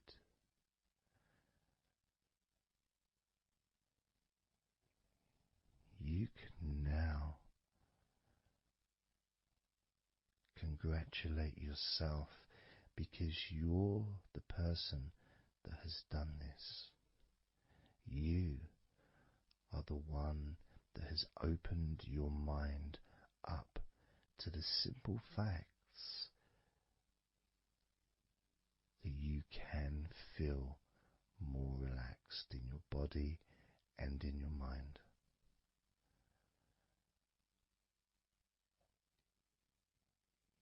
You've opened your mind up to the birthright of being able to just fall asleep easily when you choose.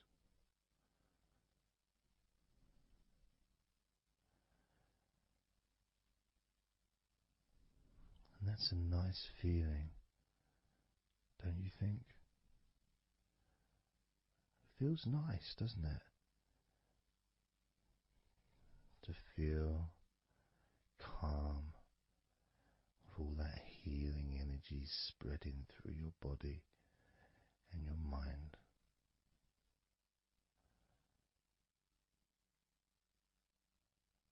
To spend time in that special place where negativity can no longer enter.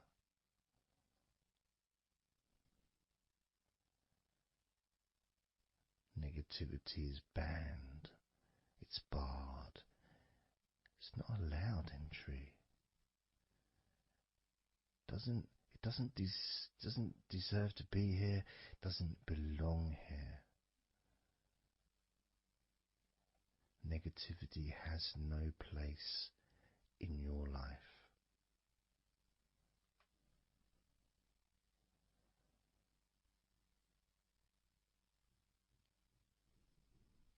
Which makes room for more comfort, more healing, more relaxation, more peace.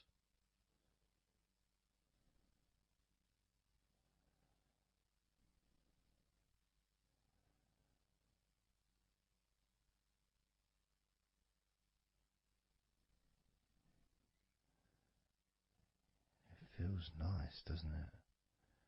To just let go of everything.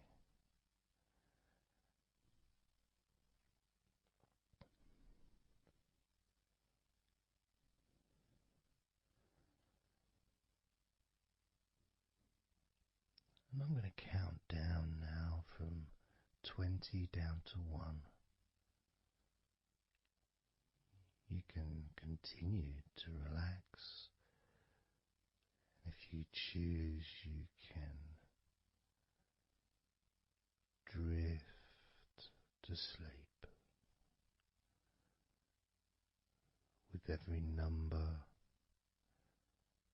you hear me say,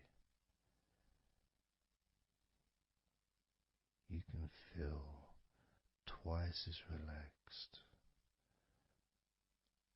Or if you choose, you can feel twice as sleepy.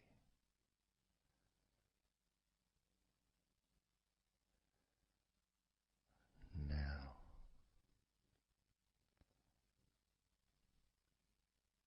20.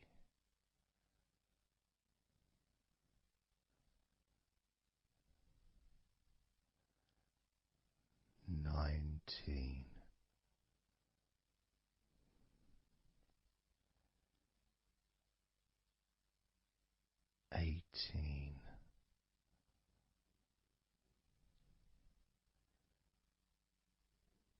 17,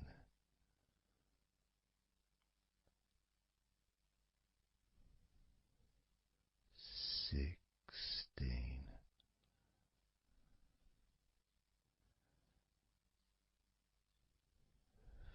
15,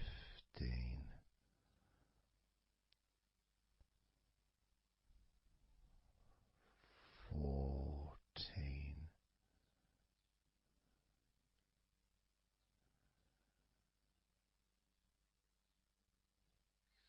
13,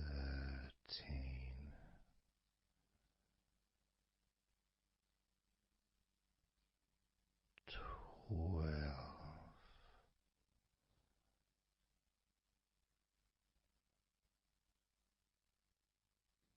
11,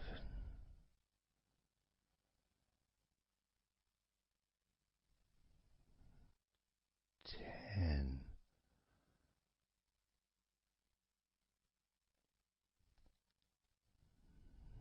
9,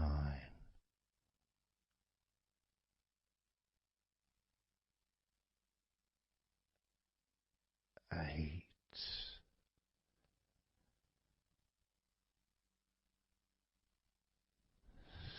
7,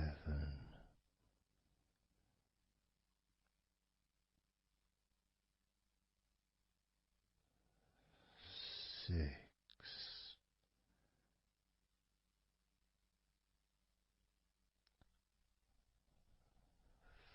5,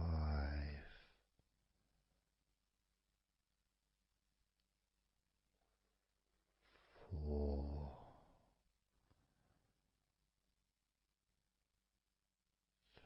3,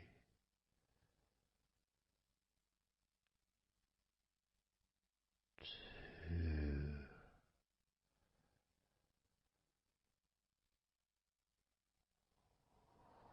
1.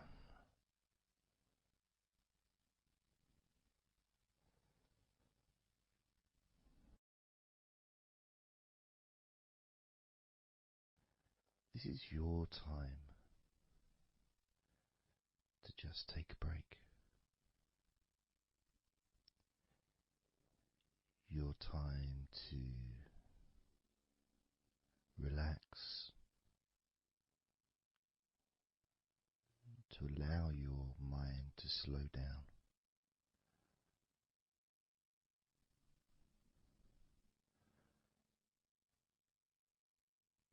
To give yourself permission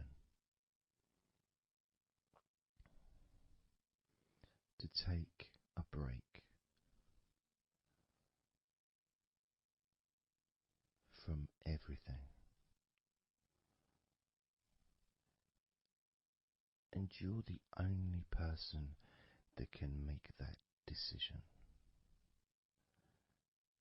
You're the only person that can actually tell your mind to just relax.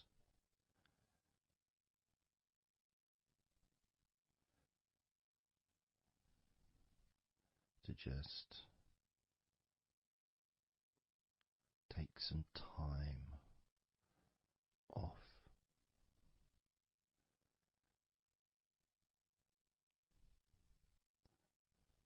So that you can focus on your body, getting in touch with how you feel physically.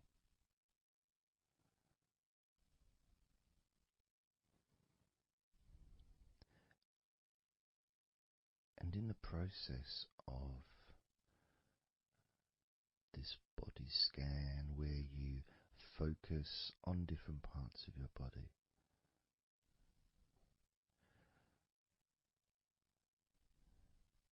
those parts that you focus on and observe, even though you're not purposely requesting for those parts of your body to relax, it's kind of expected. You expect, when you listen to my voice, to feel more relaxed naturally.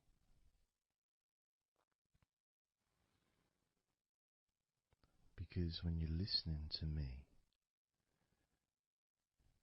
your attention is focused on my words, and as my words guide you to focus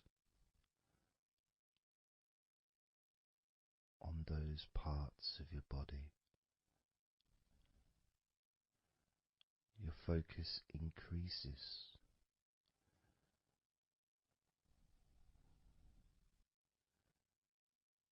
which actually calms your mind.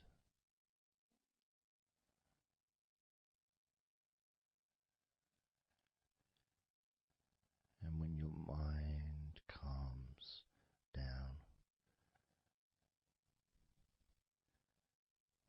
your body relaxes.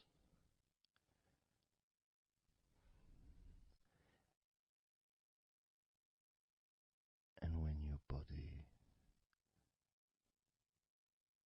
calms down,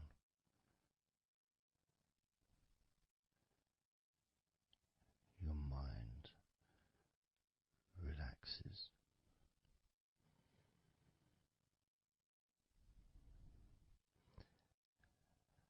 And even though we've not really started to focus on your body,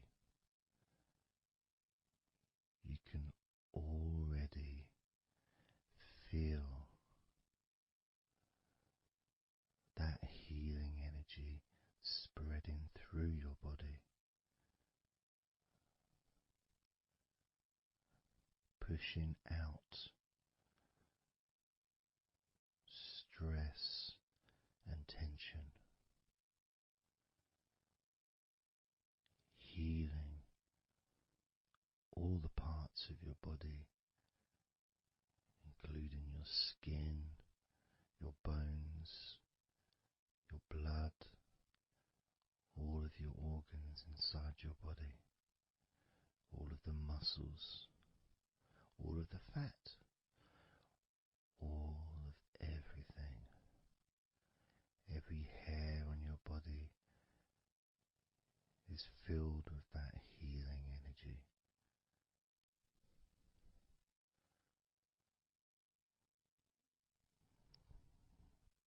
And when your brain fills with that healing energy,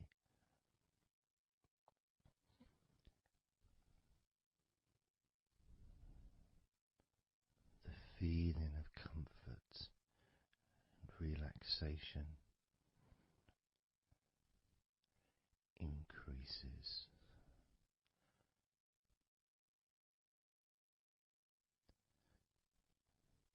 Deeply increases.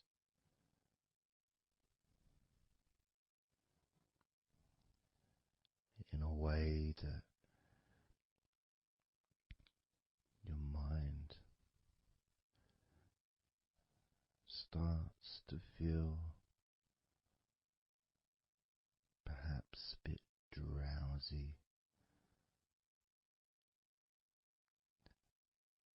because it's not needed, and it may start to drift.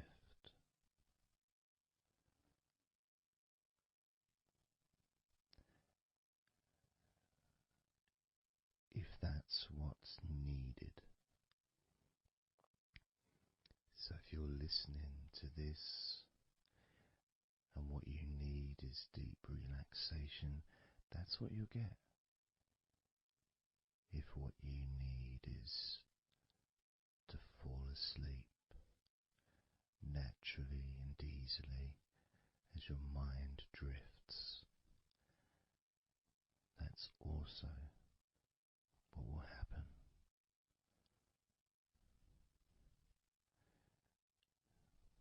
because by pressing that play button on the podcast and listening to me, you give permission for your body and your mind. In fact, you give the command to your body and your mind to relax deeply and to drift off to sleep if that's what you want or need.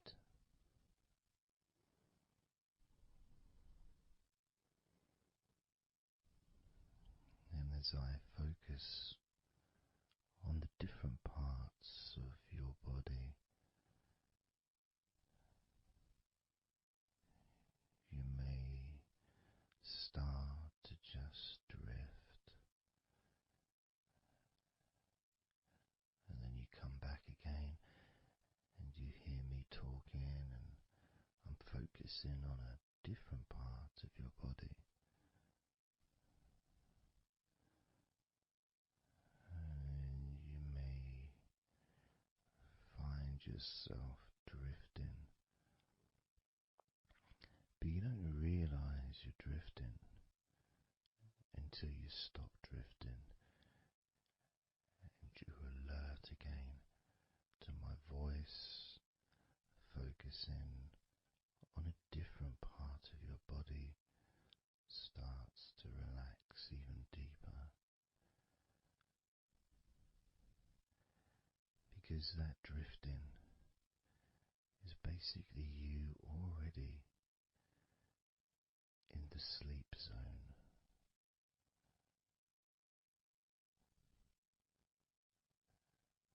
And the more you drift, the longer you drift, and the longer you drift, eventually that drifting continues into sleep. And that's the last you remember until you wake up in your own time, when you experience the right amount of sleep for you. Because when you do, and if you do fall asleep, it's extremely pleasant, so relaxing, so deep, healing sleep.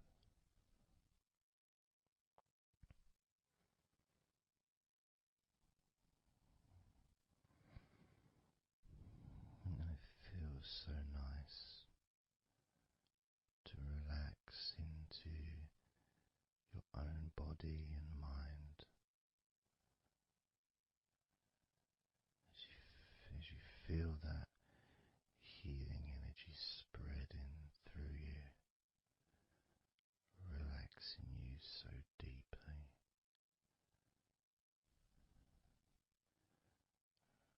relaxing you so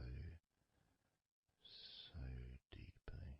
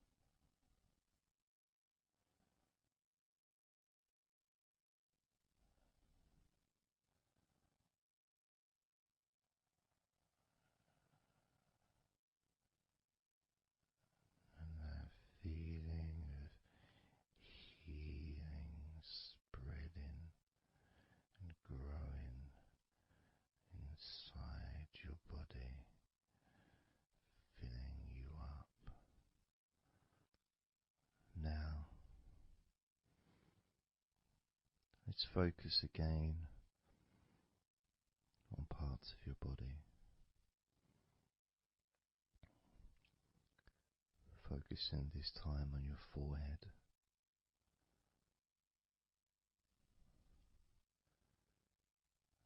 Now on your mouth, your lips, your tongue,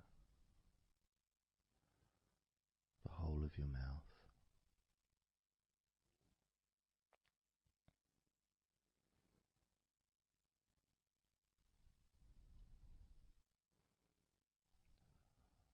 Focus in on your fingers.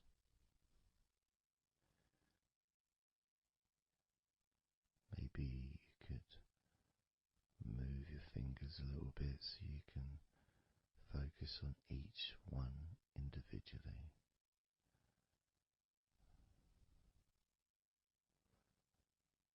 Both hands. And even though as you focus on both of your hands now, they almost seem to just melt into one.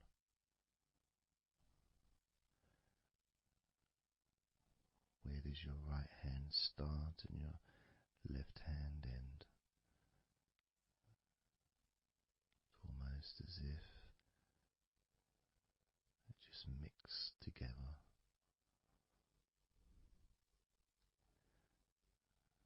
Now focusing on your knees.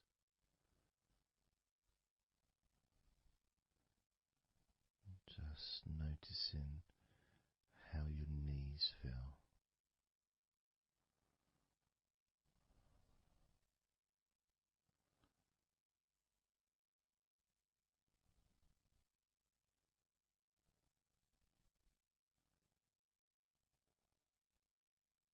Now focusing on your elbows. Focusing on both of your elbows.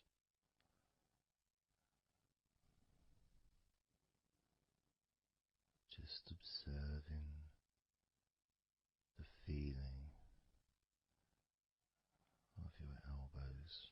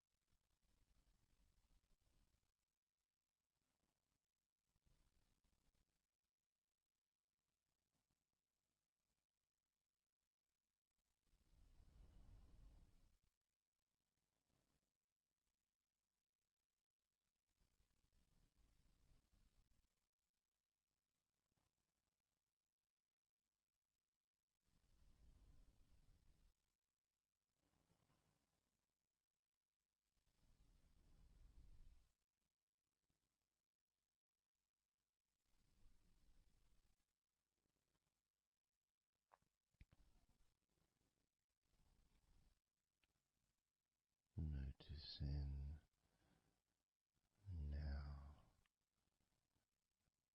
your toes on both of your feet.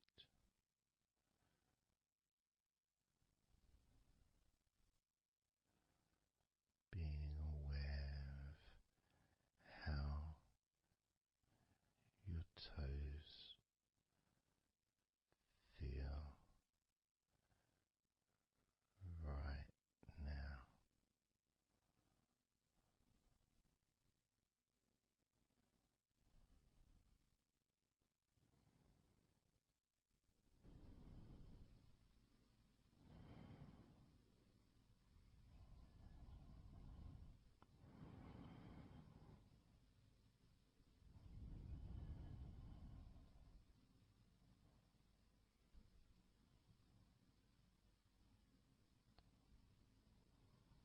Noticing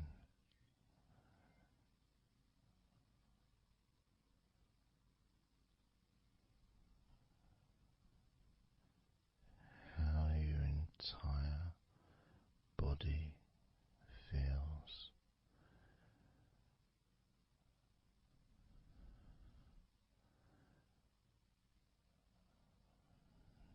Noticing how your mind feels now.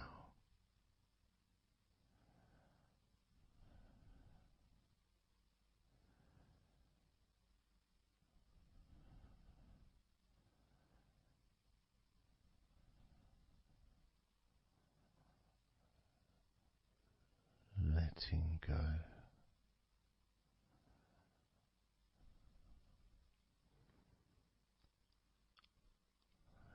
Letting go.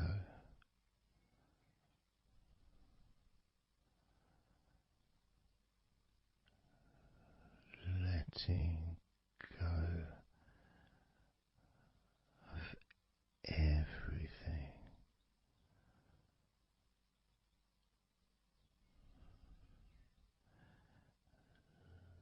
Letting go.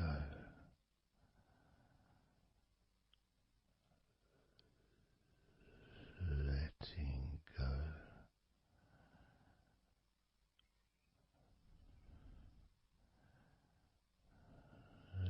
Letting go of everything.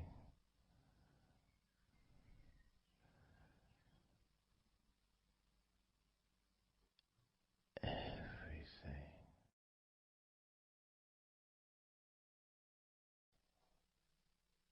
I'm going to start now, and I'd like you just first of all just to see yourself lying down on that massage table, lying on your front, your head is supported, your arms are supported,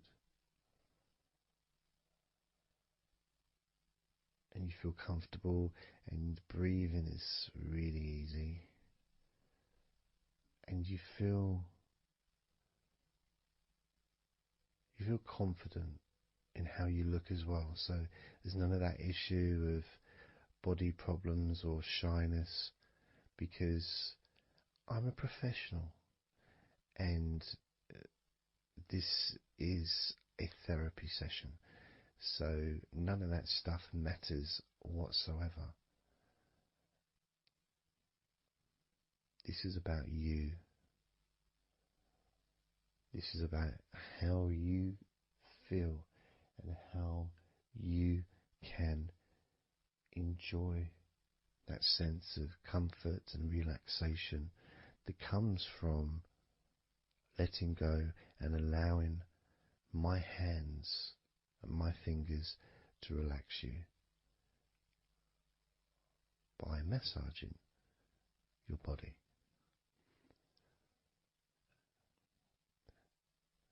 So I want to start off just by placing my hands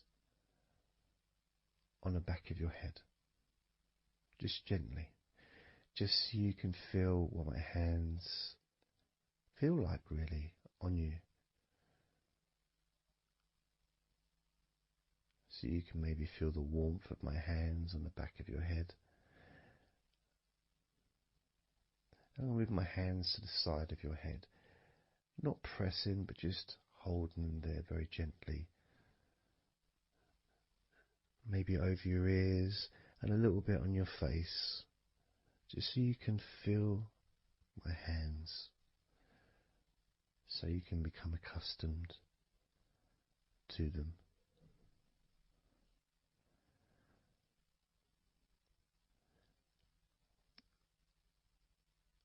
And now put my hands on the back of your head again and gently let them slide down onto the back of your neck.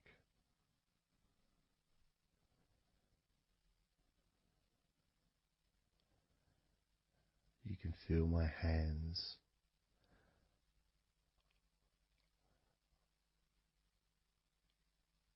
gently stroking the back of your neck to start with, just so you can get used to the feeling of my hands on your skin. Get accustomed to it. Realize that you're safe and it's all good, it's all fine.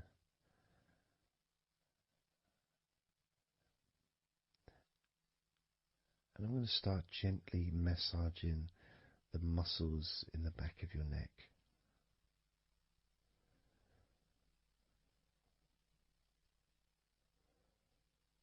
With both hands.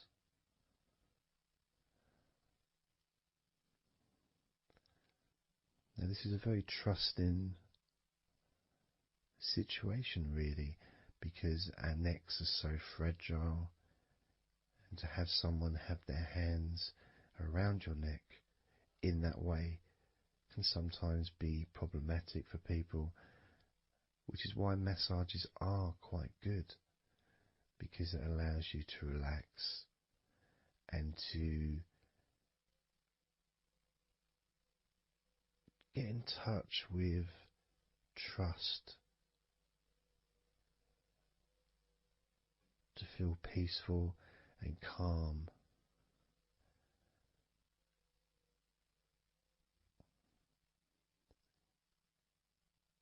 There's a massage the sides of your neck gently, moving from the bottom of your neck, which would be sort of near where your shoulders start, I guess, all the way up to your jaw, your ears kind of area, that side of your neck. Of course, is a lot longer than the front of your neck.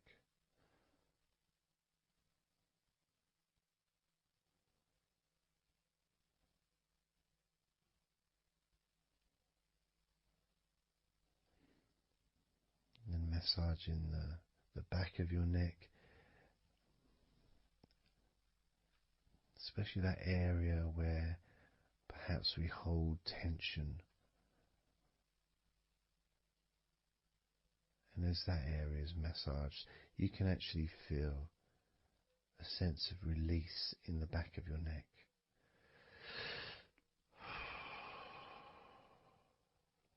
And maybe you can breathe it out as well.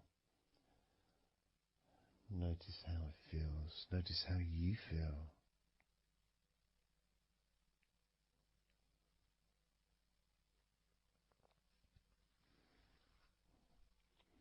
Then moving down to that area between your neck and your shoulders, that muscly area,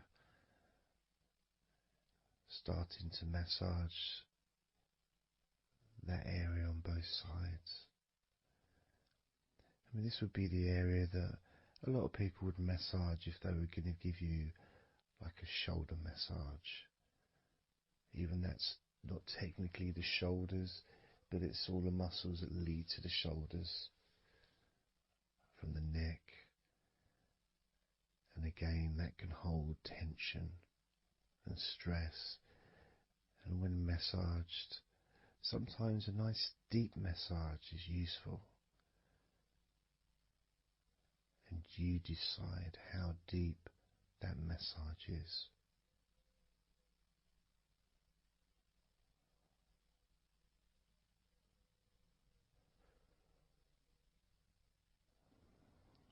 And just allow my knuckles just to dig in to get to those muscles and to really relax them.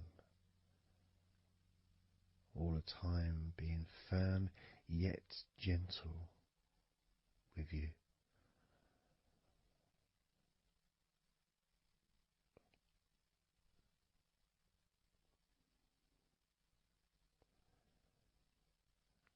And just stroking down that area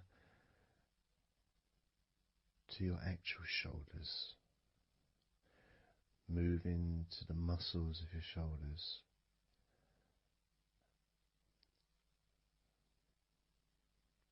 And maybe initially just pulling up the shoulders a little bit off the table, just to give you a little bit of a stretch, but very gently.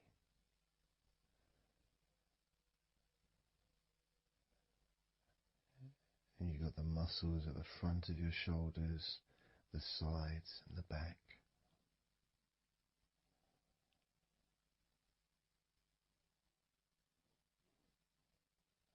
Again, this is a part that can really take quite a bit of pressure, quite a bit of needing, if you wish, to really release the tension, to really get into those muscles, and you can let your fingers in there and it can feel really nice. Sometimes just being stroked gently or being massaged quite strongly can all be beneficial to the relaxation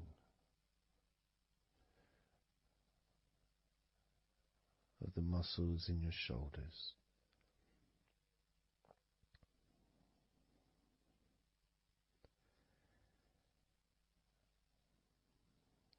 Now as we move down your arms,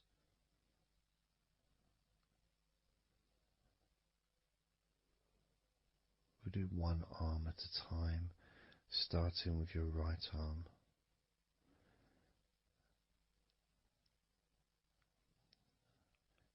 What I'll do is I'll just lift your arm up, just hold it to the side of you. Don't worry, it'll still be attached. And I just massage the tops of your arms.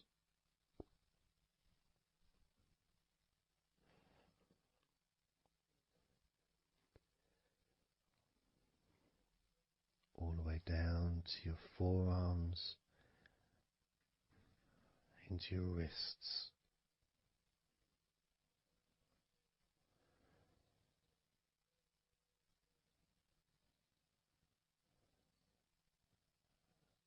Gently massaging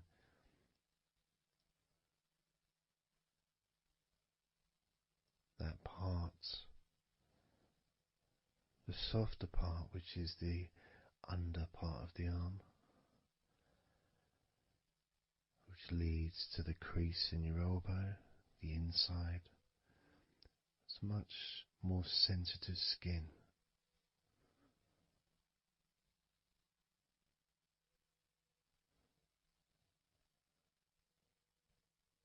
Sometimes just having that stroked can feel really nice,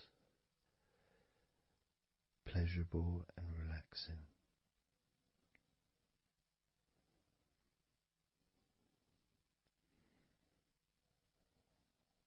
Now moving down to your right hand.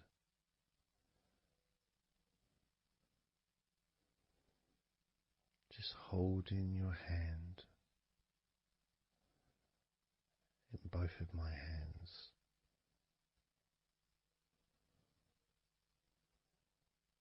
Just pressing gently on the back of your hand and stretching your fingers ever so lightly.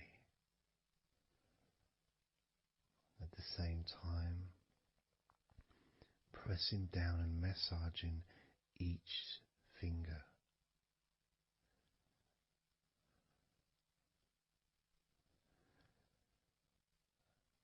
And then starting to massage the palms of your hand.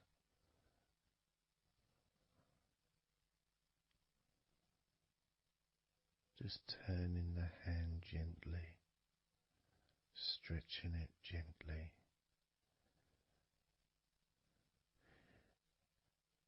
And actually having your hand held can really be an emotional experience sometimes, even if it is with a stranger, someone you don't know very well, like a massage person or a therapist maybe, because it's intimate.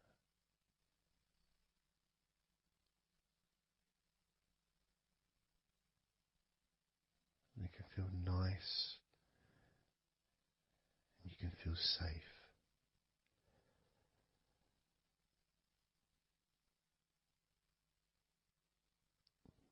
And as I put that right arm back down where it was,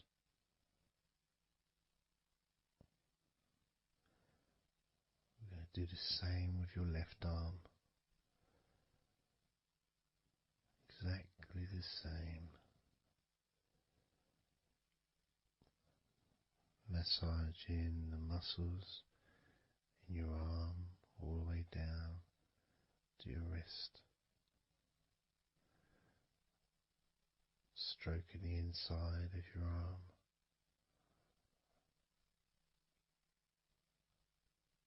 Just being gentle or as firm as you require.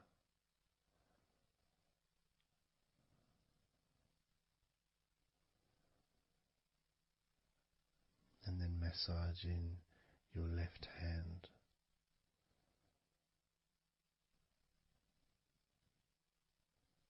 Stretching the fingers gently. Massaging the palm of your left hand.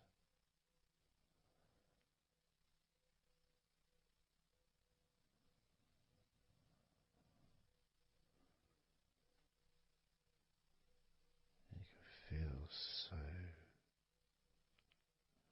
so relaxing.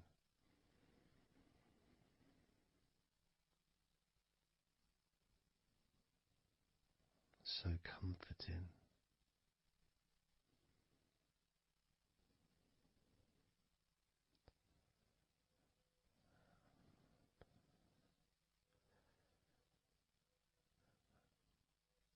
Now just rest your left arm back down.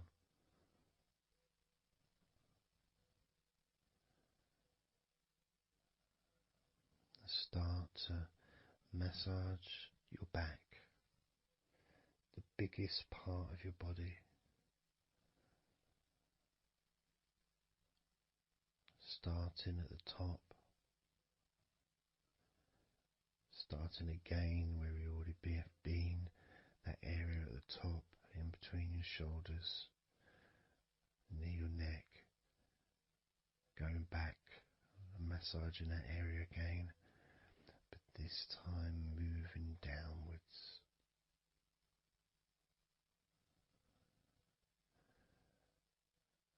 Making a downward stroke to the middle of your back, working from the outside inwards, so massaging your back, but the outsides of your back, the parts where your arms would maybe rest against.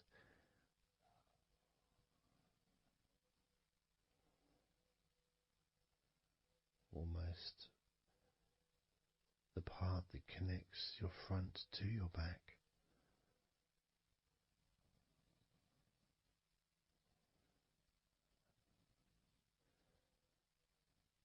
And just massaging down firmly but gently, as firm as you want. Moving down and then moving across a little bit and moving all the way down again. Being very gentle, yet firm as you choose.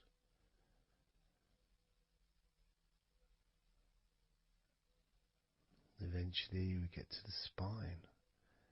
We can massage the muscles on either side of your spine, from the top of your neck all the way down to your lower back.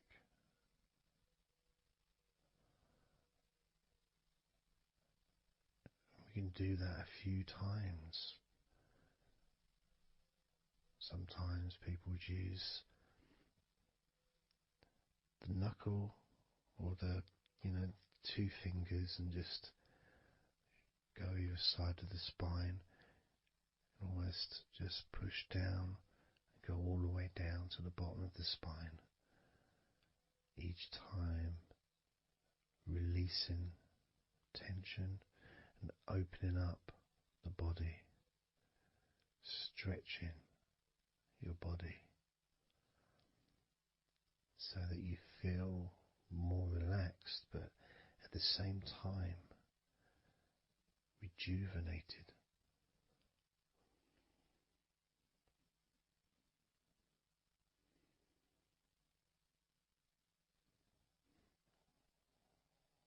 And now I'm going to move to one side, to your right side, and from the bottom of your ribs to your pelvis, I'm going to massage that area of your back.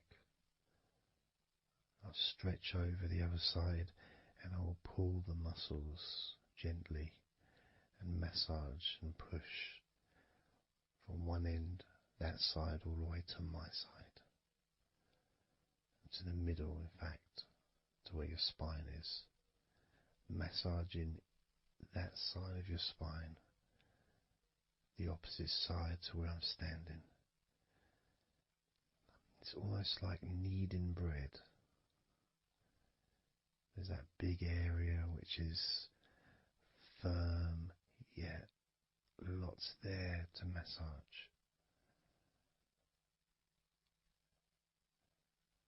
Potentially one of the most important places to actually have a massage, because you really feel it. You really feel the release and the pleasure of having your lower back massaged. It releases so much from your body that's not useful, starting a healing process which will continue long after this recording is over.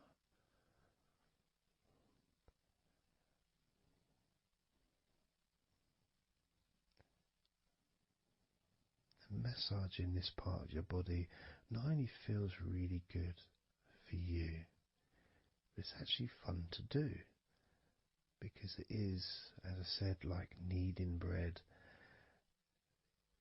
It's a part that you can really get a hold of and really massage deeply,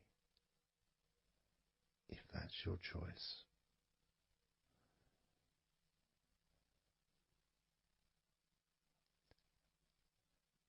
Then I'm going to move over to the other side of your body and do the same with the opposite part of your lower back,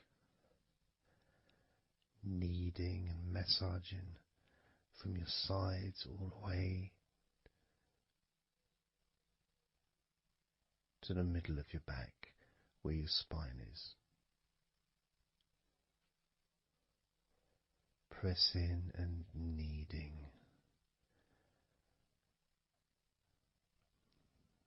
firm and gentle at the same time. It feels so releasing. This mixture of pleasure, comfort, release, calmness, relaxation, all mixed together.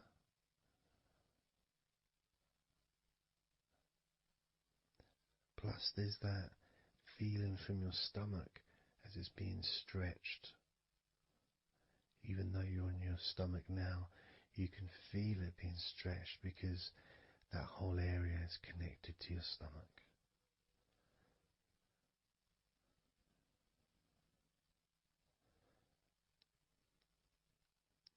Now we're going to move further up to your top of your body, and I'm going to do the same. This time starting with your upper back, put my hands forward over and massaging that area up to your spine, from the side of your body up to your spine. So some of that massage area, the muscle tissue, or whatever, fatty tissue even, will be possibly from your chest. Because it's all connected, the chest and the back connect together. I'm going to be massaging and just pulling some of that skin from your side up and massaging that area of your upper back all the way to your spine. And then I'll move down a bit and I'll continue with the middle of your back, doing exactly the same thing. As gentle or as deep as you choose.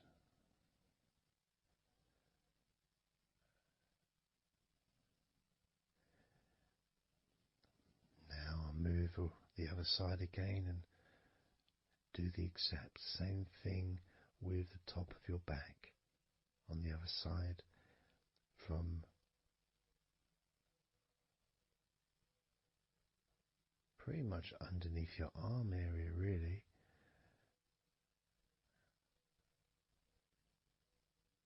to your spine.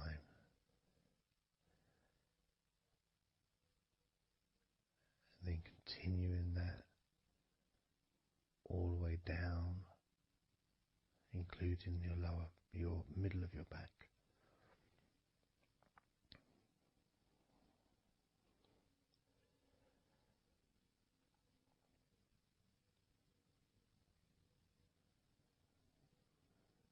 Now I'm gonna go to your thighs, the backs of your thighs,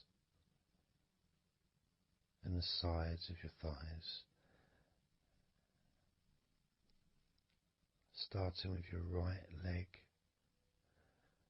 massaging the back and the sides of your thighs, gently and firmly. There's a lot of muscles there. It's an area that can be very tense at times and maybe needs a little bit more pressure than the rest of the body. But that's up to you. You can gently stroke the back of your legs where, opposite your knee joint or underneath your knee joint. It's a very sensitive, gentle area.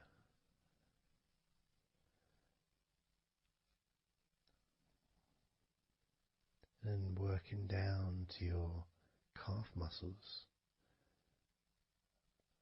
massaging your calf muscles thoroughly and deeply if you choose, using both hands and fingers digging deep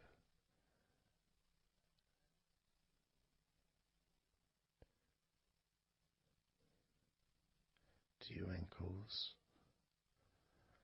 and the back of your ankles, just gently massaging that area.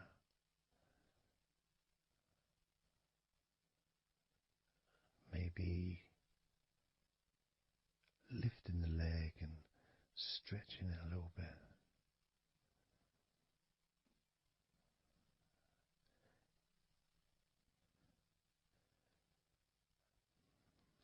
Moving to the right foot.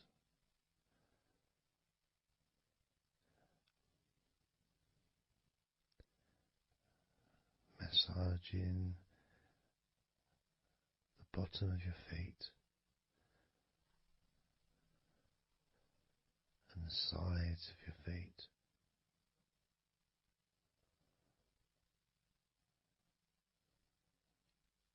Gently but firm enough so they don't tickle.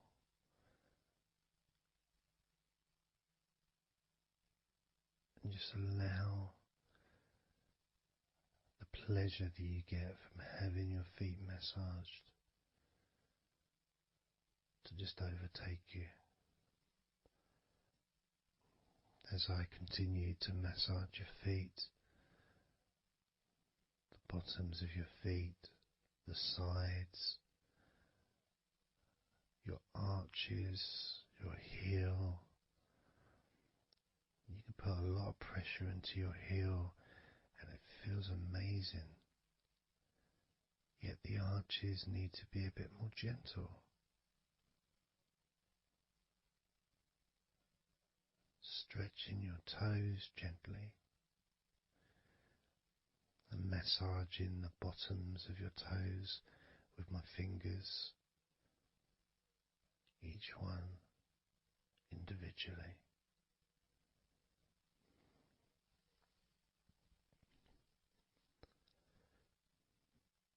Moving over to the left leg to do exactly the same thing. Starting at the top of the thighs, working the back of the thighs and the sides, massaging deeply and gently that whole area, working all the way down.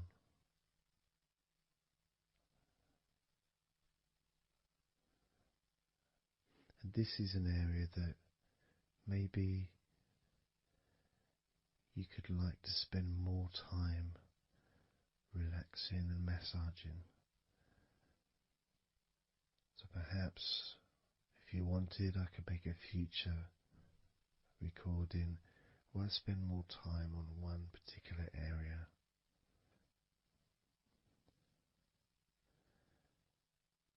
As you move down to your calf muscles,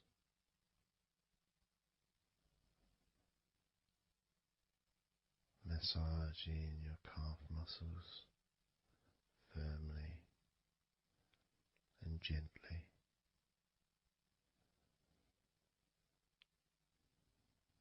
Moving down your ankle and to your feet, massaging the backs of your feet, the bottoms of your feet, stretching your toes and massaging each toe individually. And that feeling of pleasure and release that you experience when you're having your feet massaged feels really good.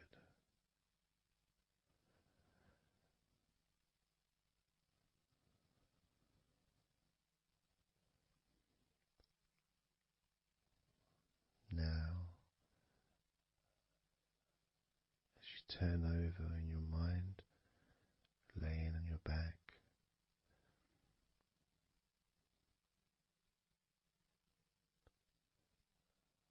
I'm just going to start again at your neck area,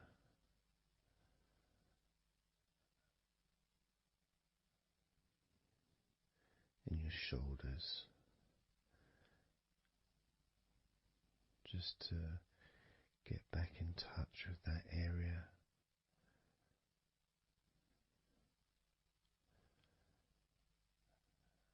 And as we move up,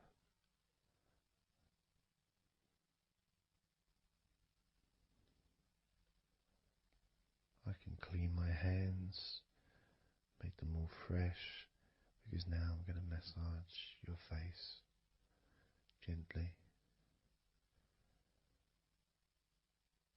Starting off with your forehead,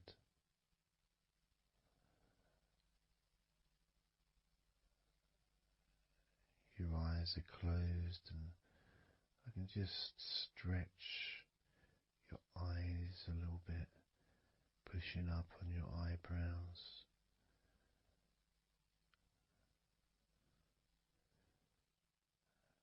Just massaging around your scalp.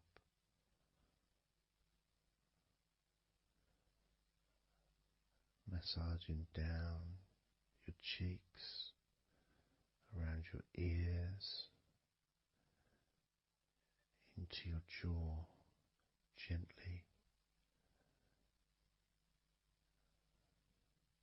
The sides of your neck, your chin,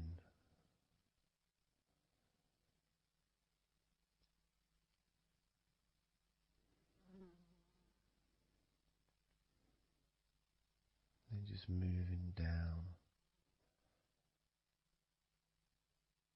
from your neck down to your chest, starting by massaging the very top of your chest, where the collarbone is, either side of the collarbone.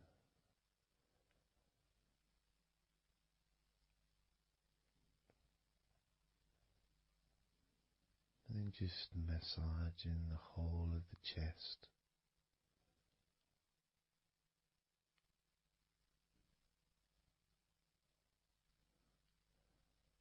Moving the chest around.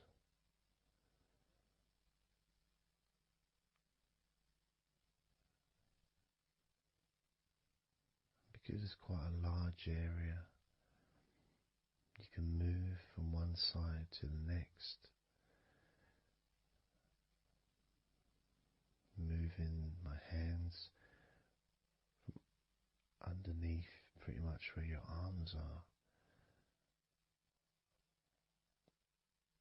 stretching up, stretching some of the muscles of your back in the process. Moving up over your chest, and then moving down again.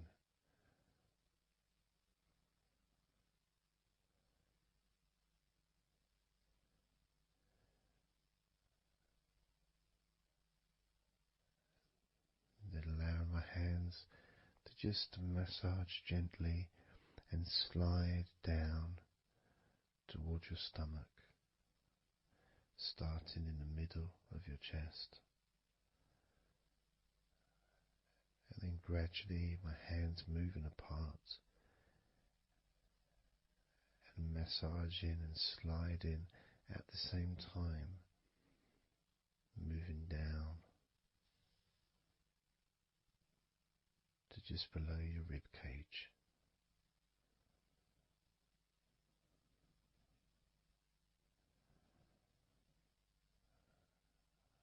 Moving down, then massaging up again,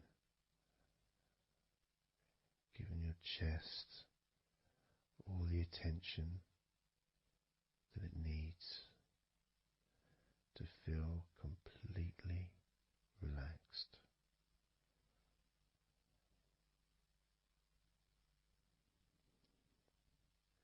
Remembering that I'm also going to be focusing on your sides as well, an area that really doesn't get much attention, but feels really good when it's massaged. Just stroking my hands down the sides of your body, just below your arms, all the way down to your hips.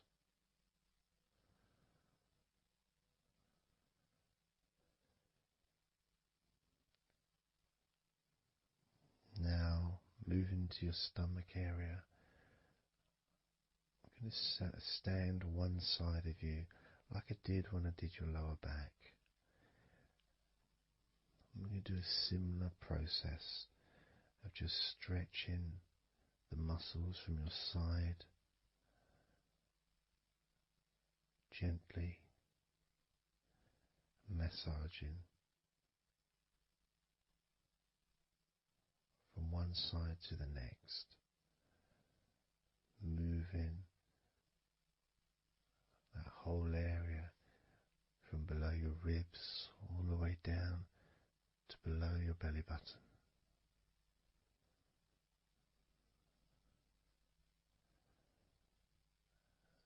And then move round to the other side of you and repeat that.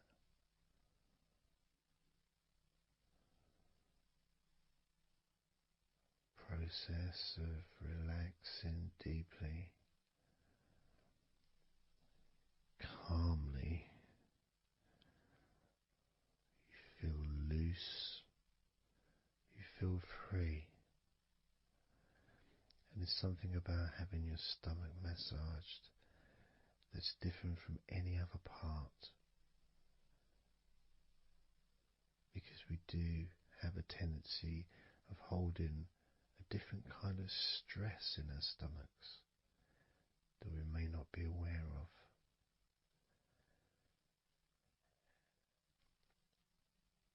As I now massage your stomach, the front of your stomach, making circles around your belly button,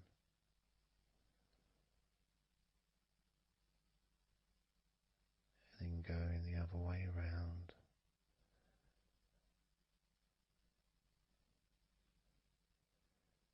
There's a gentleness and a freedom that comes from feeling how you're feeling.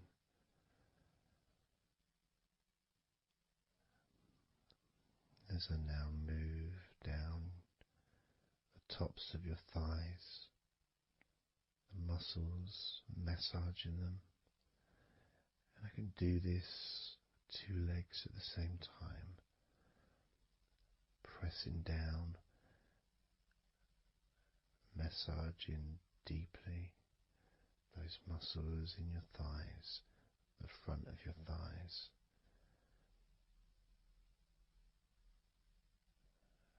And moving down to your knees, gently massaging your knees.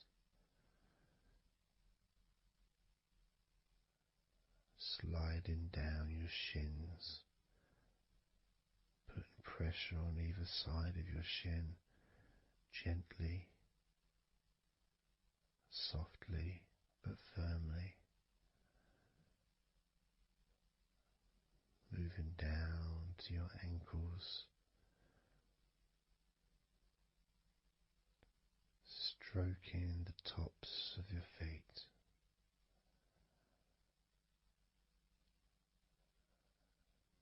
And then with each foot in each hand, just gently massaging the whole of the foot. The top, the bottom, your heel, your ankle, your toes. Massaging every part of your feet. It feels so good just to let go and enjoy the process.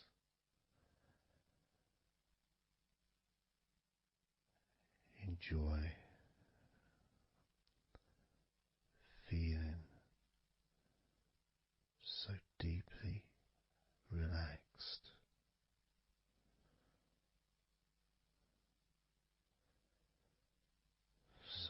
much comfort and so many feelings that come just from touching your skin.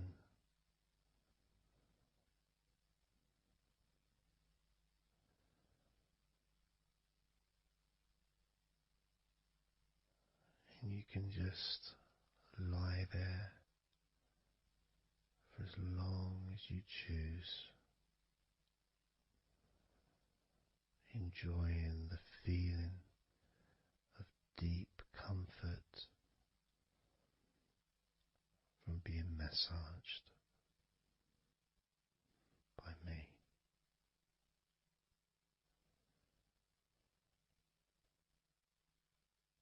Enjoy feeling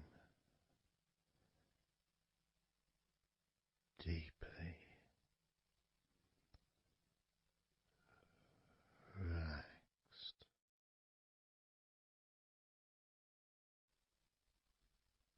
And all we're going to do is blow out some candles in your mind.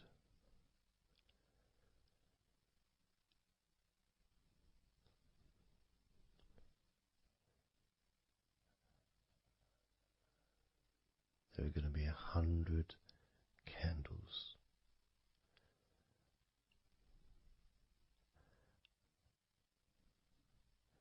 And you're going to blow each one out individually, one by one,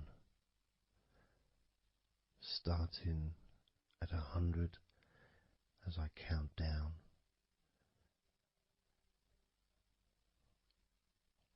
all the way down to 1.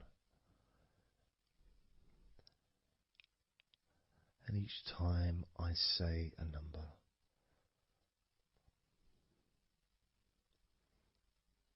you can imagine that candle in front of you, and I'd like you to actually physically gently blow that candle out.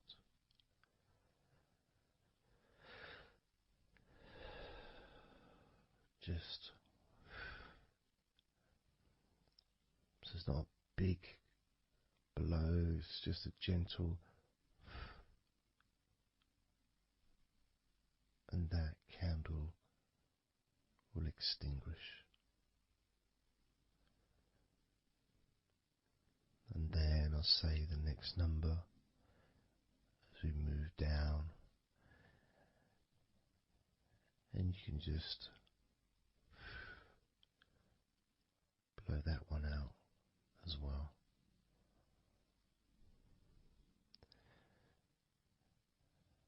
And as we move down the numbers, you'll find yourself feeling more and more relaxed. And if you need to sleep, you'll also find yourself becoming incredibly tired and sleepy. In fact, you may struggle to blow out all 100 of these candles.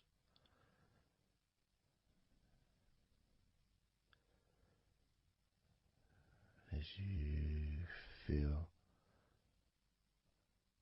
more and more deeply relaxed,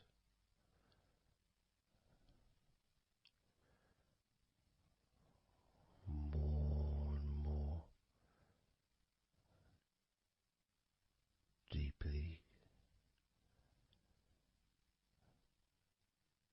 tired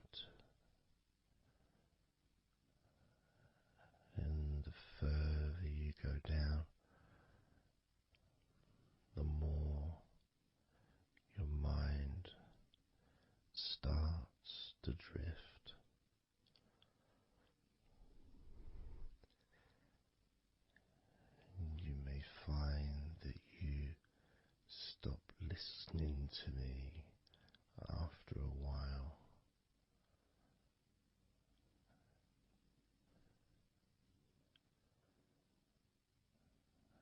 And even though there may be background sounds where you are, you'll be aware of those sounds at the moment.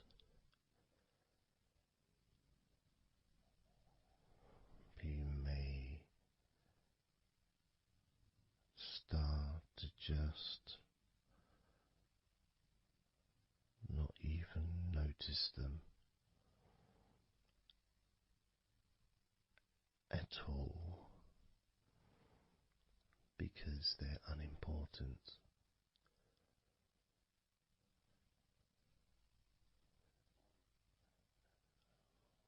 Where I am, I've got the sounds of the birds. There's Horace the pigeon, who likes to say hello sometimes. And there's the odd plane that goes by. Maybe traffic and trains in the distance.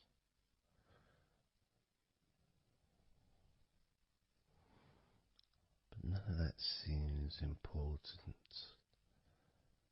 whatsoever. The more candles you blow out, the less important anything is. The more candles you blow out, the further you seem to move away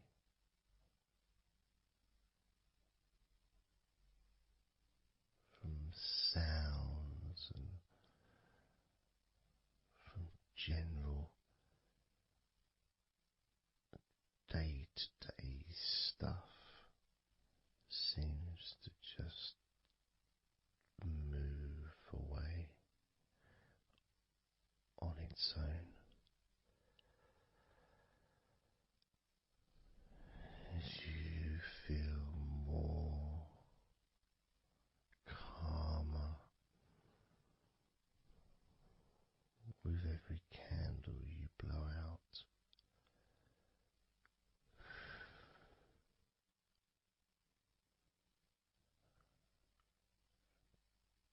Guiding you to the next number that you hear me say.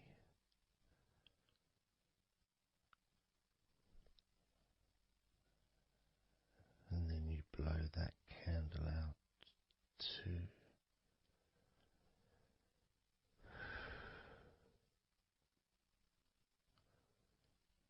So easy. So simple.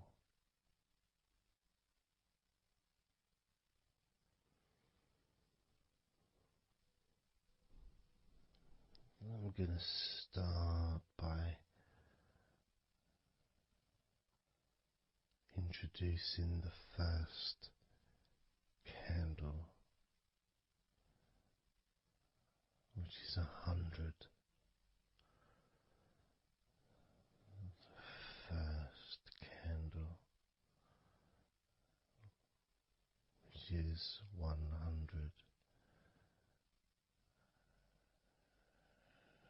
When you blow that candle out,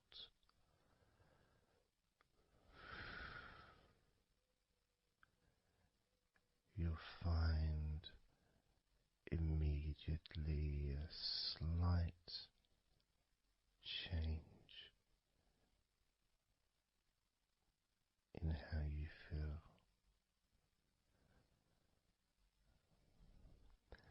As well as a real sense of positivity growing within you.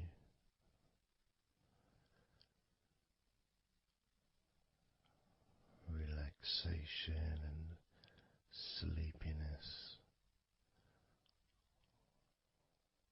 expanding.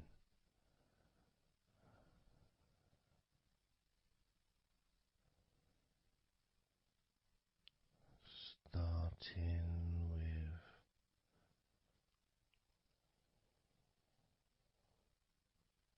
100. Blow out that candle now.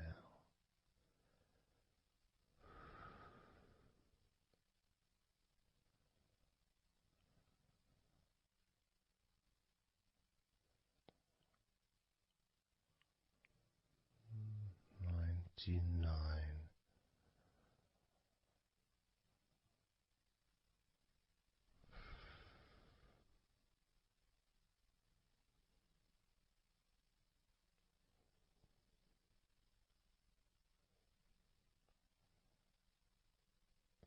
Candle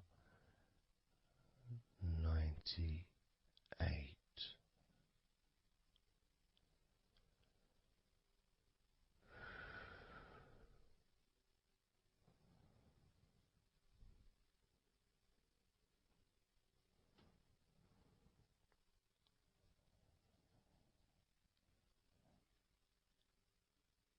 Candle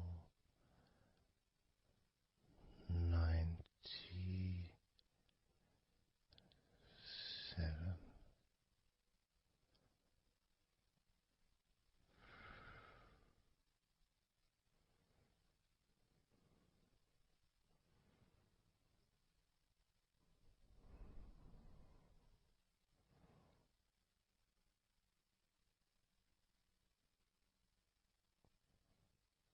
Candle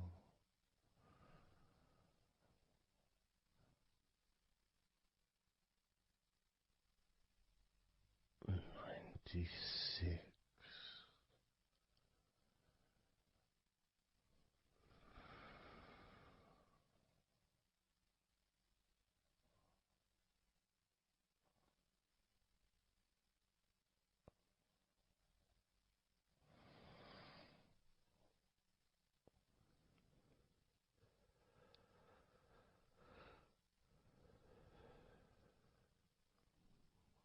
Candle 95.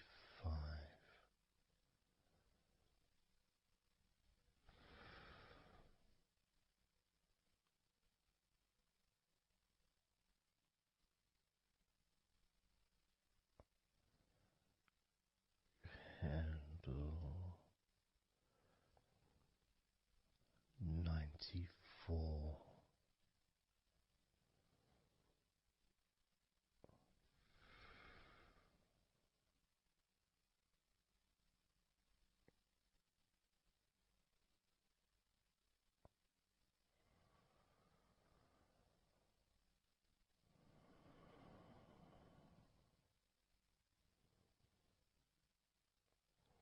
Candle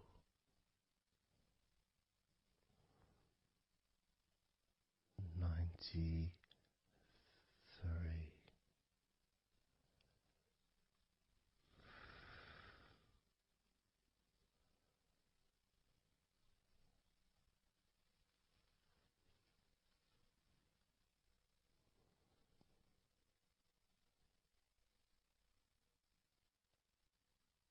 Candle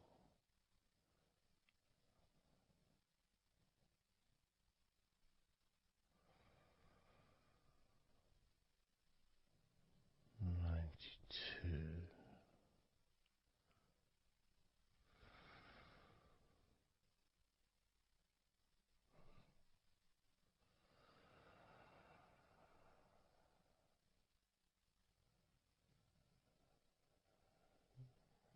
Candle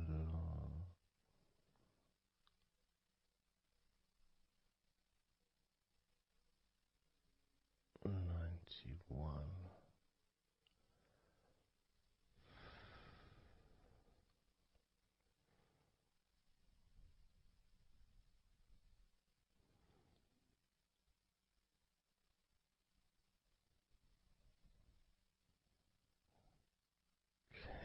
Candle 90.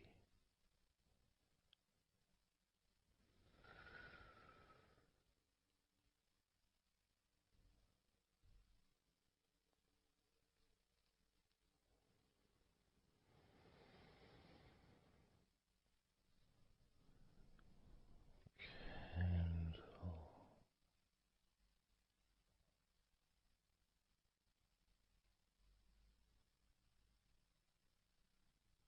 89.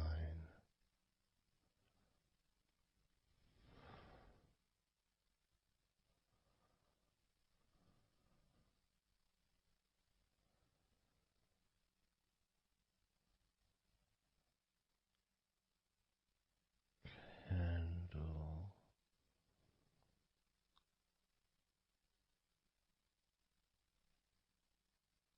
88.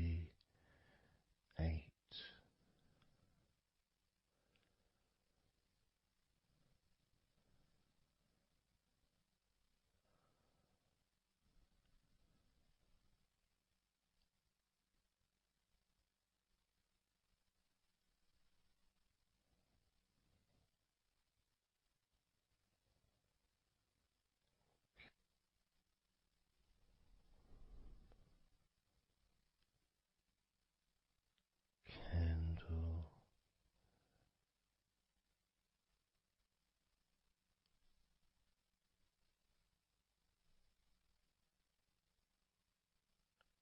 87.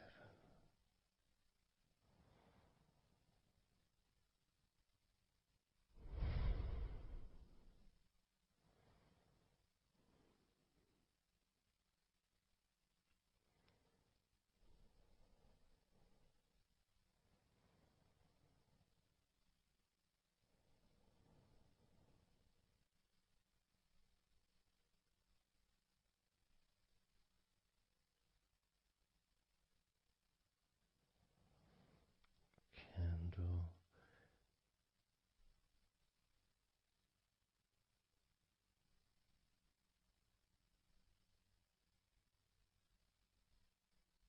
86.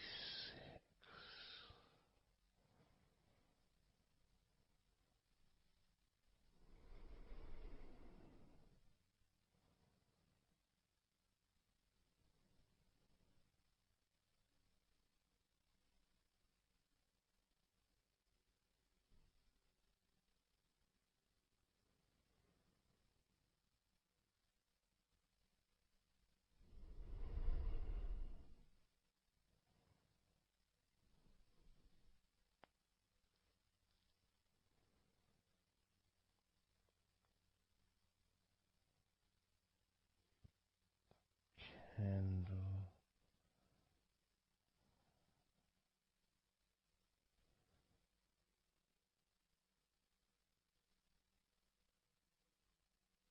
85.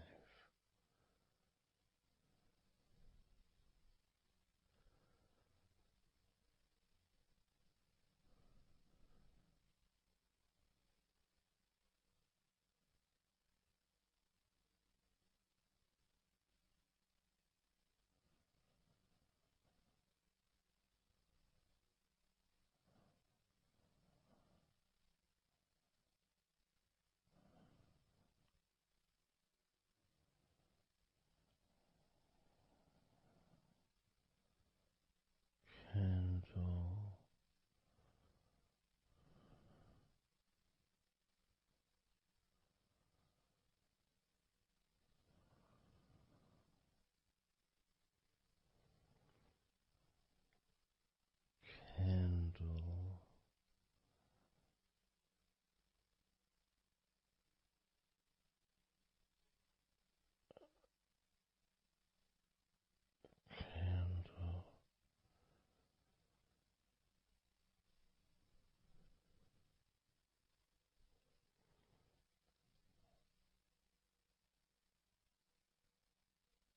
82.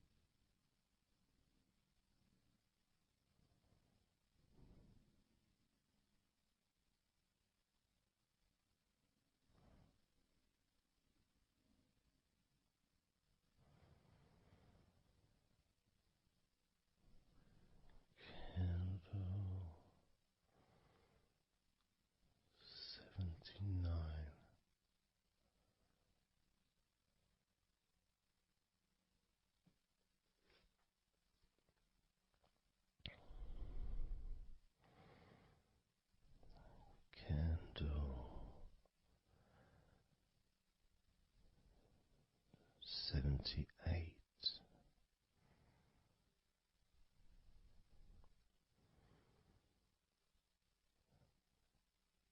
Candle 77.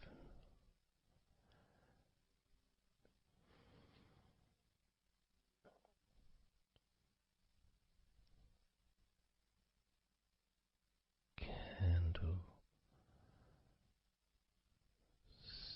76.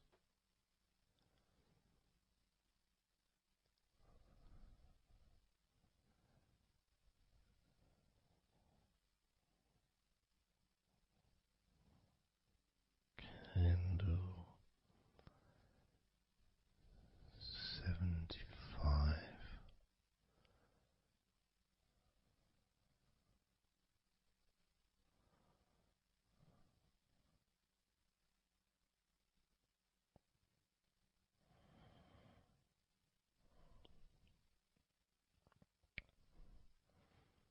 Candle 74.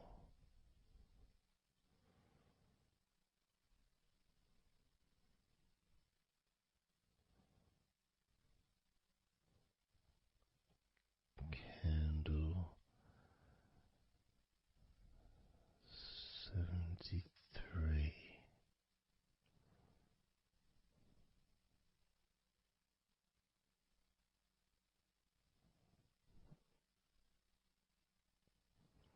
Candle 72.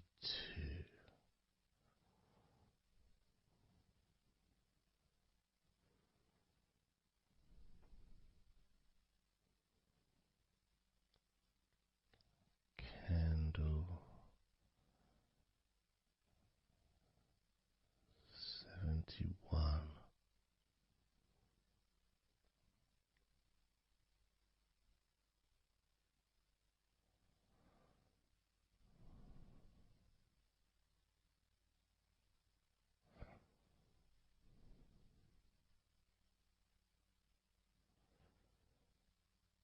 Candle 71.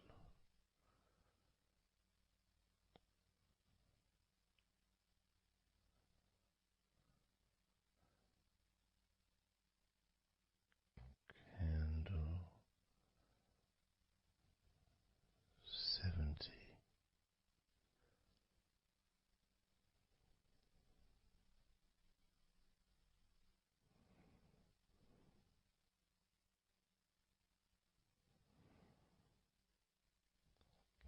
Candle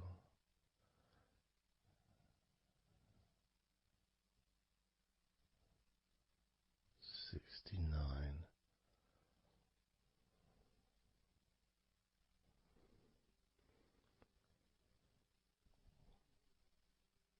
Candle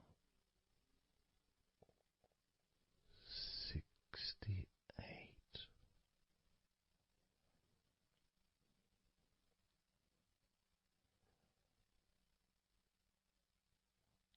Candle 67.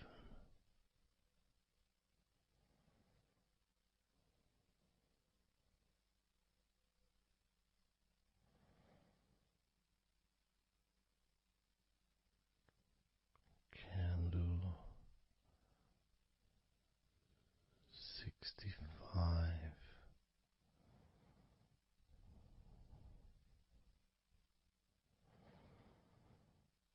Candle 64.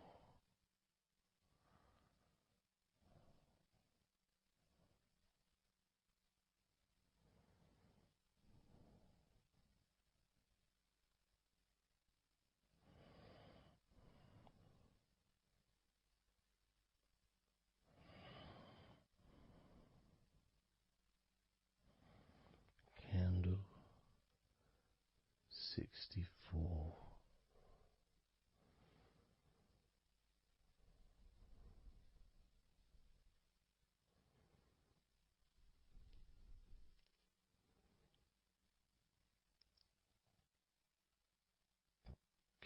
Candle 63.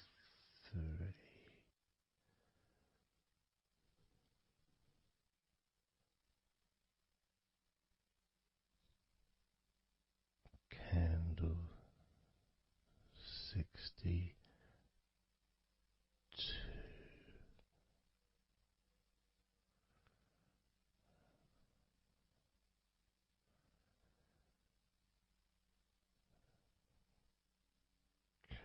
Candle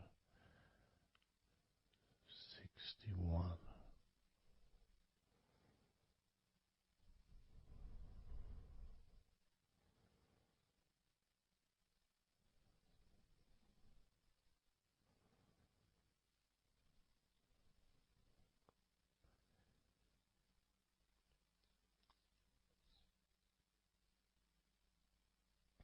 Candle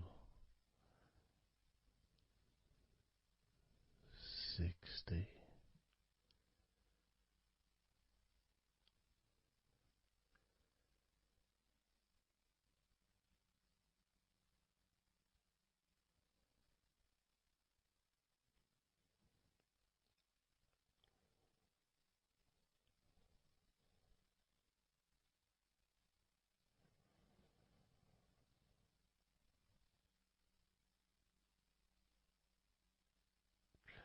Candle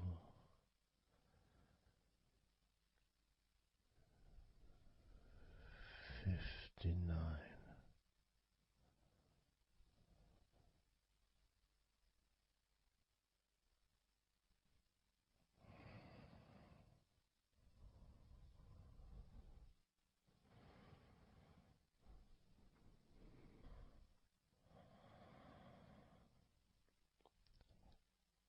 Candle 58.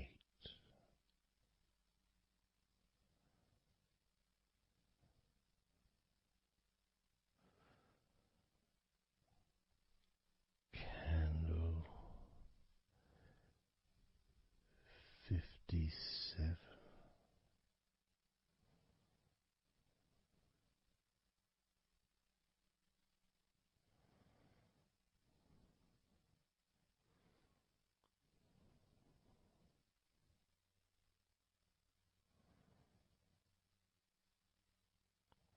Candle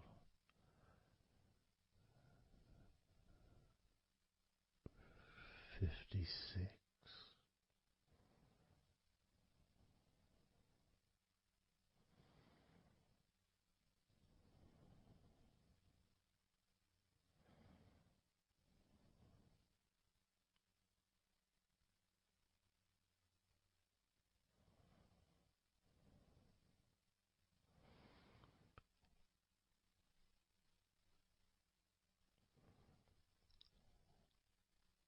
Candle 55.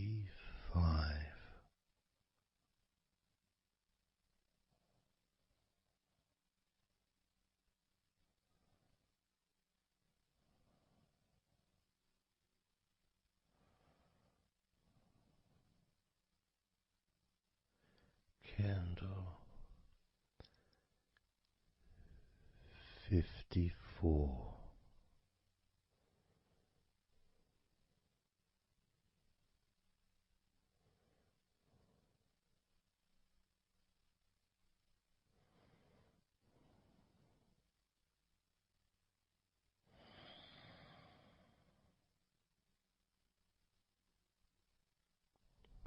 Candle 53.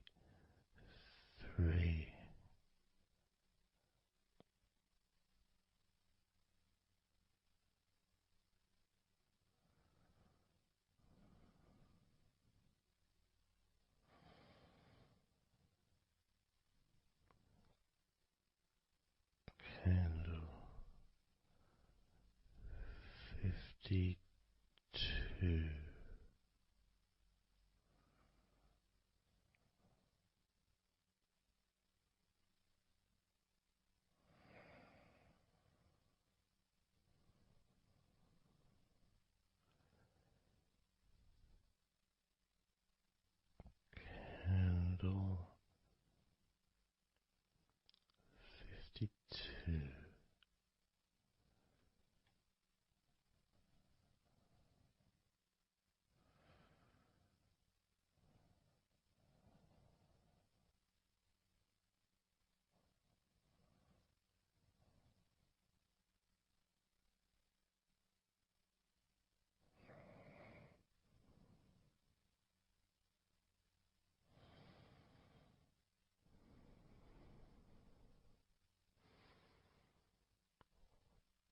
Candle 52.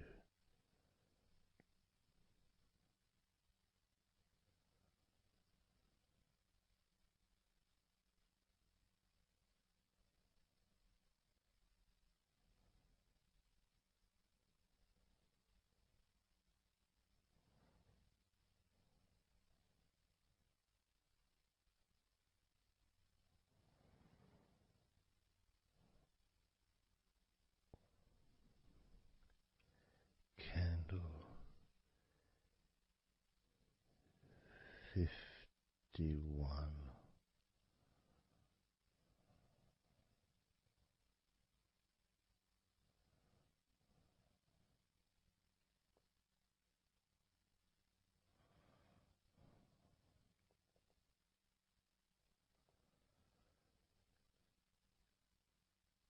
Candle 50.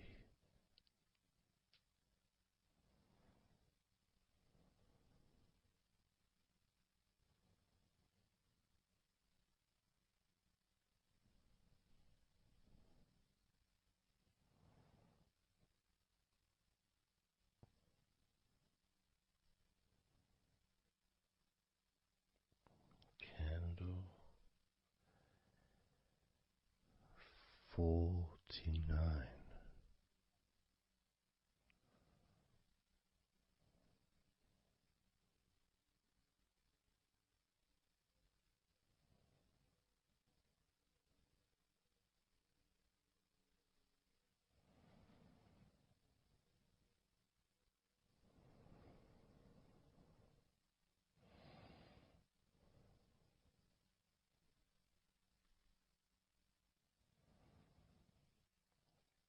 Candle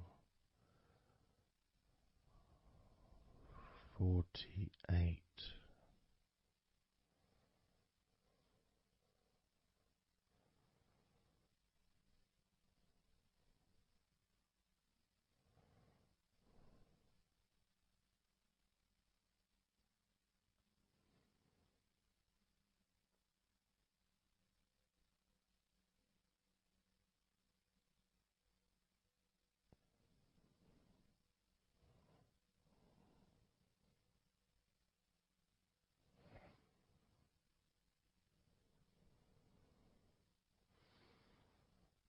Candle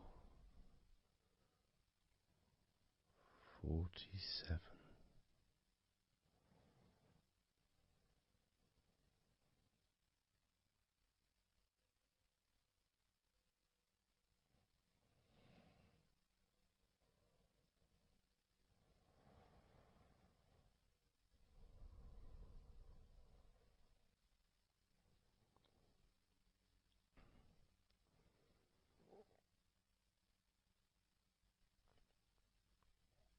Candle 46.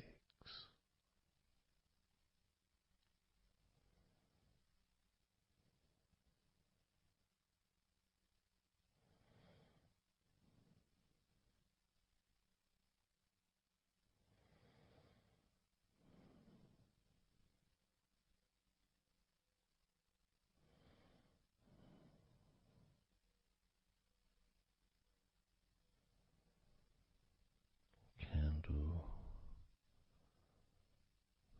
45.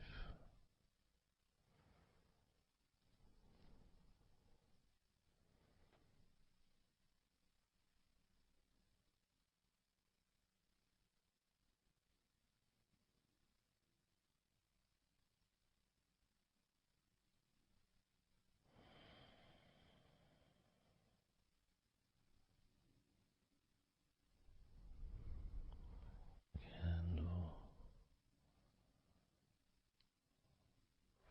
42.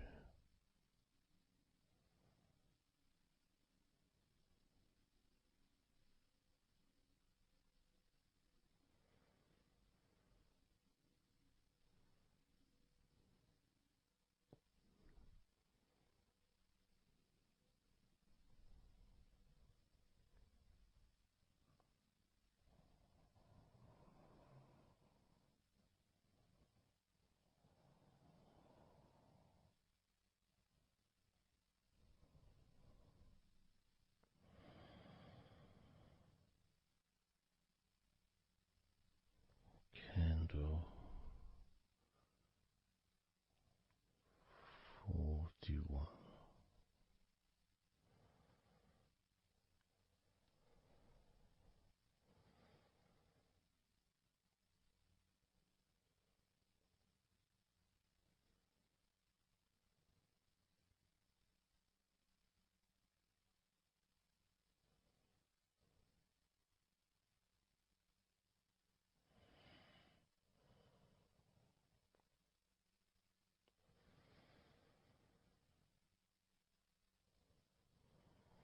Candle 40.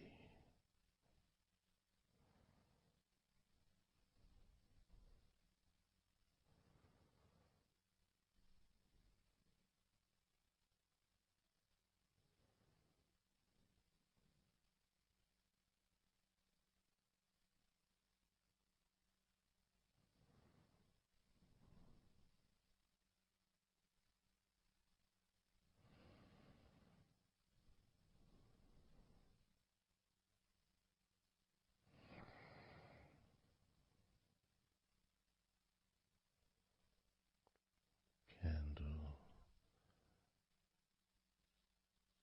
39.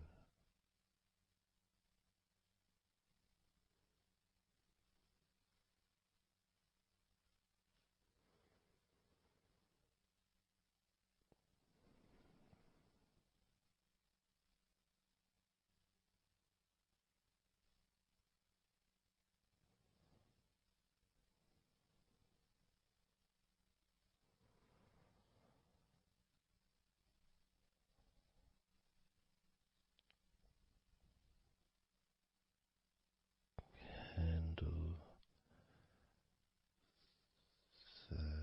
38.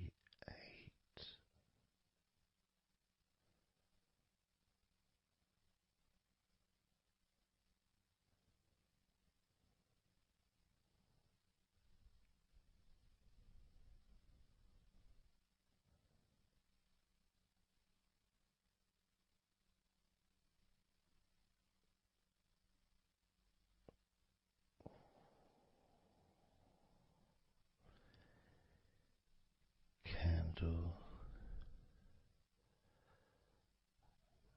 37.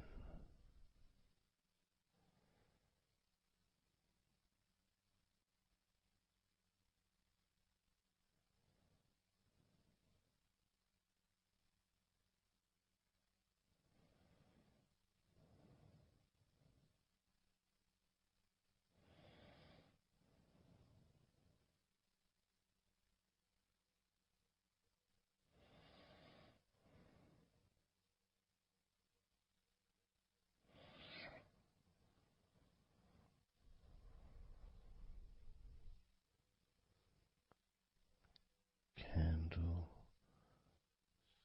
35.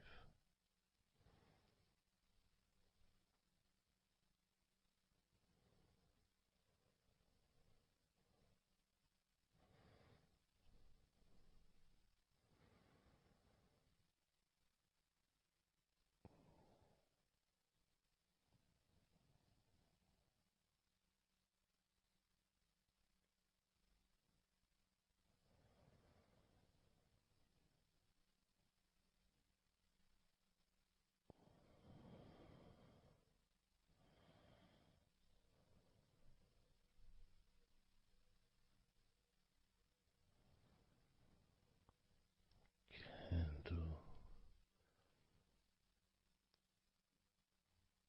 34.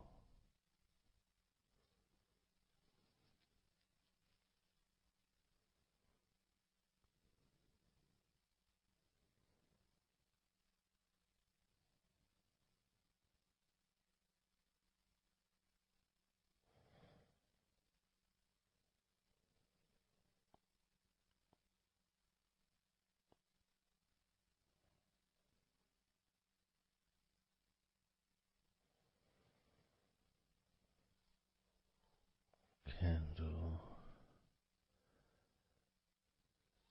33.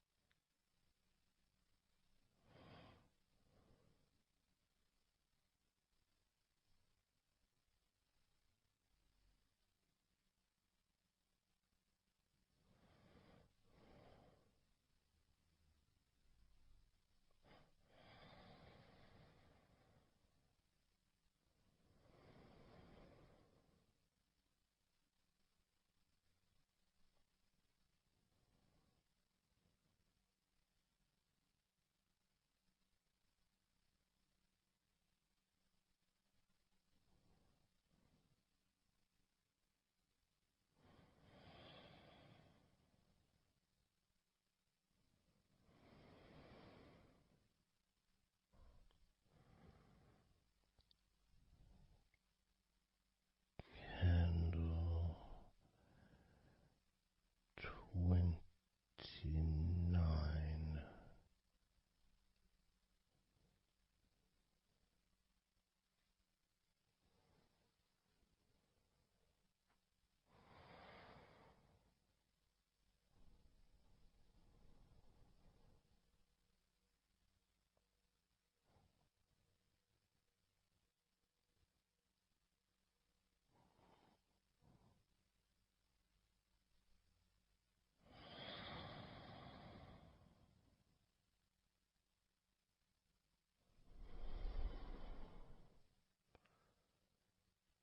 Candle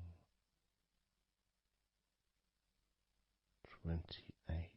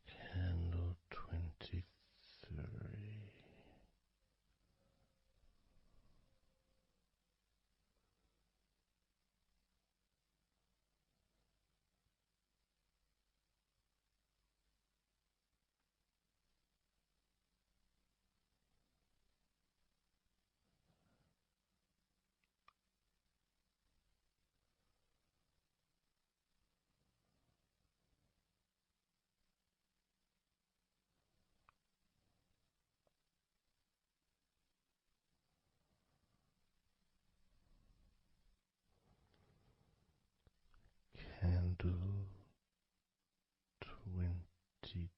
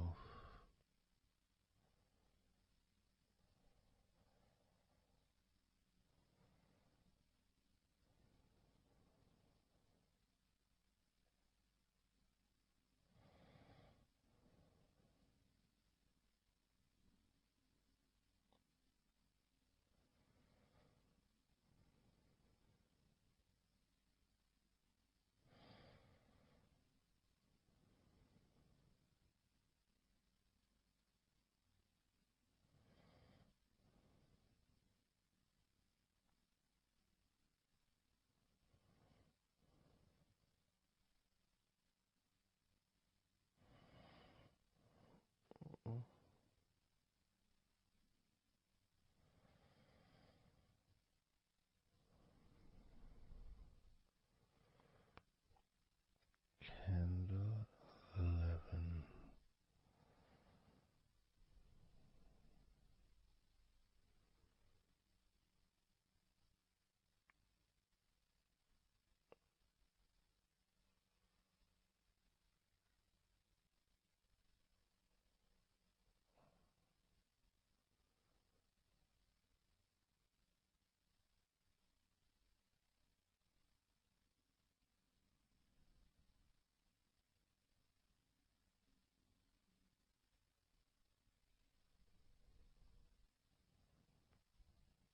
Candle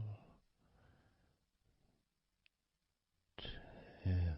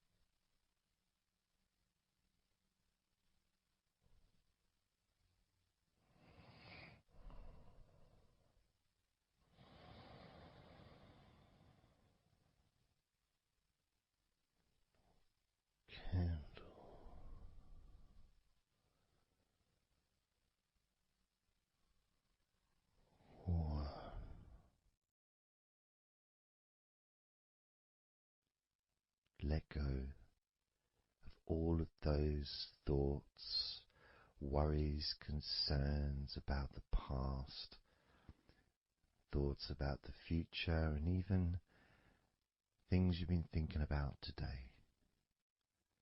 Just let it all go, because none of it is useful in this moment.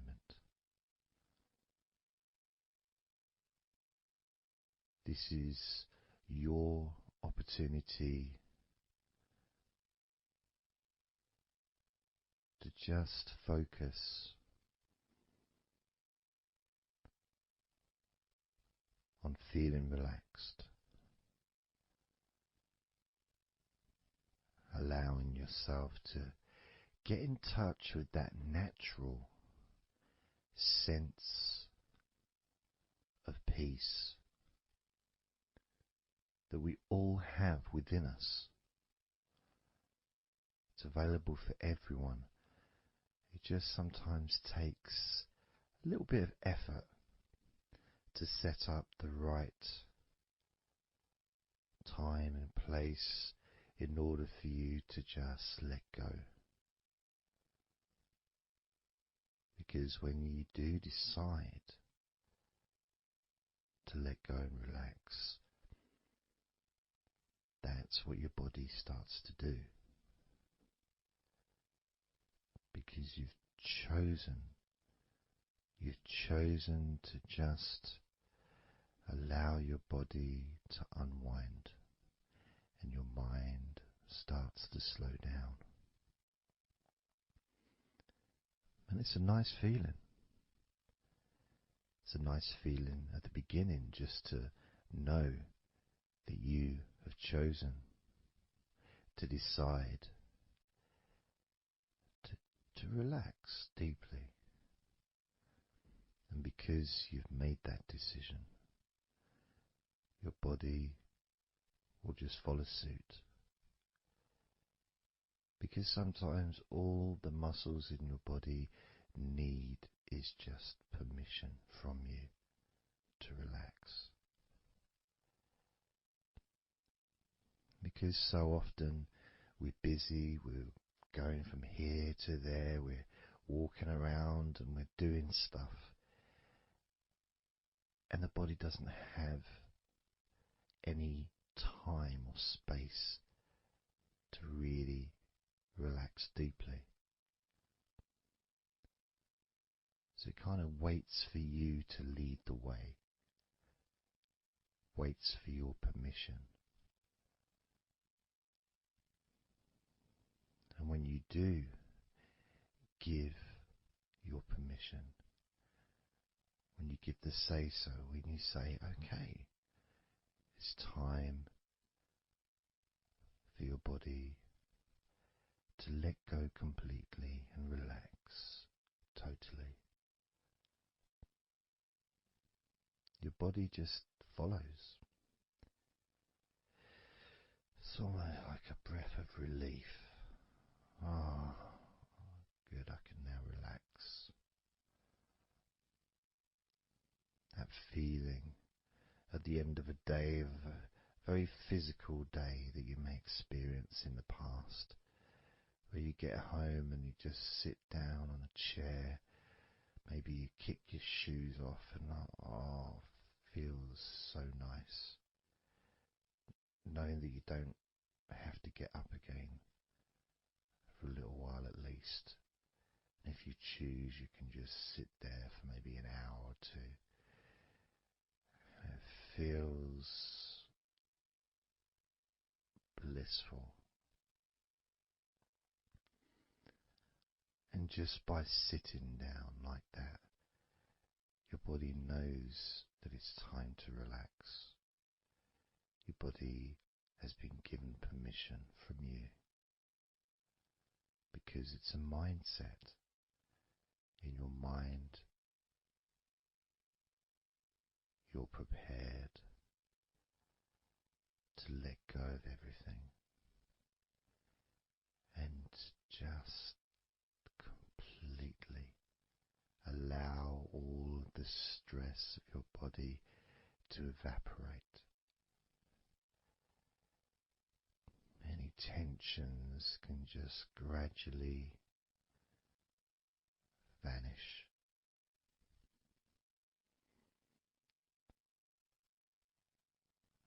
It's almost like magic, really,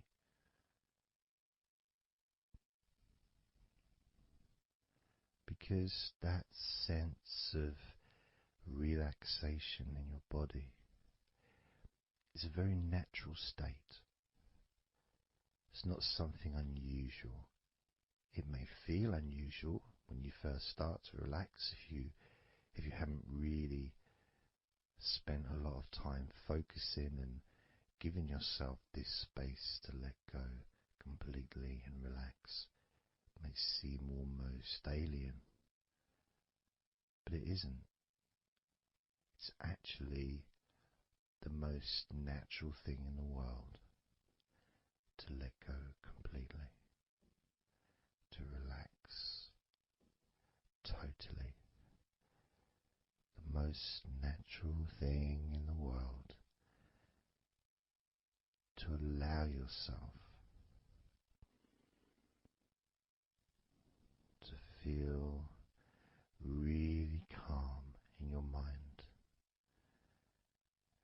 And it is almost like a literal unwinding. It's like you press a button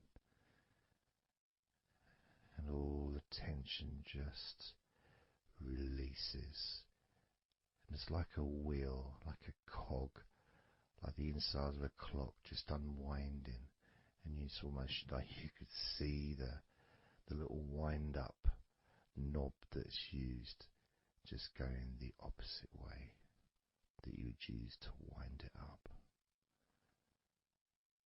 And the energy, that frenetic, stressful energy, gradually winding down, losing its power, losing its strength, as the sense of relaxation becomes stronger and deeper. And you may find that the more relaxed you feel, that your mind starts to wander. Maybe you seem to stop listening to me for a while and your mind goes somewhere else, and then you realize you're listening to me again. And that was just your mind drifting to sleep, which is quite natural, because sometimes when we're stressed and tense, we may not actually be aware of what we need, what we physically or emotionally need in this moment. But when you allow your body and mind to relax completely, and you let go of all thoughts, concerns, worries, ideas, all letting them go, allowing them to drop onto the floor,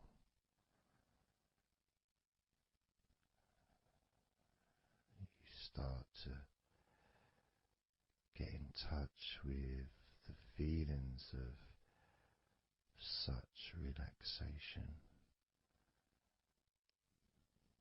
It feels so nice to be in touch with the calmness of the different body parts as they become looser and looser. Even your breathing seems easier and more natural, effortless, as that cool air enters through your mouth or nose into your lungs, breathing in comfort and relaxation. And then just breathing out any excess remaining tension or stress from every part of your body and mind. As you start to focus on your mind, maybe you notice that things have come to a standstill, or maybe just much, much slower than before, because your mind is not really needed when listening to my voice, which allows your mind to relax just as deeply as your body. And that synchronicity between the relaxation of your body and relaxation of your mind lets you know that feeling completely calm, loose and relaxed really is a great healing experience for you, and has so many positive benefits for your body, your mind and your life, to be able to let go of everything and to relax completely in all parts of your body and mind. Even your bones are relaxed. All your muscles are relaxed.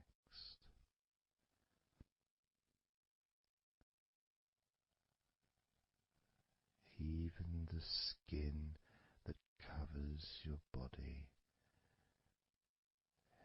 is relaxed. Every hair that you have is also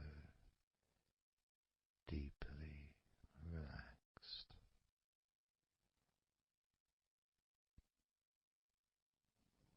And your brain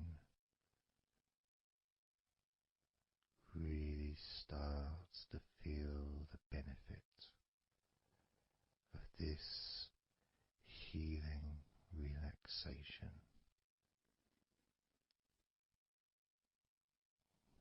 And as you focus on the inside of your scalp, where your brain is, you can start to realize and notice the benefits of your brain relaxing deeply.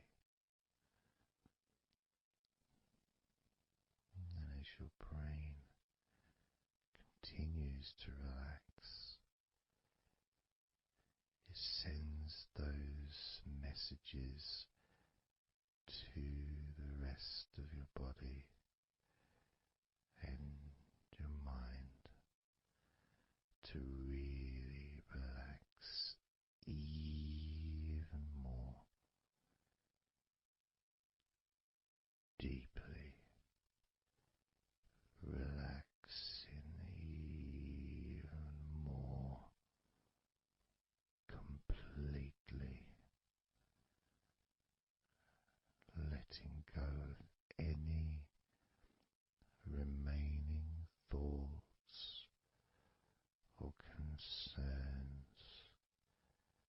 Allow them just to drop onto the floor, because they're no longer necessary in this moment, of deep relaxation and calmness filling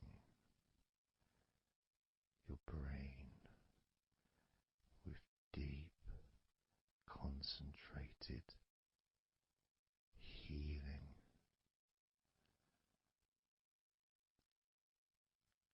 calming,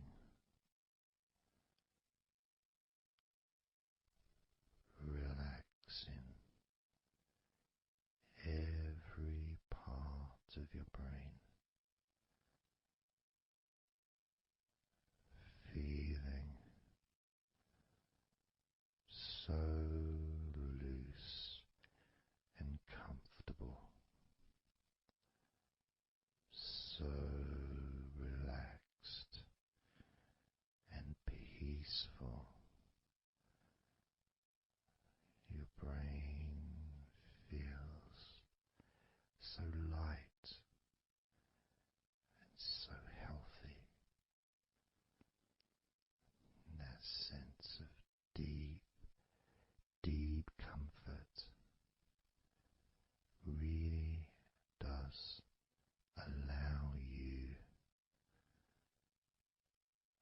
to enjoy those ever increasing sensations of comfort that are spreading throughout your body,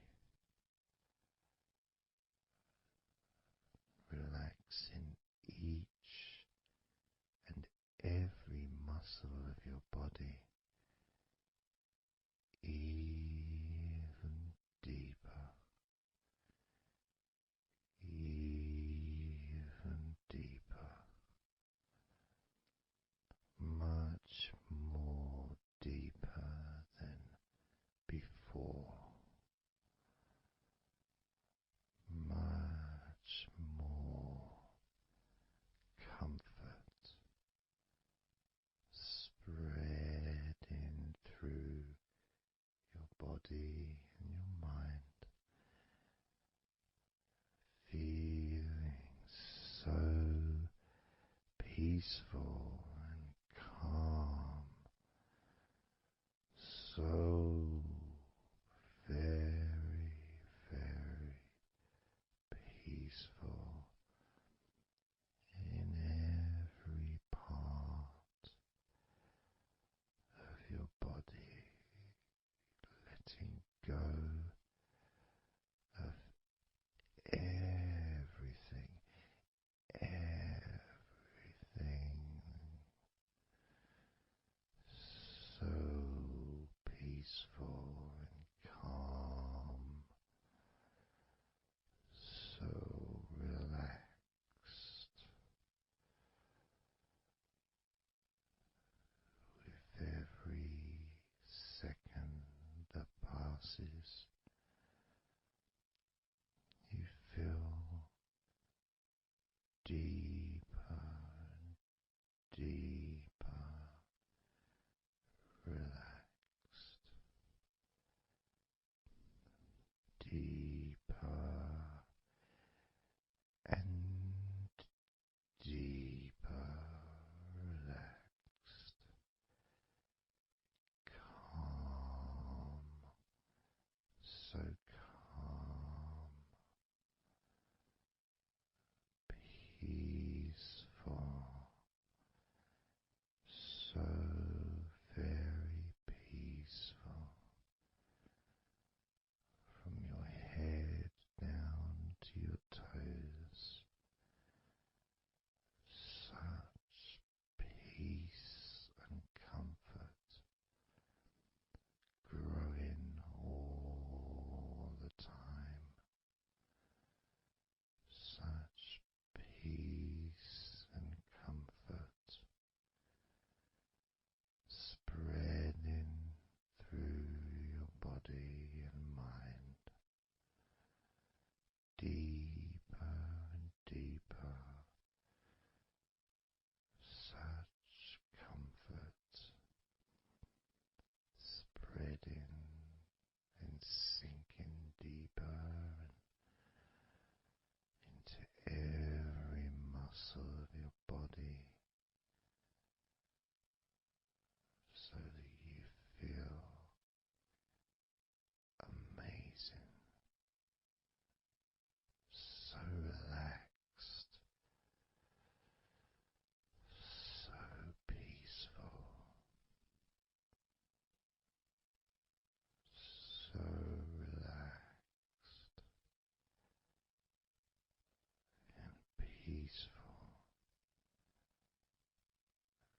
letting go of everything. We're going to do a body scan, focusing on firstly how you feel in your body, not trying to change how you feel, not trying to relax, not trying to move away from any discomfort or stress or tension, but just accepting, observing and accepting how you feel in the different parts of your body. Just allowing yourself to be exactly as you are, to notice, to get in touch with how you actually feel in this moment. So we're going to start off by focusing on your hands. Just be aware of your hands.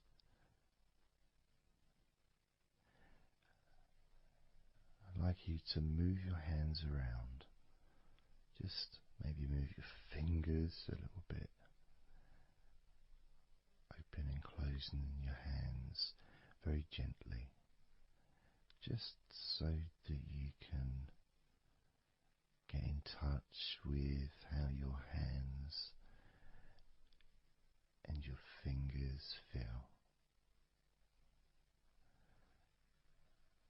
with very, very slow movements.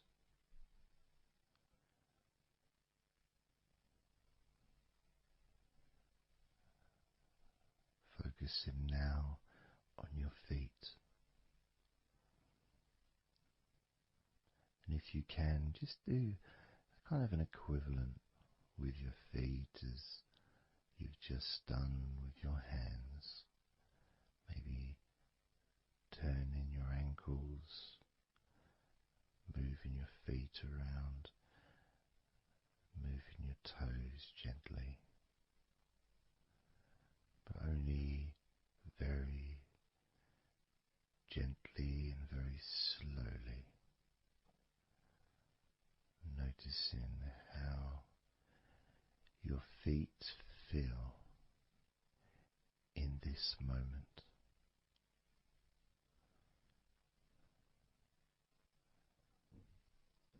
Focusing now on your eyes. I'd like you to just focus on your eyelids. Maybe you can open and close your eyes a couple of times to really get in touch with how you feel when you do close your eyes. The muscle changes in your eyes when you do close them. Maybe raising your eyebrows, which stretches the tops of your eyes. Perhaps squinting your eyes, scrunching up your eyes, just so you can really get in touch with all aspects of how your eyes feel right now.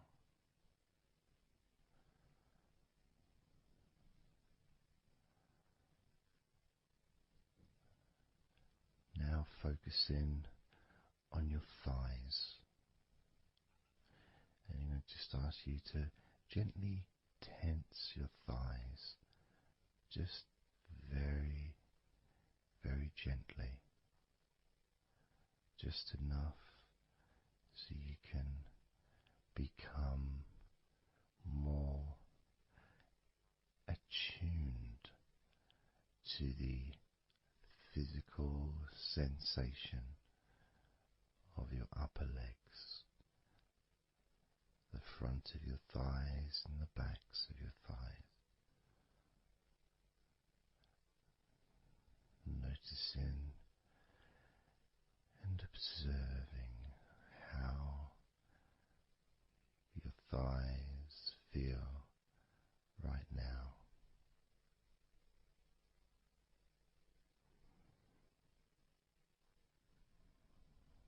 Moving your focus to the back of your neck, just noticing the back of your neck, the muscles, and of course they lead to the side of your neck. They also lead to the top of your back, which lead to your shoulders. So as you focus on the back of your neck, maybe you can move your head gently upwards as if you were looking up. Maybe moving your head down as if you were looking down. Perhaps moving your head side to side, right to left, but only very slowly and very gently. We're not trying to force anything.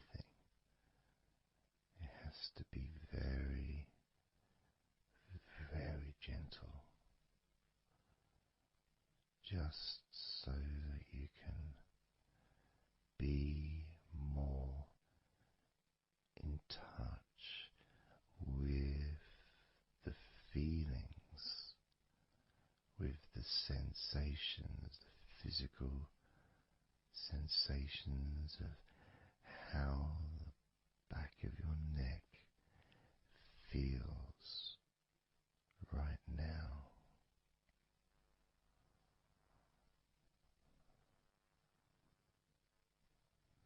As we now focus on the tops of your arms, the parts where your biceps and your triceps are, between your elbow and your shoulders. As you focus on those parts, the tops of your arms, you may like to just tense them, but very, very gently and slowly, so you're not straining or putting any pressure whatsoever on your arms. It's just so that you can gain more of a sense of how your upper arms are feeling in this moment.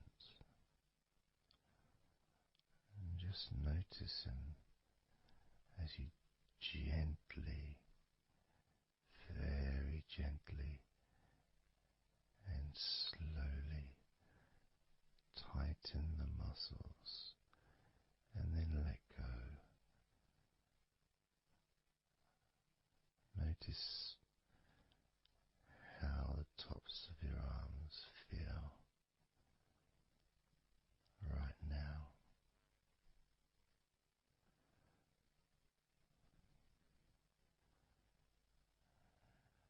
As we now focus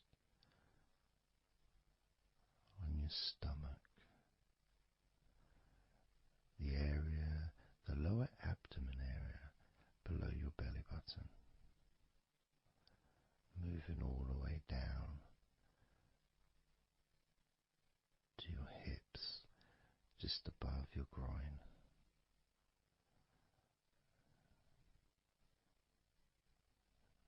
Maybe you're able to tense these muscles in that area very, very gently and slowly.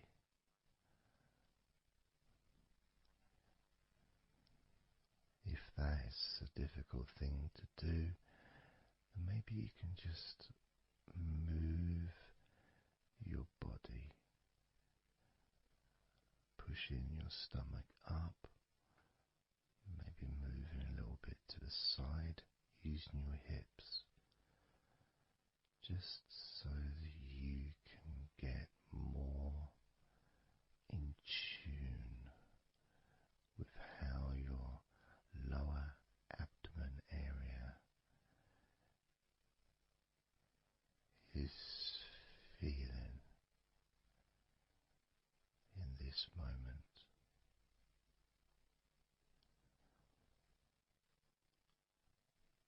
Just noticing the physical sensations of your lower abdomen.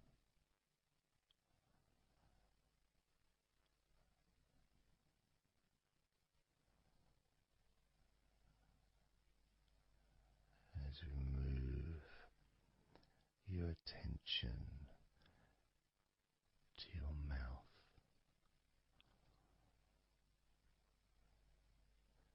noticing your lips and inside your mouth,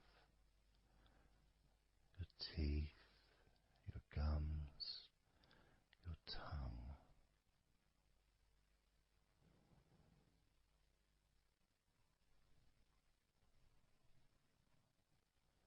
Just noticing how your tongue and your mouth feels, and it may help by moving your tongue around your mouth, moving it to your left, maybe pressing it gently against the side of your mouth, and then to the right, gently to the side of your mouth, perhaps pressing up against the top of your mouth, and then down gently against the bottom of your mouth. Always very slowly and very, very gentle, so that you can be aware of how you feel in your mouth area.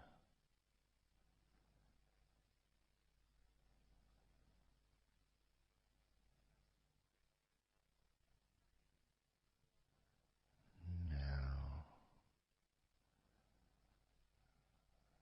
we're going to focus on your wrists.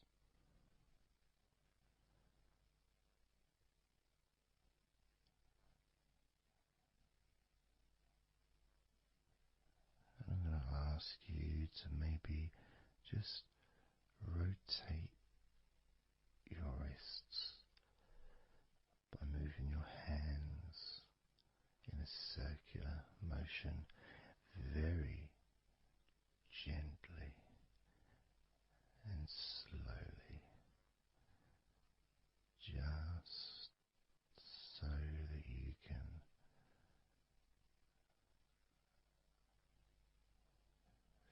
feel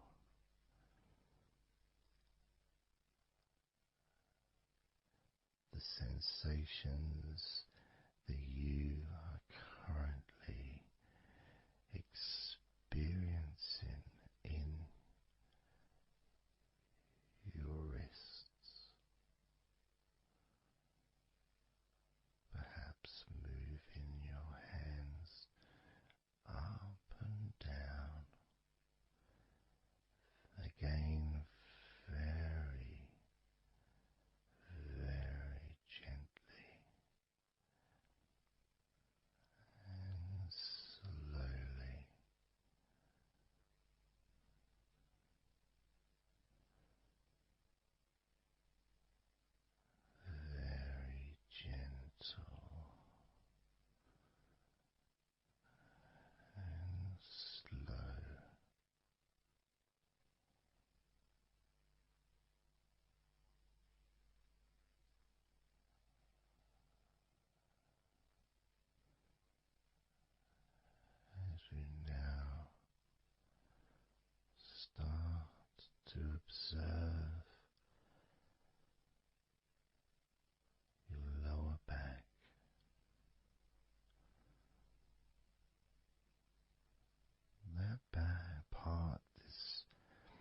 just above your hips,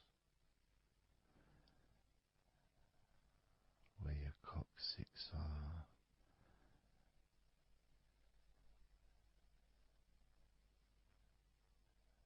that whole area, which also really does include the sides of your body, because those muscles are very much connected.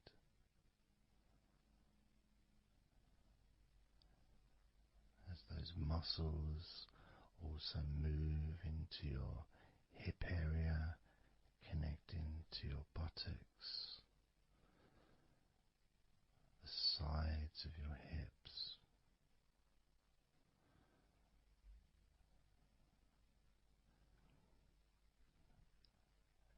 and if you're physically able to do so, maybe you can very gently just move your body ever so slightly, very slowly, from side to side, just enough for you to gauge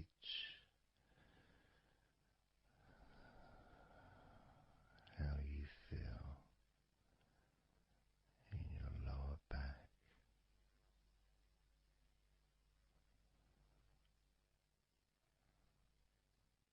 Perhaps you could even move your hips gently up and down, gently and slowly, in order to really be in touch with the physical sensations of your lower back.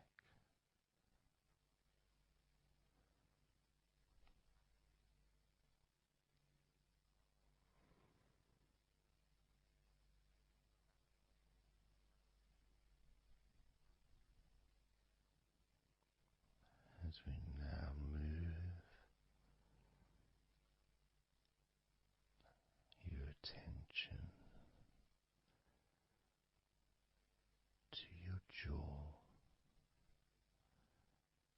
that area from your chin all the way up to near where your ears are, the whole of your jaw.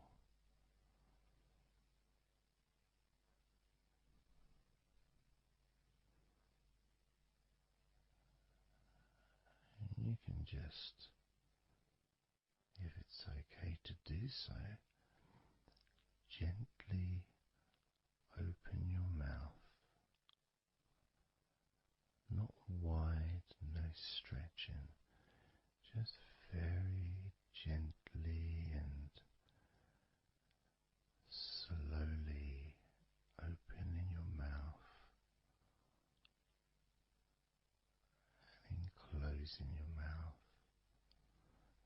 very gently and slowly.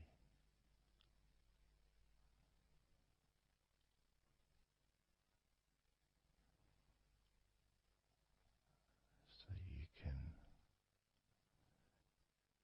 be in touch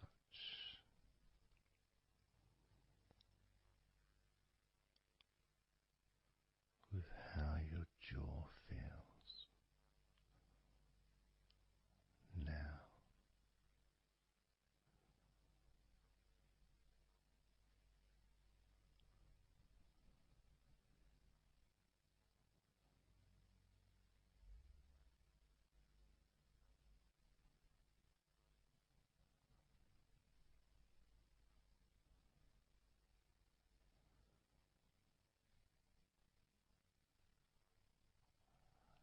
Noticing now your chest area,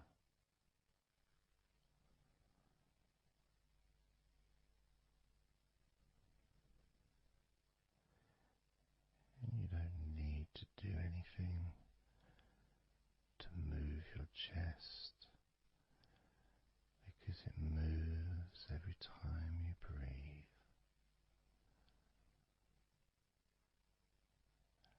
It moves very gently and slowly, automatically, with each breath you take.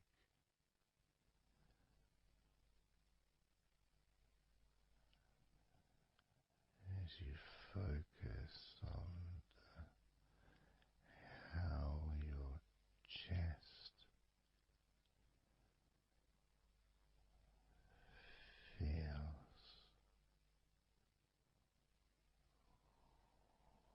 when you breathe.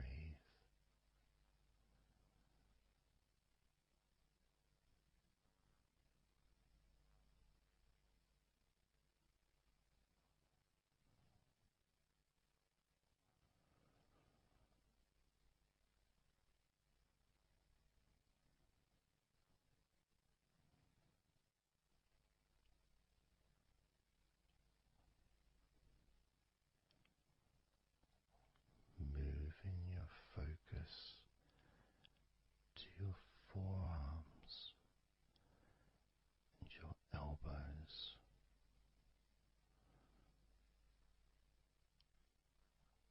Maybe you're able to very gently and slowly tense the muscles in your forearms. And when you do that, you can feel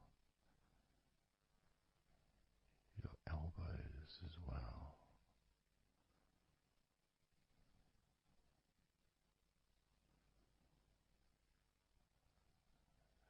Very gently and slowly.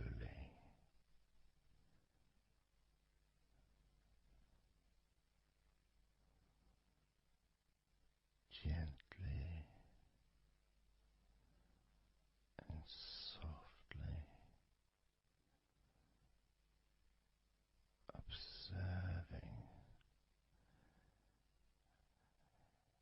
your forearms and elbows.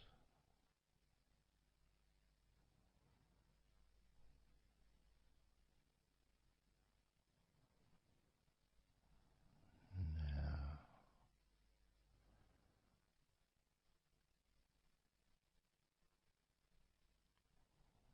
you can focus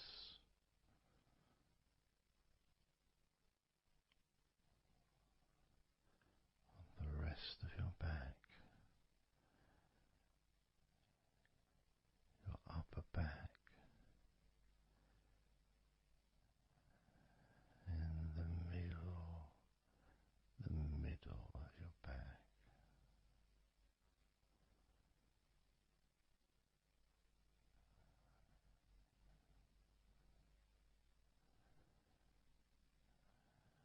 Again, this part of your body moves also every time you breathe. You may not notice that usually,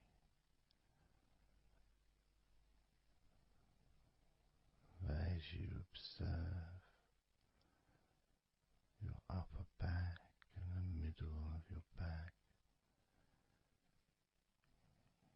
you can really feel that gentle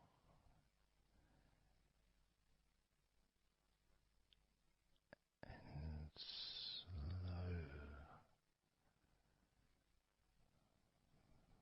movement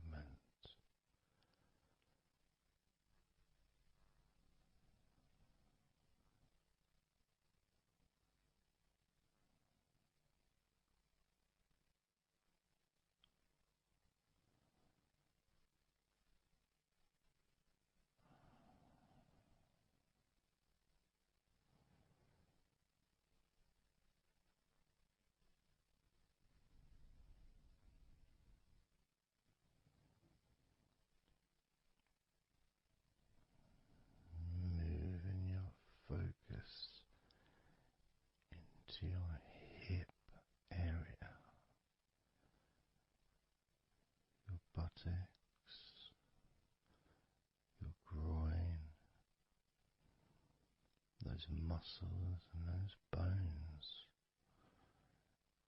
in your midsection.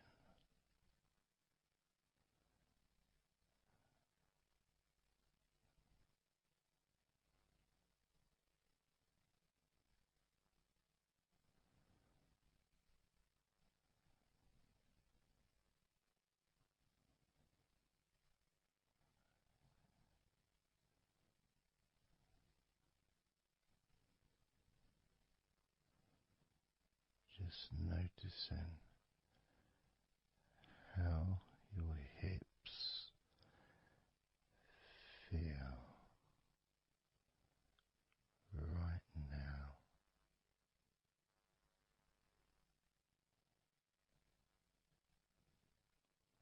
You can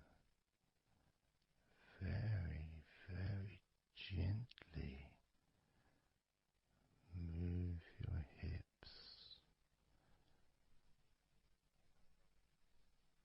maybe side to side, very gently and slowly.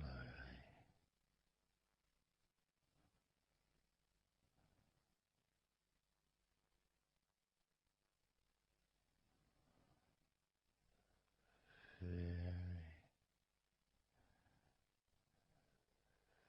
very gently,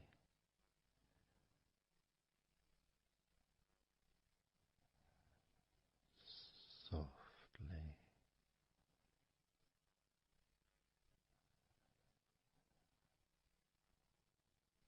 and slowly.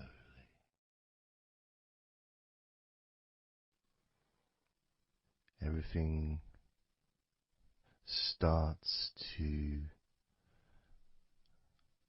slow down,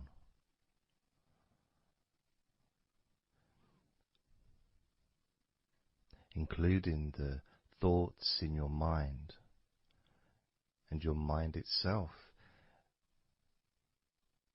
just starts to gradually, it doesn't have to be instant, but just gradually starting to, it's almost like time is stretching.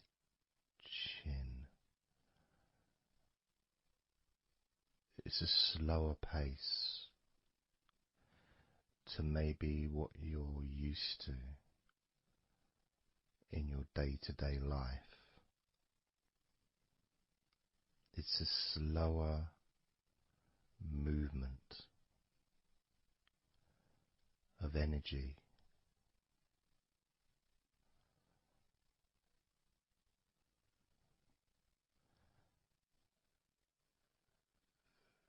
very small movements which make up the larger movements, which is always the case. When you move your hand, it might seem like it's one movement, but it's lots of minute different muscles moving in accordance with each other, and what happens in this space that we're sharing is we move from that big movement into those smaller movements.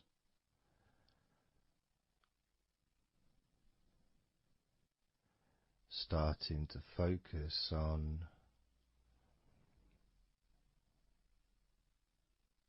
how your body feels, but not just as a whole, not just, oh, I feel in this way, I'm feeling stressed or tense, or I'm feeling relaxed and calm, I'm feeling this way, I'm feeling that way.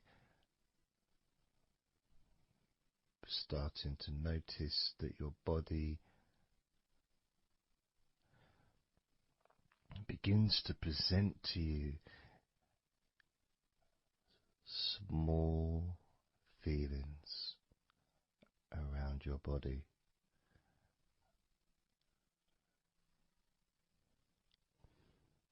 Small physical sensations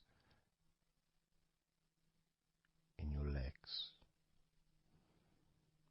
whether pleasurable or not.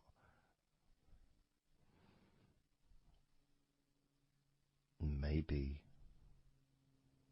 resisting the temptation to label them or to judge them, those feelings, just thinking about them as just being neutral, just feelings.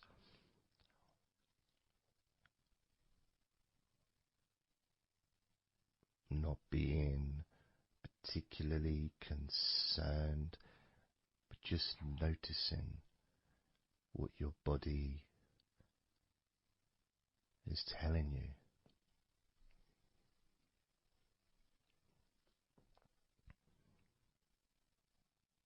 The feelings in your arms.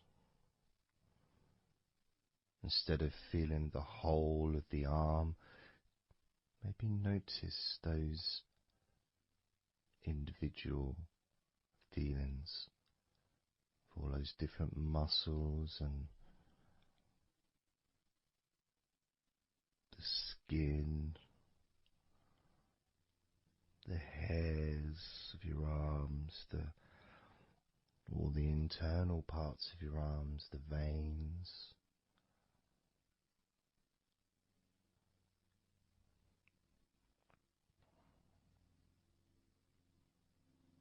the bones.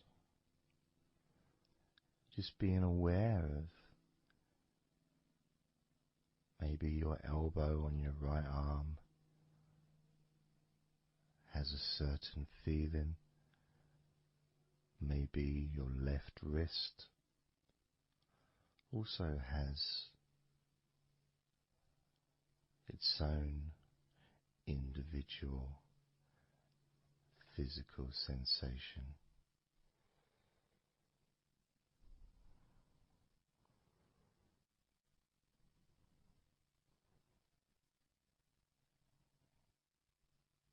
What about your forearm on your right arm? Your right forearm.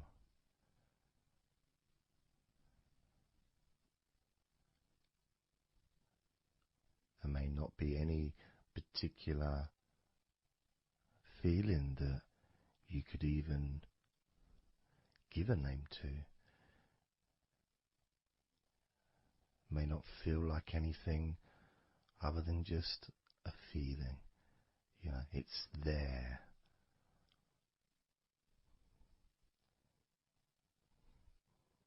The feelings in your shoulders. Perhaps your shoulders, when you think about them, they're kind of almost like they're the same, you know, the same feeling. Almost like both of your shoulders are just one thing. But of course they're not.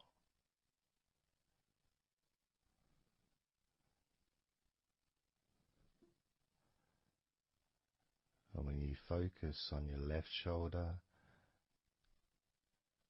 and then on your right shoulder, maybe you find that you move the muscles a little bit. Maybe tense the muscles gently.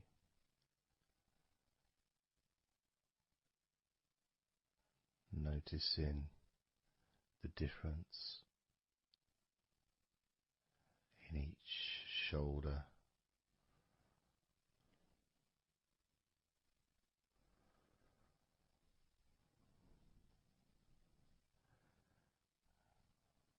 Your lower back.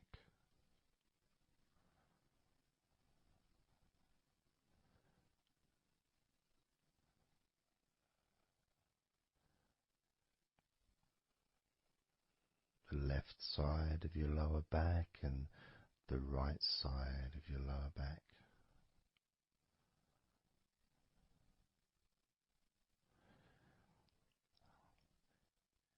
course, that connection to your buttocks and to your hips.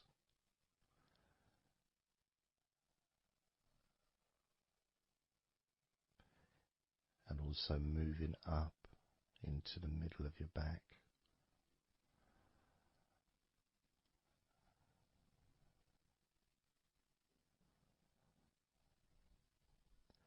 And sometimes, like right now actually, when I focus on that part, when I focused on my buttocks, and then I focused on the middle of my back, it almost felt like the muscles in my lower back were being stretched very gently, but just stretched a little bit, even though I wasn't doing anything to try to stretch your lower back. It just seemed to happen. The feeling of very gently stretching your lower back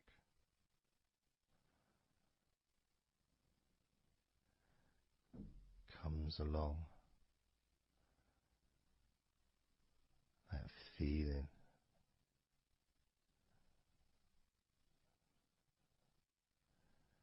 in your chest.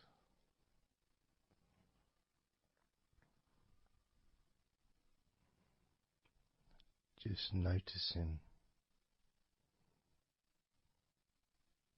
what sensations you are experiencing in your chest right now.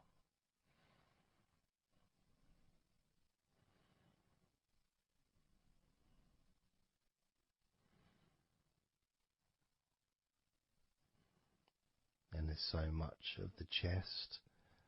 Obviously there's the collarbone leading to the chest. You've got the chest bone. You've got the muscles in your chest. And of course, if you're female, there's possibly the breasts.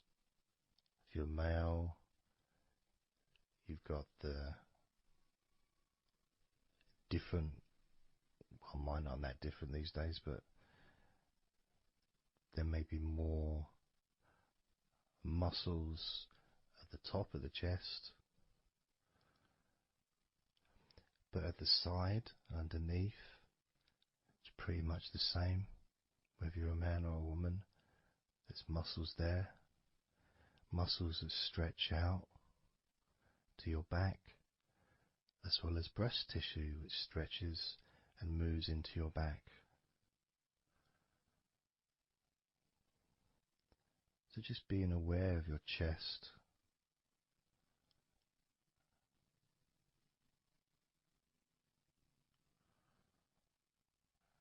being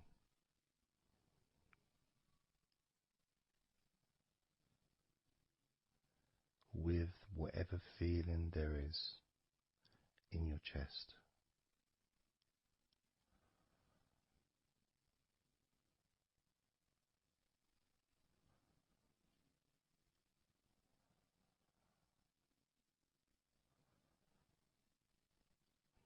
And when I notice that I focus on my chest, I feel it in my back, my upper back.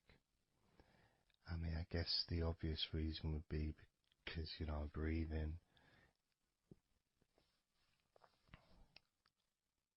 in, and it stretches my chest and my back at the same time.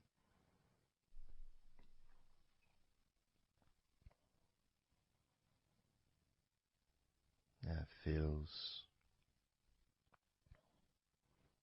okay.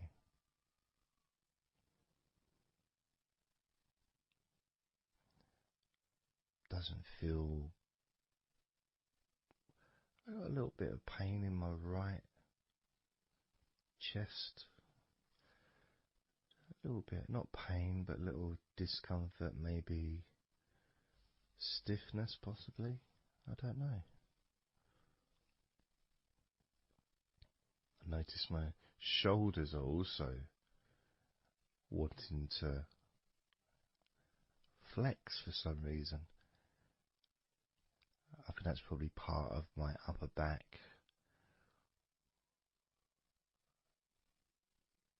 That connection between my shoulders and my upper back. Because I can move my shoulders and stretch the muscles in my back.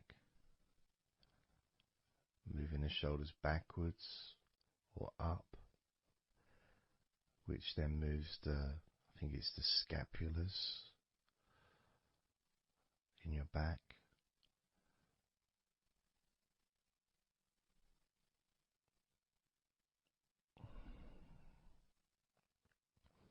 It feels quite nice actually.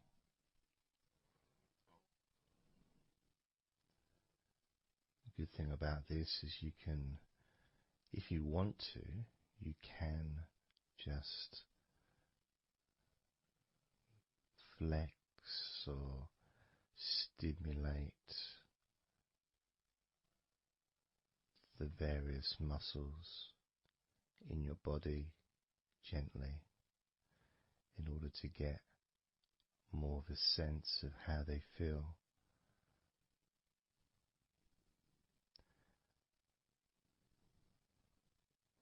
And when you're relaxing, when you do tense a muscle and you let it go and you let it relax, it relaxes way more than it would normally. But you have to feel that you're able to do that. There's no point doing it if there's an issue with a part of your body. You need to be gentle with yourself at all times when relaxing deeply. It's important to be kind to yourself.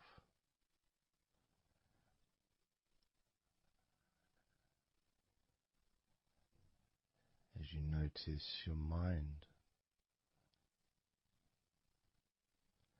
how much has your mind slowed down since we started this recording?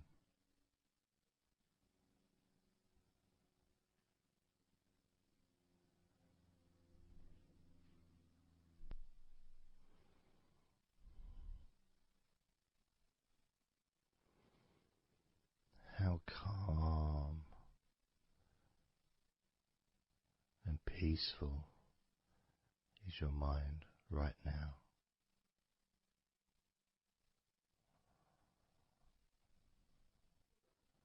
With nothing to think about and just my voice to listen to, because you know the intention behind this recording is relaxation. At the very least, for you to feel more relaxed at the end of the recording than you did at the beginning.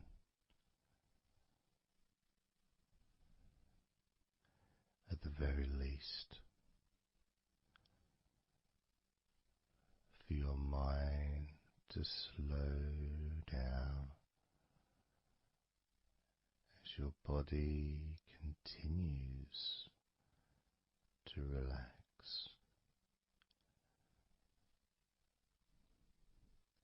Because that's what you want to happen. That's what you expect to happen.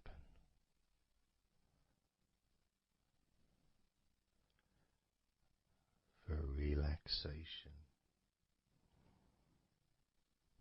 Feel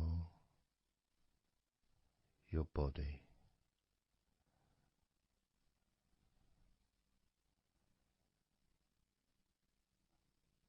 Maybe calming your mind to the point of boredom when you start maybe to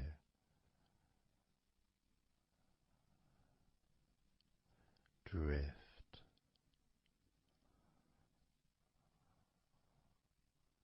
away.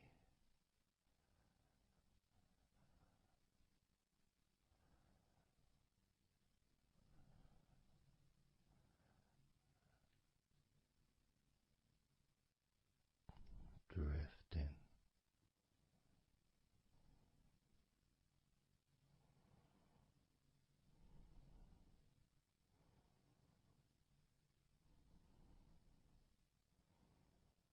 It's almost as if you're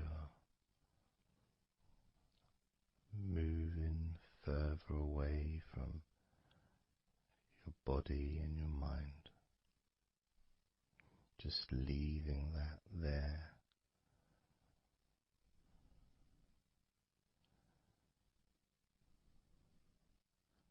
Kind of like an escape pod in a spaceship, a movie, a space movie, you know, when they get into that little pod and it sends them far away from the spaceship.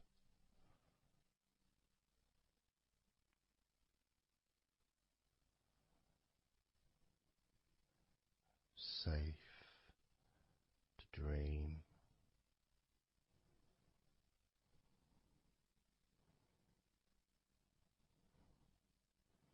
And continue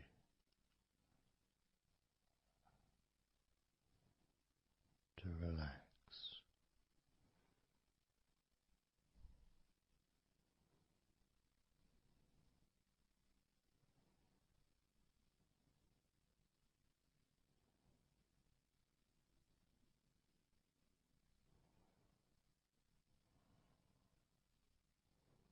Drifting.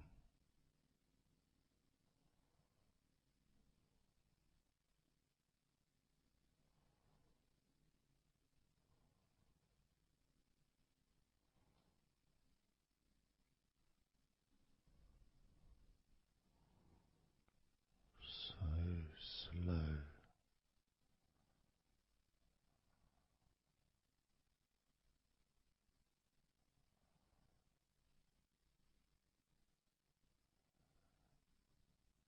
And peaceful.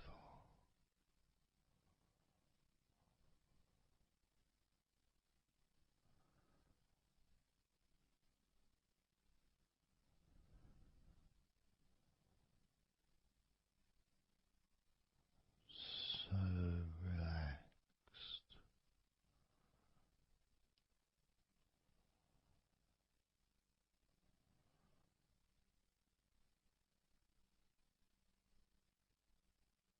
And peaceful.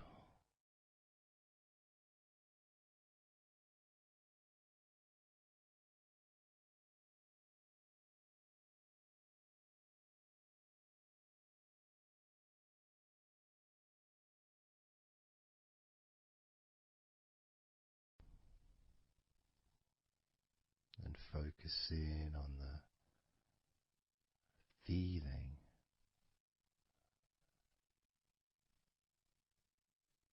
of those individual parts of your body that are relaxing one by one.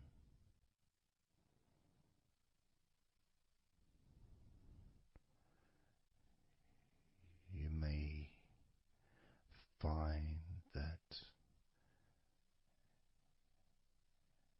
every now and then you realize that you weren't listening to my voice because your mind started to imagine something different. Maybe started to almost move into some kind of a dreamy state. And then you become aware of my voice again. And even though you may want to focus on my voice, you may also wish to allow your mind to just drift naturally into that space of comfort and safety.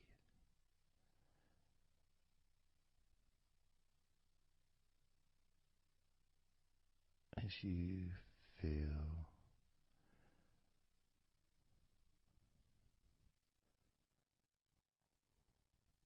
more comfort spreading through your body like a warm blanket, covering you gently, keeping your body at just the perfect temperature.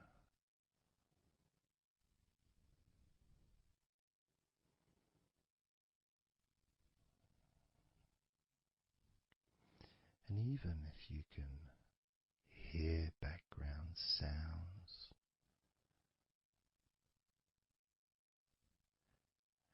they just don't seem to matter anymore.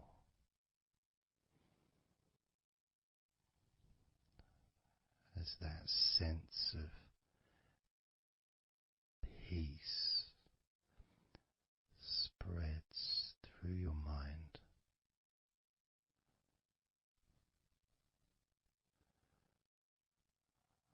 like a gentle breeze, yet strong enough to blow away all negativity, strong enough to remove from your mind any anxiety or stress that was there before.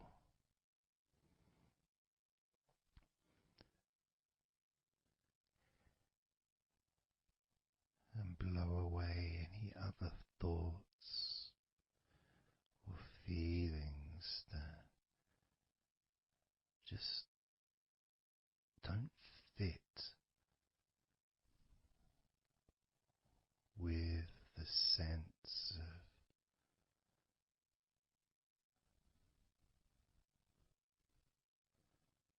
relaxation that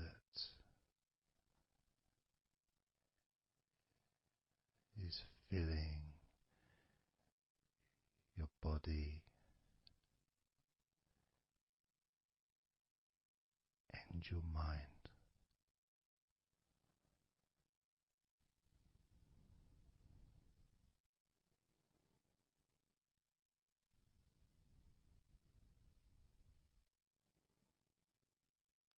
And as you focus on your mind, I'm going to count down from 10 down to 1. And with each number you hear, your mind will become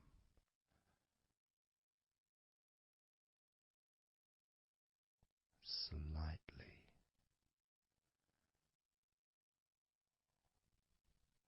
more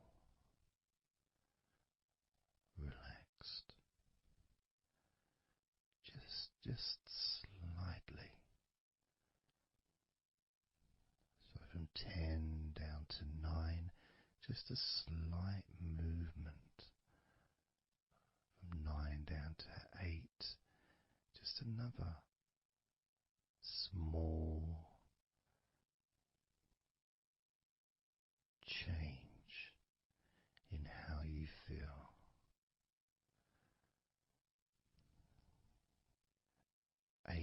to 7. That feeling is a gap, almost like a gap that starts to get wider. The gap between those feelings that you used to have in your mind compared to the feelings you have that are growing now. Feelings of comfort and security and confidence. And that gap becomes wider. 8 down to 7, 7 down to 6. And when you get to 5, your mind will start to have a certain physical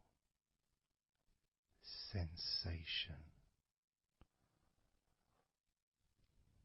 almost like there's a magnet outside of your head sucking the tension and the stress and any remaining feelings that you don't want, sucking them out through your skull.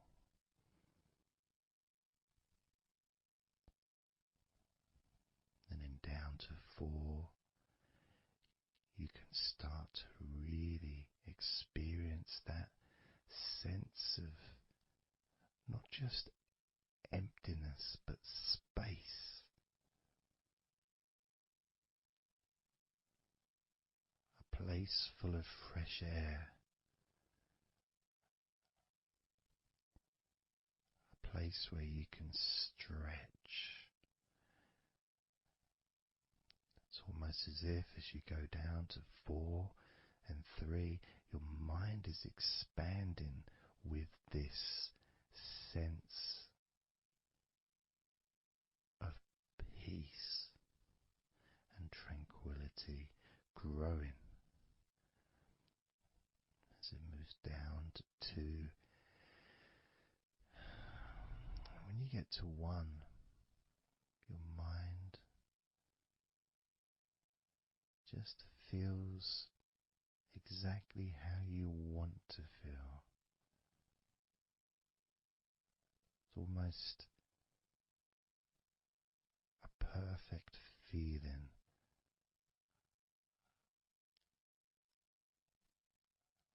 Maybe a sensation that you'd like to keep. A place that's safe where nothing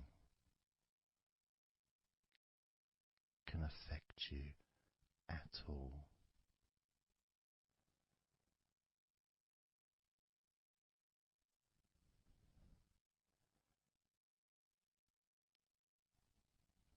And you can stay in that space of comfort and confidence. Confident in your own ability to create this space and this feeling of comfort within your own mind, just by counting from 10 down to 1. And this is something that you can do yourself when you're on your own. A time when you can maybe sit down, maybe just for a few minutes. Close your eyes and just count slowly from 10 down to 1. And re-experience these feelings in your mind.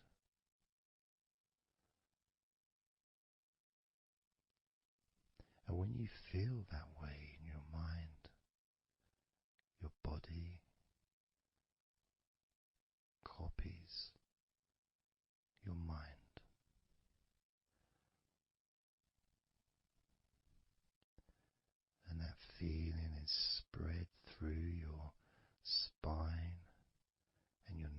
nervous system into every part of your body. It travels through your bloodstream,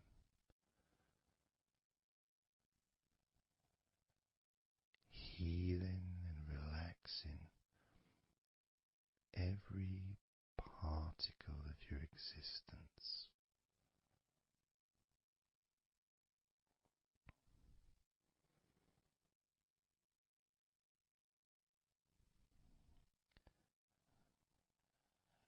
And we can practice this a few times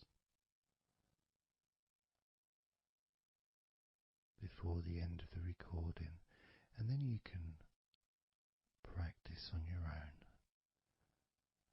And each time you count from 10 down to 1. The feelings of comfort, calmness, and deep, deep relaxation become stronger and deeper.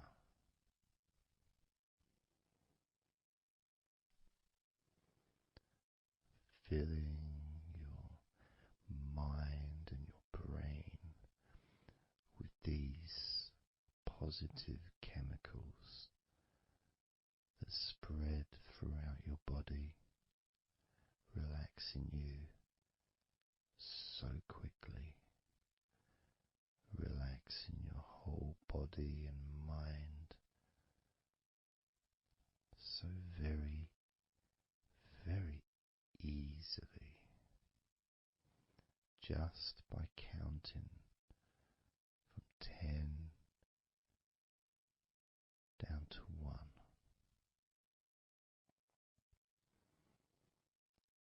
So we're going to do it now. I'm going to count from 10 down to 1, and I'd like you to repeat the number after me. So when I say 10, you can just repeat to yourself 10.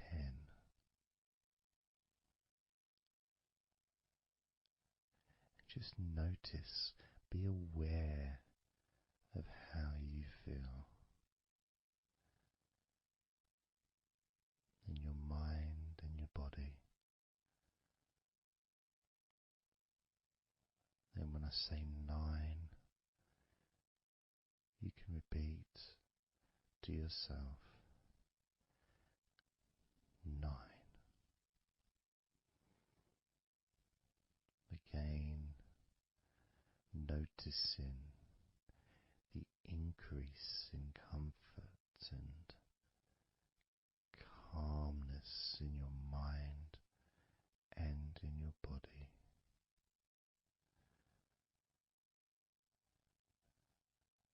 The same when I say 8, when I say 7, 6, when I say 5, 4, when I say 3, 2, and lastly when I say 1, you can repeat that number.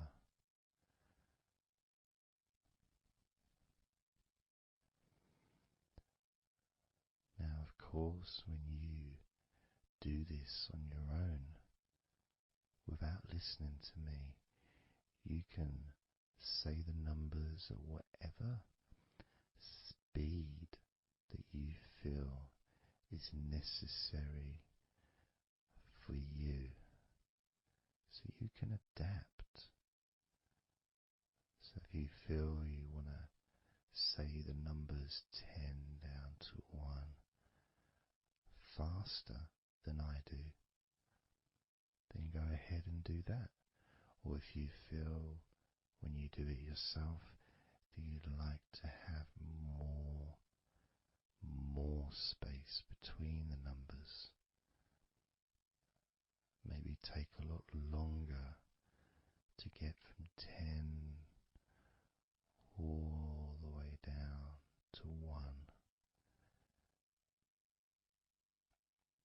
that's your choice also to do.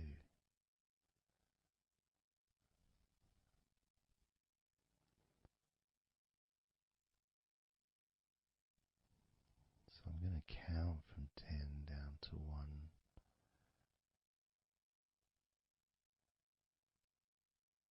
And when I get to 1, that will be the end of this recording. Unless, of course, you're listening with music, then the music will continue.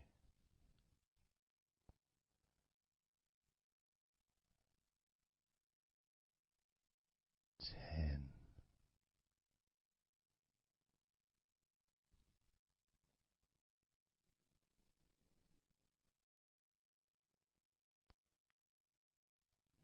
9.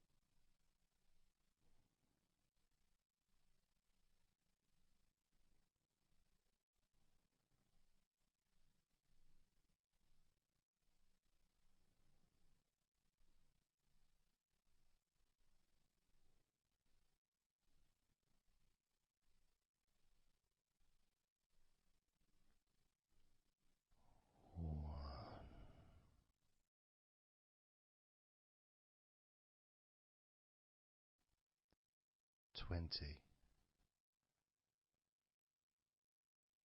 19,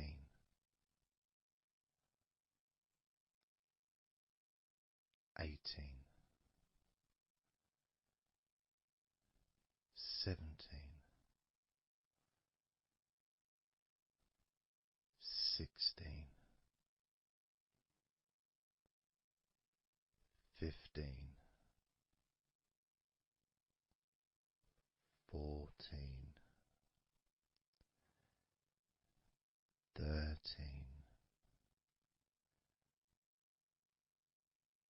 12, 11, 10, 9, 8, 7, 6,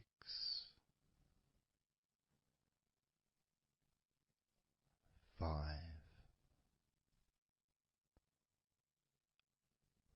4,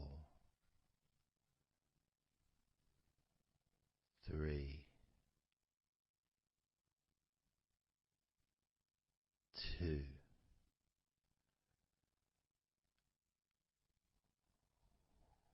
1.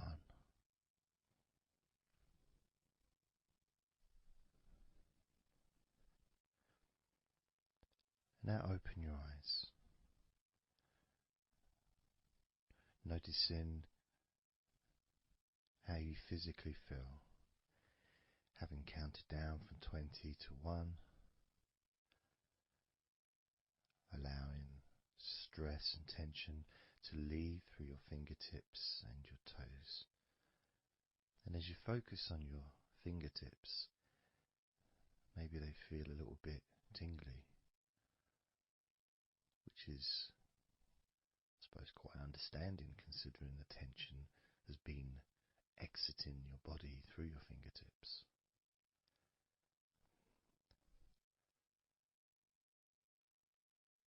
So now we're going to count from 20 down to 1 again. This time you're going to feel relief of tension and stress, any anxiety that you may have, leaving through your stomach. Just leaving through your stomach, almost as if it's just releasing the whole of your stomach, from your navel to just above your chest, or below your chest rather. So surrounding your belly button area, that whole area, you can feel the tension of your body, whatever's left, just releasing from that area.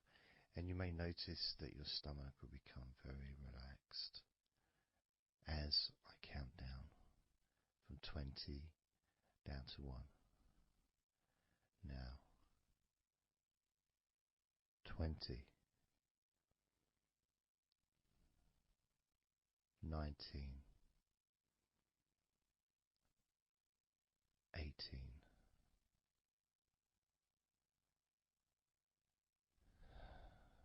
17,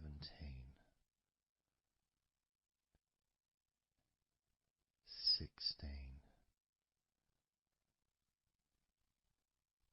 15, 14, 13,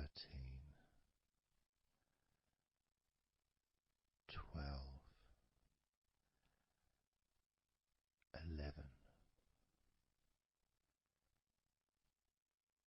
10, 9,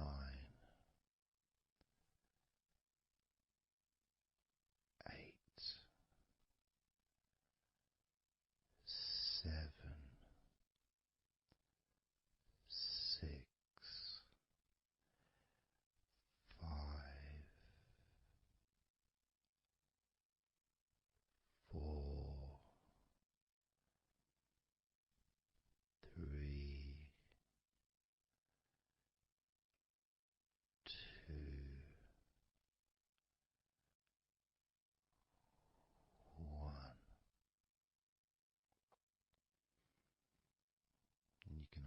eyes again if you choose, or you can just keep them closed because it feels relaxing. Just notice how your stomach feels. And notice as you focus, just do a little scan of your body. Just notice how your body feels. Focus in on your upper body, your back, chest, stomach, legs, arms, hands, feet. Just noticing. And you may start to feel more of a sense of tiredness, which may be the reason you're listening to this recording, because you would like to let go completely of everything and drift off into a nice, natural, calm, relaxing sleep.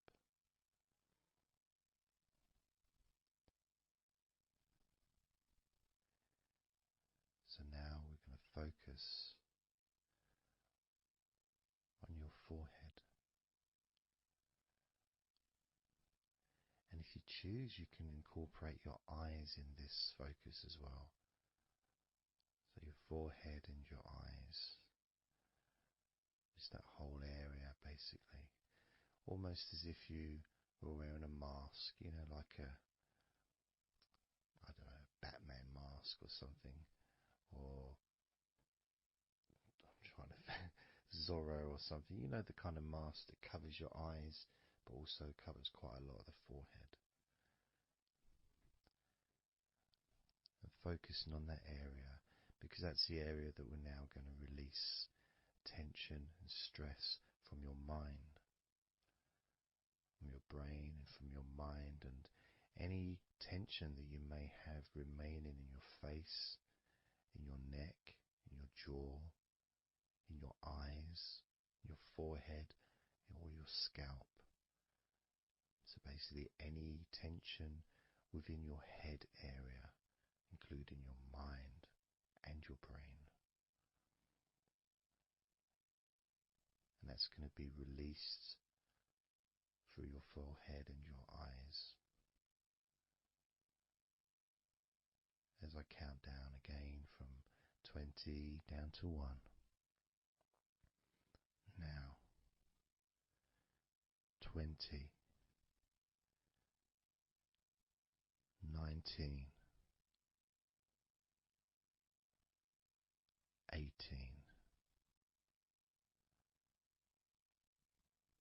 17, 16, 15, 14, 13,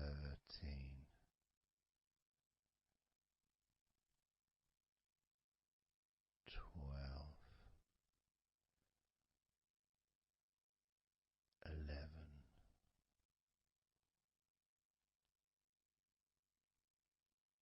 10, 9,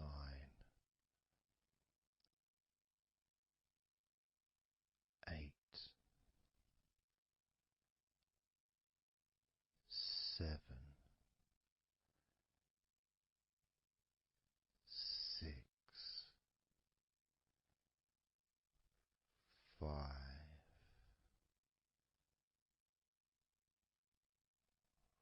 4, 3,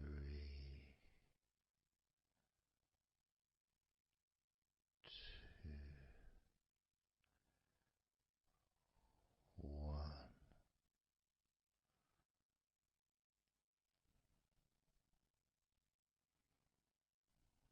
Noticing as you scan your face, your jaw, your eyes, your cheekbones, your ears, your forehead, your scalp, and your neck, sides of your neck and your throat.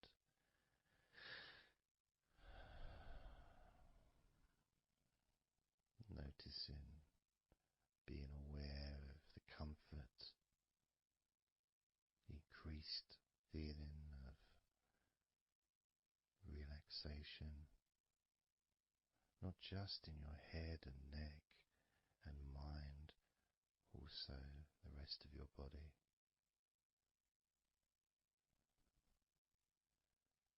Just notice how loose and calm you feel, and how easily it is to just let go completely. Let go completely.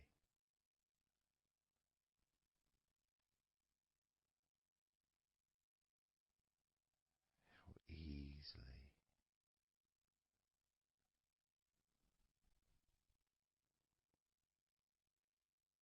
So what we're going to do now is I want you to focus on the top of your head.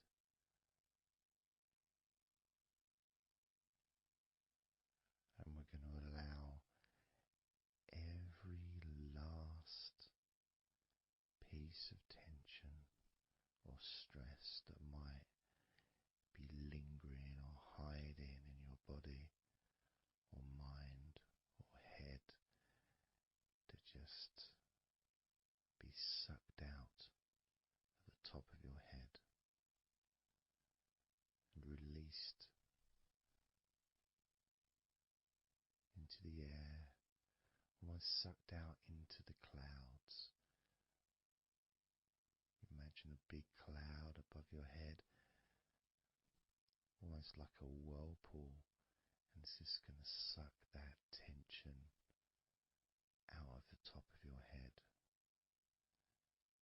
and just take it away for good.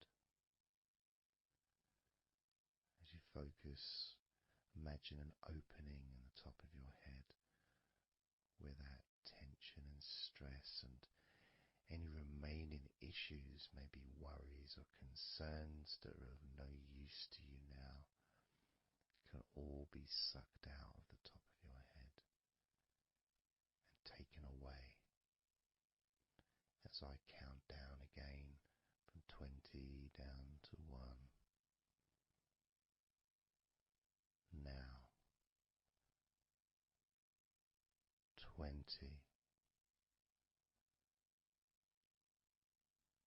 19,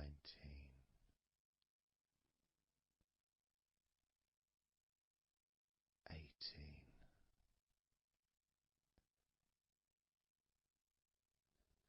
17,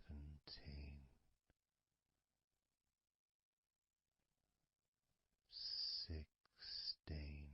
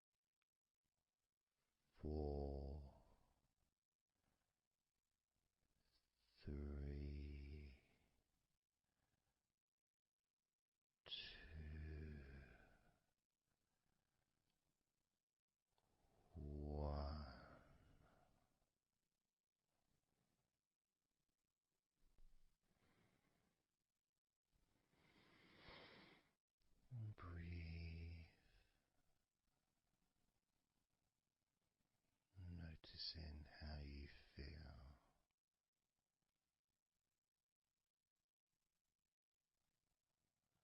how relaxed and calm you physically and mentally feel right now.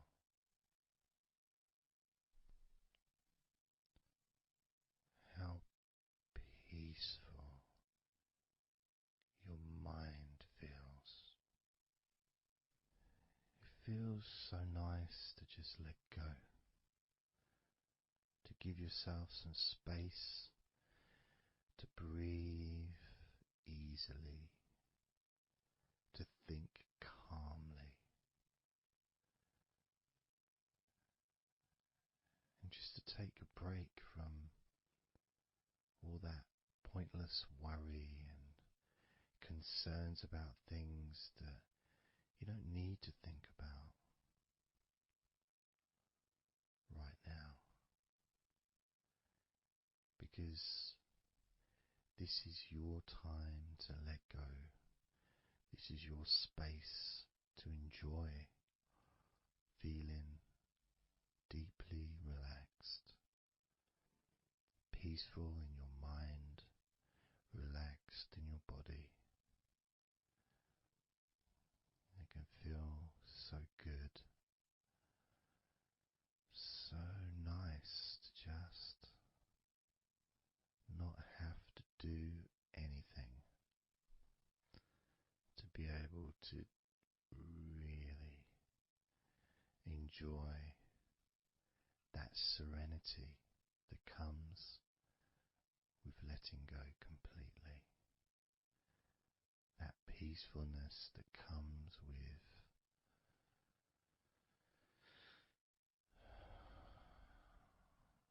being in this peaceful space.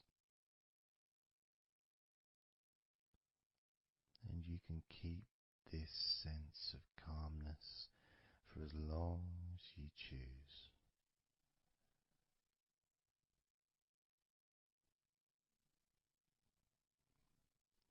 If you choose to drift off into a deep, healing, natural sleep, then you can do that. It's completely up to you. And you can keep this feeling of calmness physically and in your mind for as long as you choose to feel completely relaxed.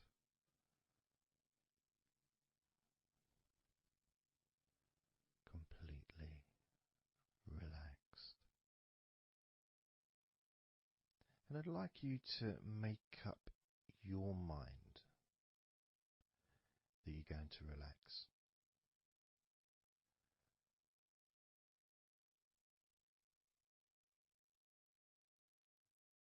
And I want to explore that with you, what it feels like when you actually decide that you're going to relax.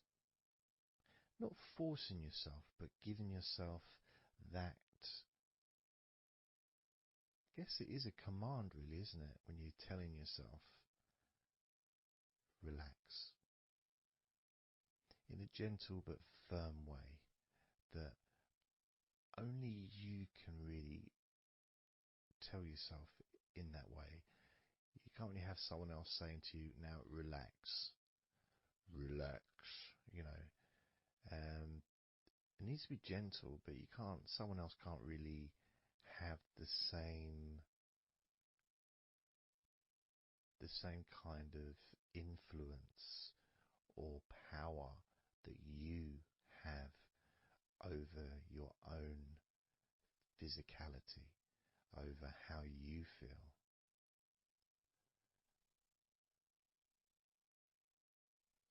Because when you say it to yourself, it means more. It's personal, and your brain and your unconscious mind and your body listens to what you say. So, for example, we'll test it out. We'll do a little test, a few little tests along the way, and you can get more of an idea of the force, the positive force that you can have in creating a sense of comfort and relaxation in your body and your mind quite quickly, just by you telling yourself to relax. So I'm going to start by, let's focus on your hands. So focus on your hands and just tell your hands to relax. So just say relax as you focus on your hands. You could say, my hands are relaxed, or I want my hands to relax. But I think if you actually do it directly, by focusing and imagining that your hands can hear what you're saying, like they've got little ears, which is a bit weird.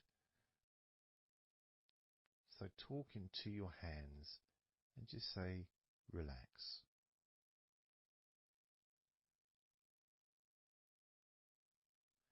Noticing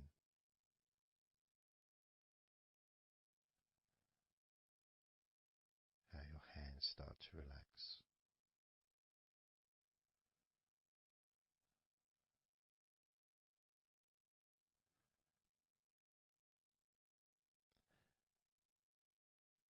Now focus on your eyes and tell your eyes to relax.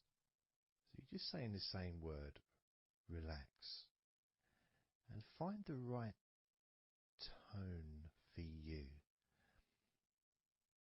I might say relax, but you might say relax or relax. You might say it differently to yourself, and that's important for you to gauge what feels right for you. So just tell your eyes to relax whilst focusing on your eyes, your eyelids, the muscles around your eyes, your eyebrows, and just tell your eyes directly, relax now.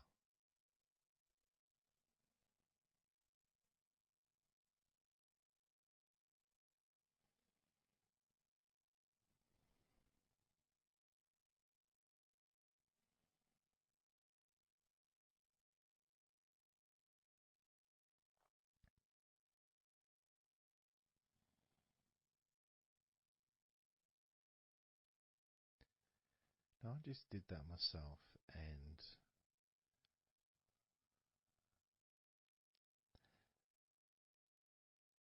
sometimes you may feel that you need a bit more time for the different parts to relax, because I start talking again and maybe that part hasn't relaxed fully. But what will happen is it will just continue to relax even though I'm talking. And that's happening with my eyes. Something else I noticed is when I started focusing on my eyes, they actually they got worse before they got better in a way. Sort of I felt a degree of tension growing in my eyes and then disappearing. So I think what that was really was just me becoming more aware of the tension that was already there, that I wasn't focusing on it before.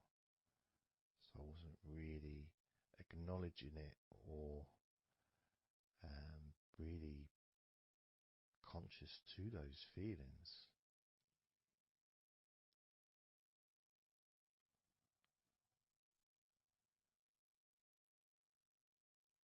Yeah, my eyes are still continuing to relax, as well as my hands actually. My hands have got a certain kind of energy, like not buzzing, but I can kind of feel a degree of energy in my hands. Maybe that's where the tension's been released. Maybe that's causing that.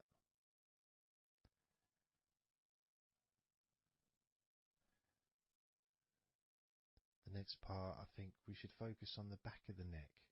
That's a part which quite often, well, for me, holds tension. I don't know about for yourself, but I think it's quite a standard place where tension is sometimes held. So, and I'm doing exactly what you're doing as you do it as well. So I'm telling my body parts to relax as well. So if you tell your neck, the back of your neck, focus on the back of your neck and just say, relax, in your own words, in your own tone, in your own voice. You can say out loud or you can just say it to yourself internally. But you're focusing and you're saying it literally to the back of your neck, as if the back of your neck can actually hear what you're saying.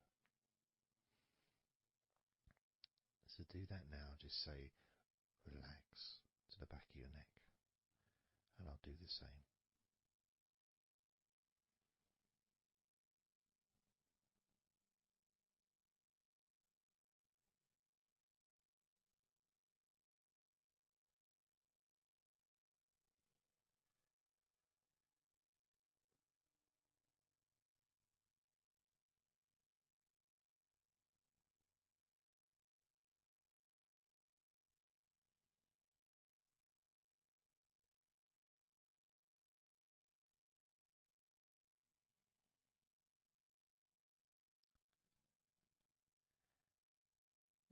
Now what I noticed, and you may have had a similar thing, is even though I was focusing on the back of my neck,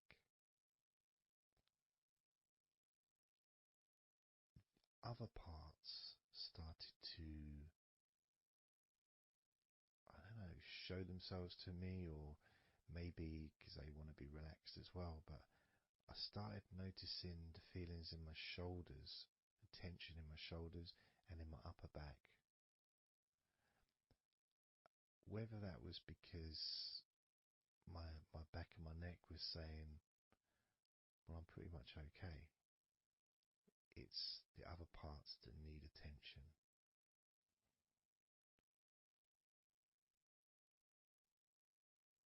But my back of my neck is still relaxing. But I just became more aware of other parts that needed attention.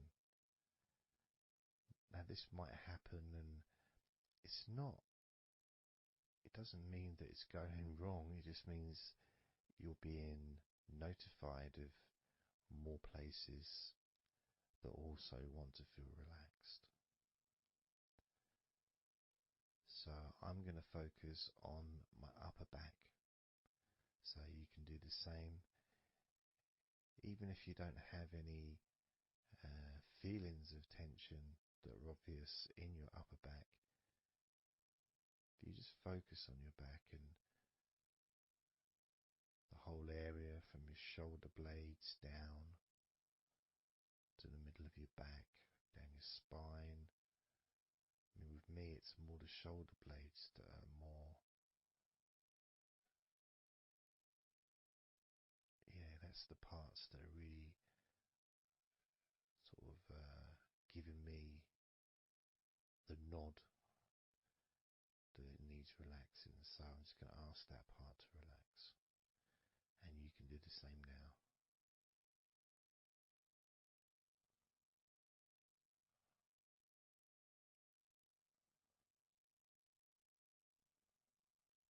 Relax your upper back.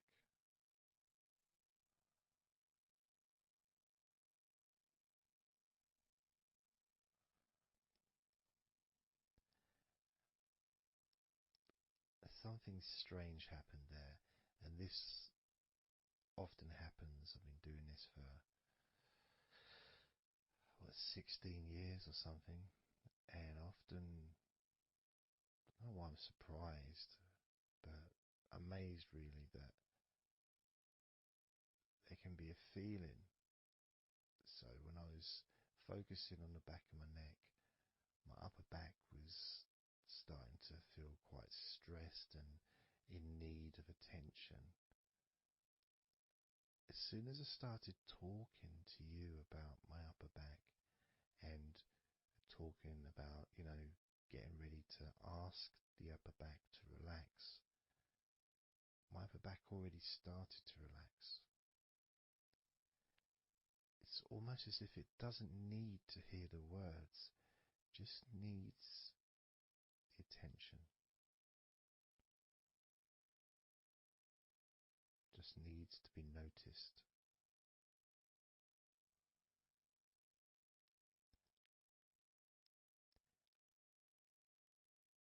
That is something that often happens in this type of situation, is when you start to relax a couple of parts of your body, as we've done with our hands, our eyes and our eyelids, and now back of the neck, top of the back, upper back. The rest of the body seems to just take notice and decide in its own way to start relaxing. Other parts of your body start to just become looser. I suppose it's kind of like a bit of an avalanche, The little ball starts rolling, and before you know it, the whole of your body is completely relaxed and calm.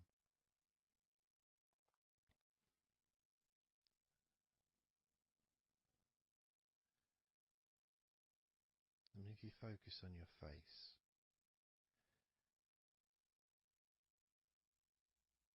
you focus on your eyes, your eyelids, your eyebrows, and the muscles around your eyes. Maybe you start to notice that your forehead is more relaxed than it was. Maybe your face is more relaxed. I would say my entire face is a lot more relaxed than it was.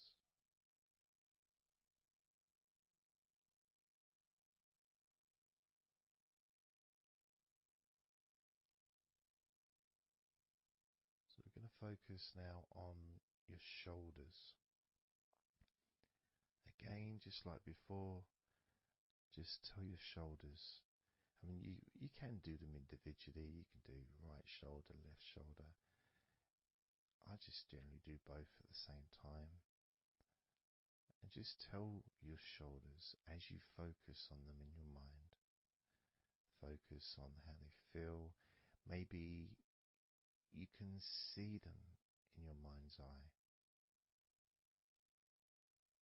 And just tell your shoulders to relax.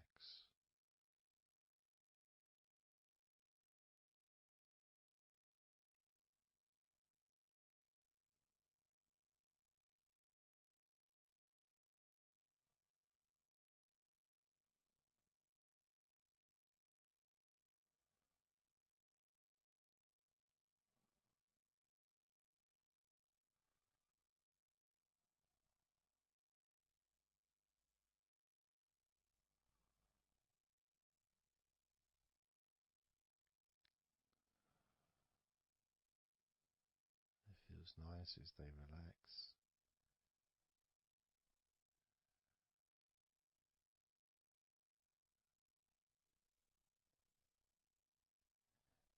But I do notice, probably especially with my back,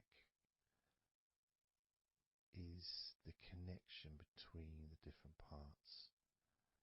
The back, the shoulders, the neck.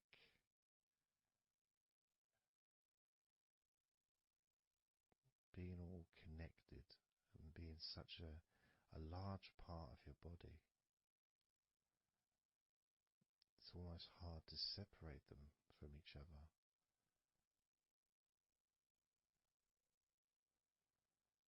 My lower back has started to relax on its own.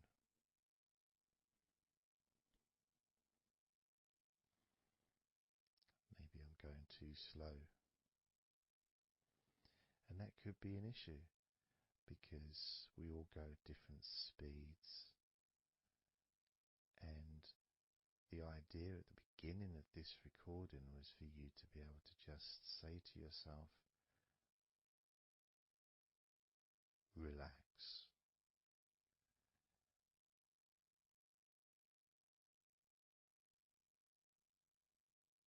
Without focusing on any particular part of your body.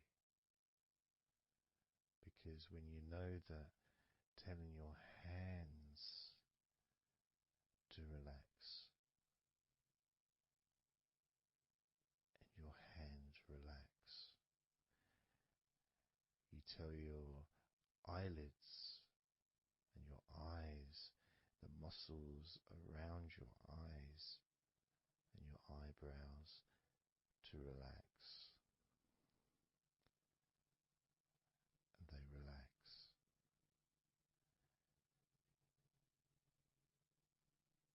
You tell the back of your neck to relax, and it relaxes.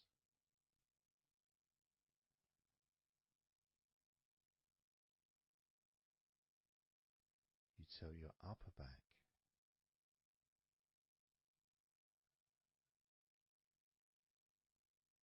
to relax,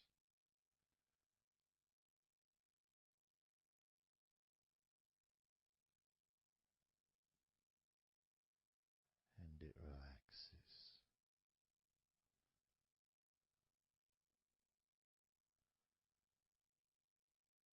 You tell your shoulders to relax,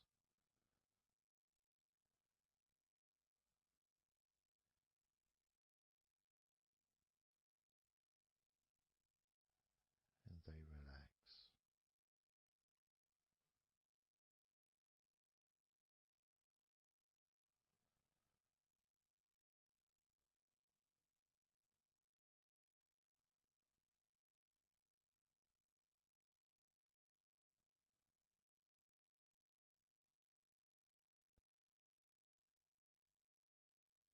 And when you told your hands to relax, they relaxed and they continued to relax.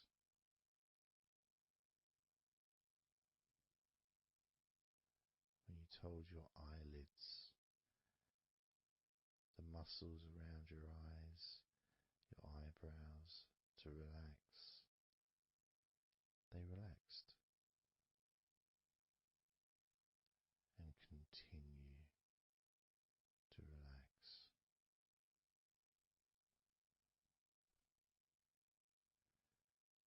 When you told the back of your neck, focus on the back of your neck, and told it to relax. It relaxed and continued to relax.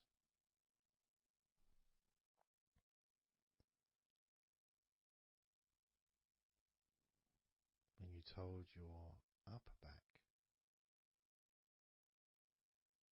to relax, it relaxed and continued to relax.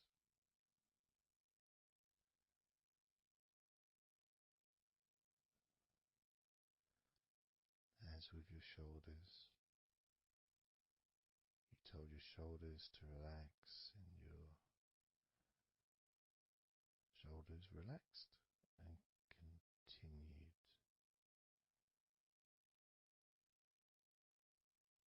to relax.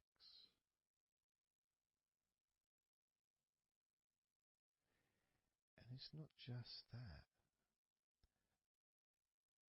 it's that the rest of your body has also been listening, and that relaxation has been spreading. So from your eyes, the relaxation spread to your forehead, around your face, into your skin, into your jaw.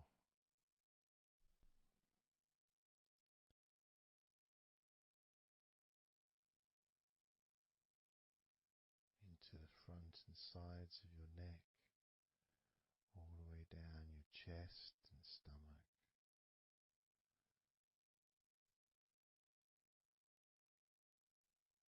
Your relaxed hands and shoulders meet up through your arms, relaxing. Your forearms, your upper arms, your elbows, your wrists. Letting go.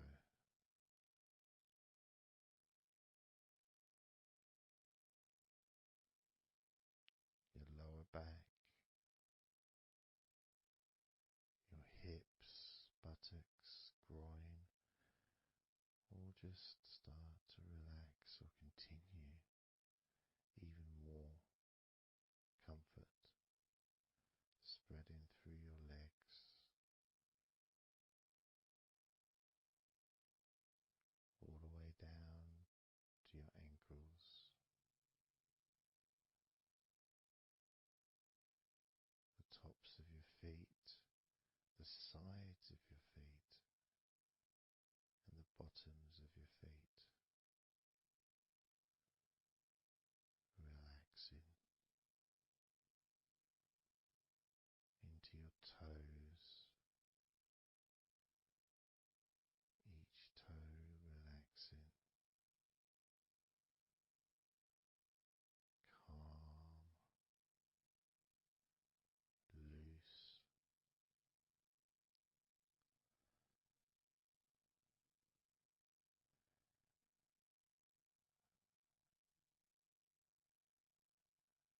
And as your body relaxes more, your mind becomes slower,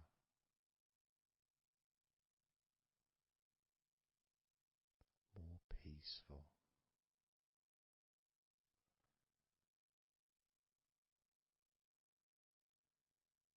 to the point where if you choose to fall asleep,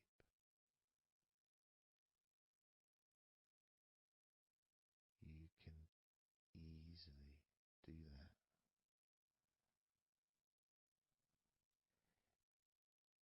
Easily drift away, because there's nothing going on in your mind. Your brain is peaceful.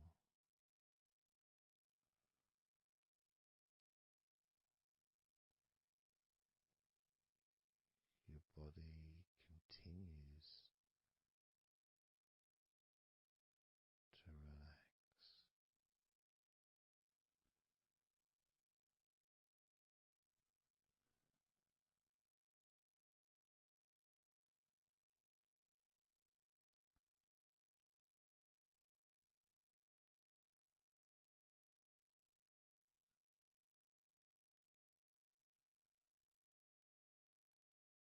And with that connection between your body relaxing and the word that you say to yourself, relax,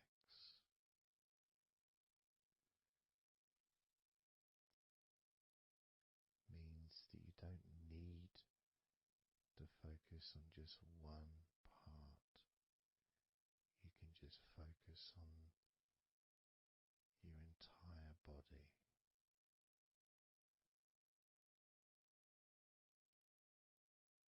Saying the powerful word, relax.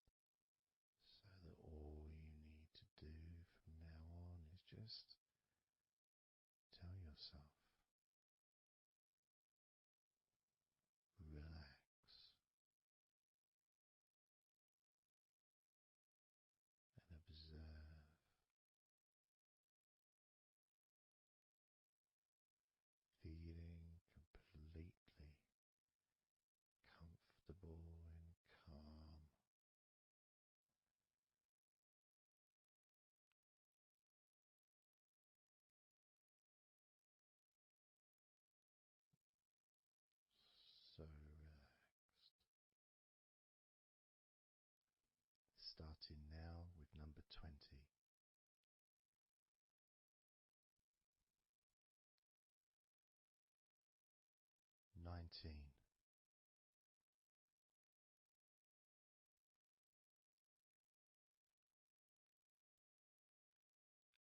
18,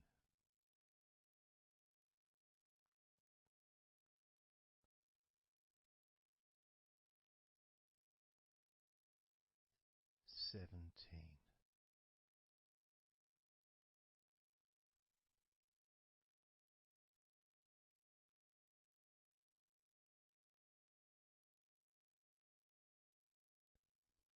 16,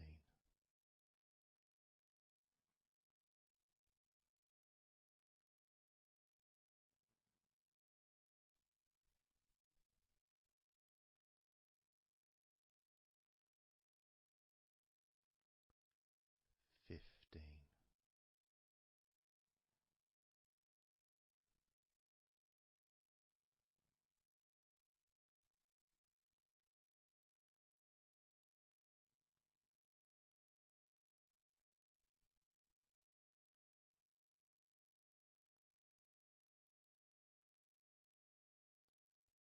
14,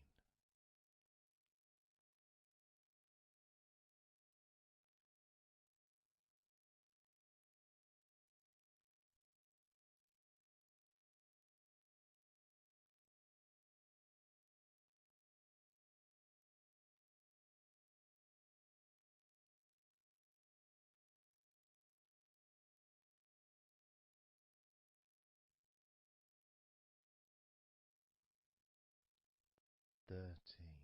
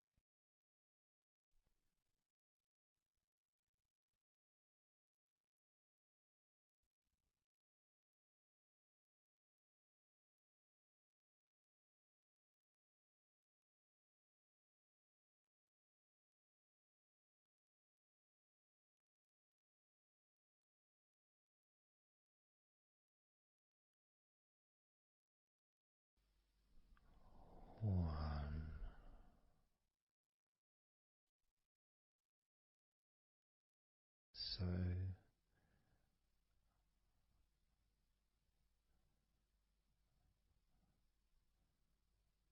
Counting down from 10 to 1.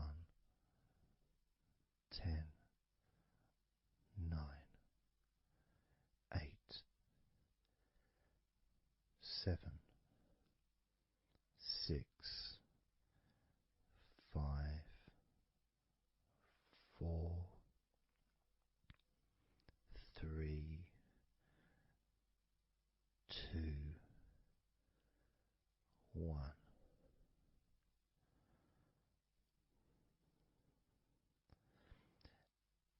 And maybe that was a bit too quick in order to relax. Maybe it's a bit too fast for you to notice the calming of your body. Maybe even a little bit of pressure there, like you're counting down from 10 to 1. What do you expect me to do, man? You expect me just to go all floppy just because you're counting down? 2. We could try again, but this time I'll go a bit slower. This time, as you focus on the whole of your body before we focus on your legs, just notice how your body does start to feel more relaxed with every number that I count down. 10,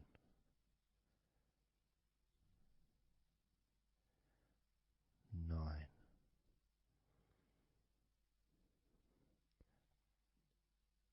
8,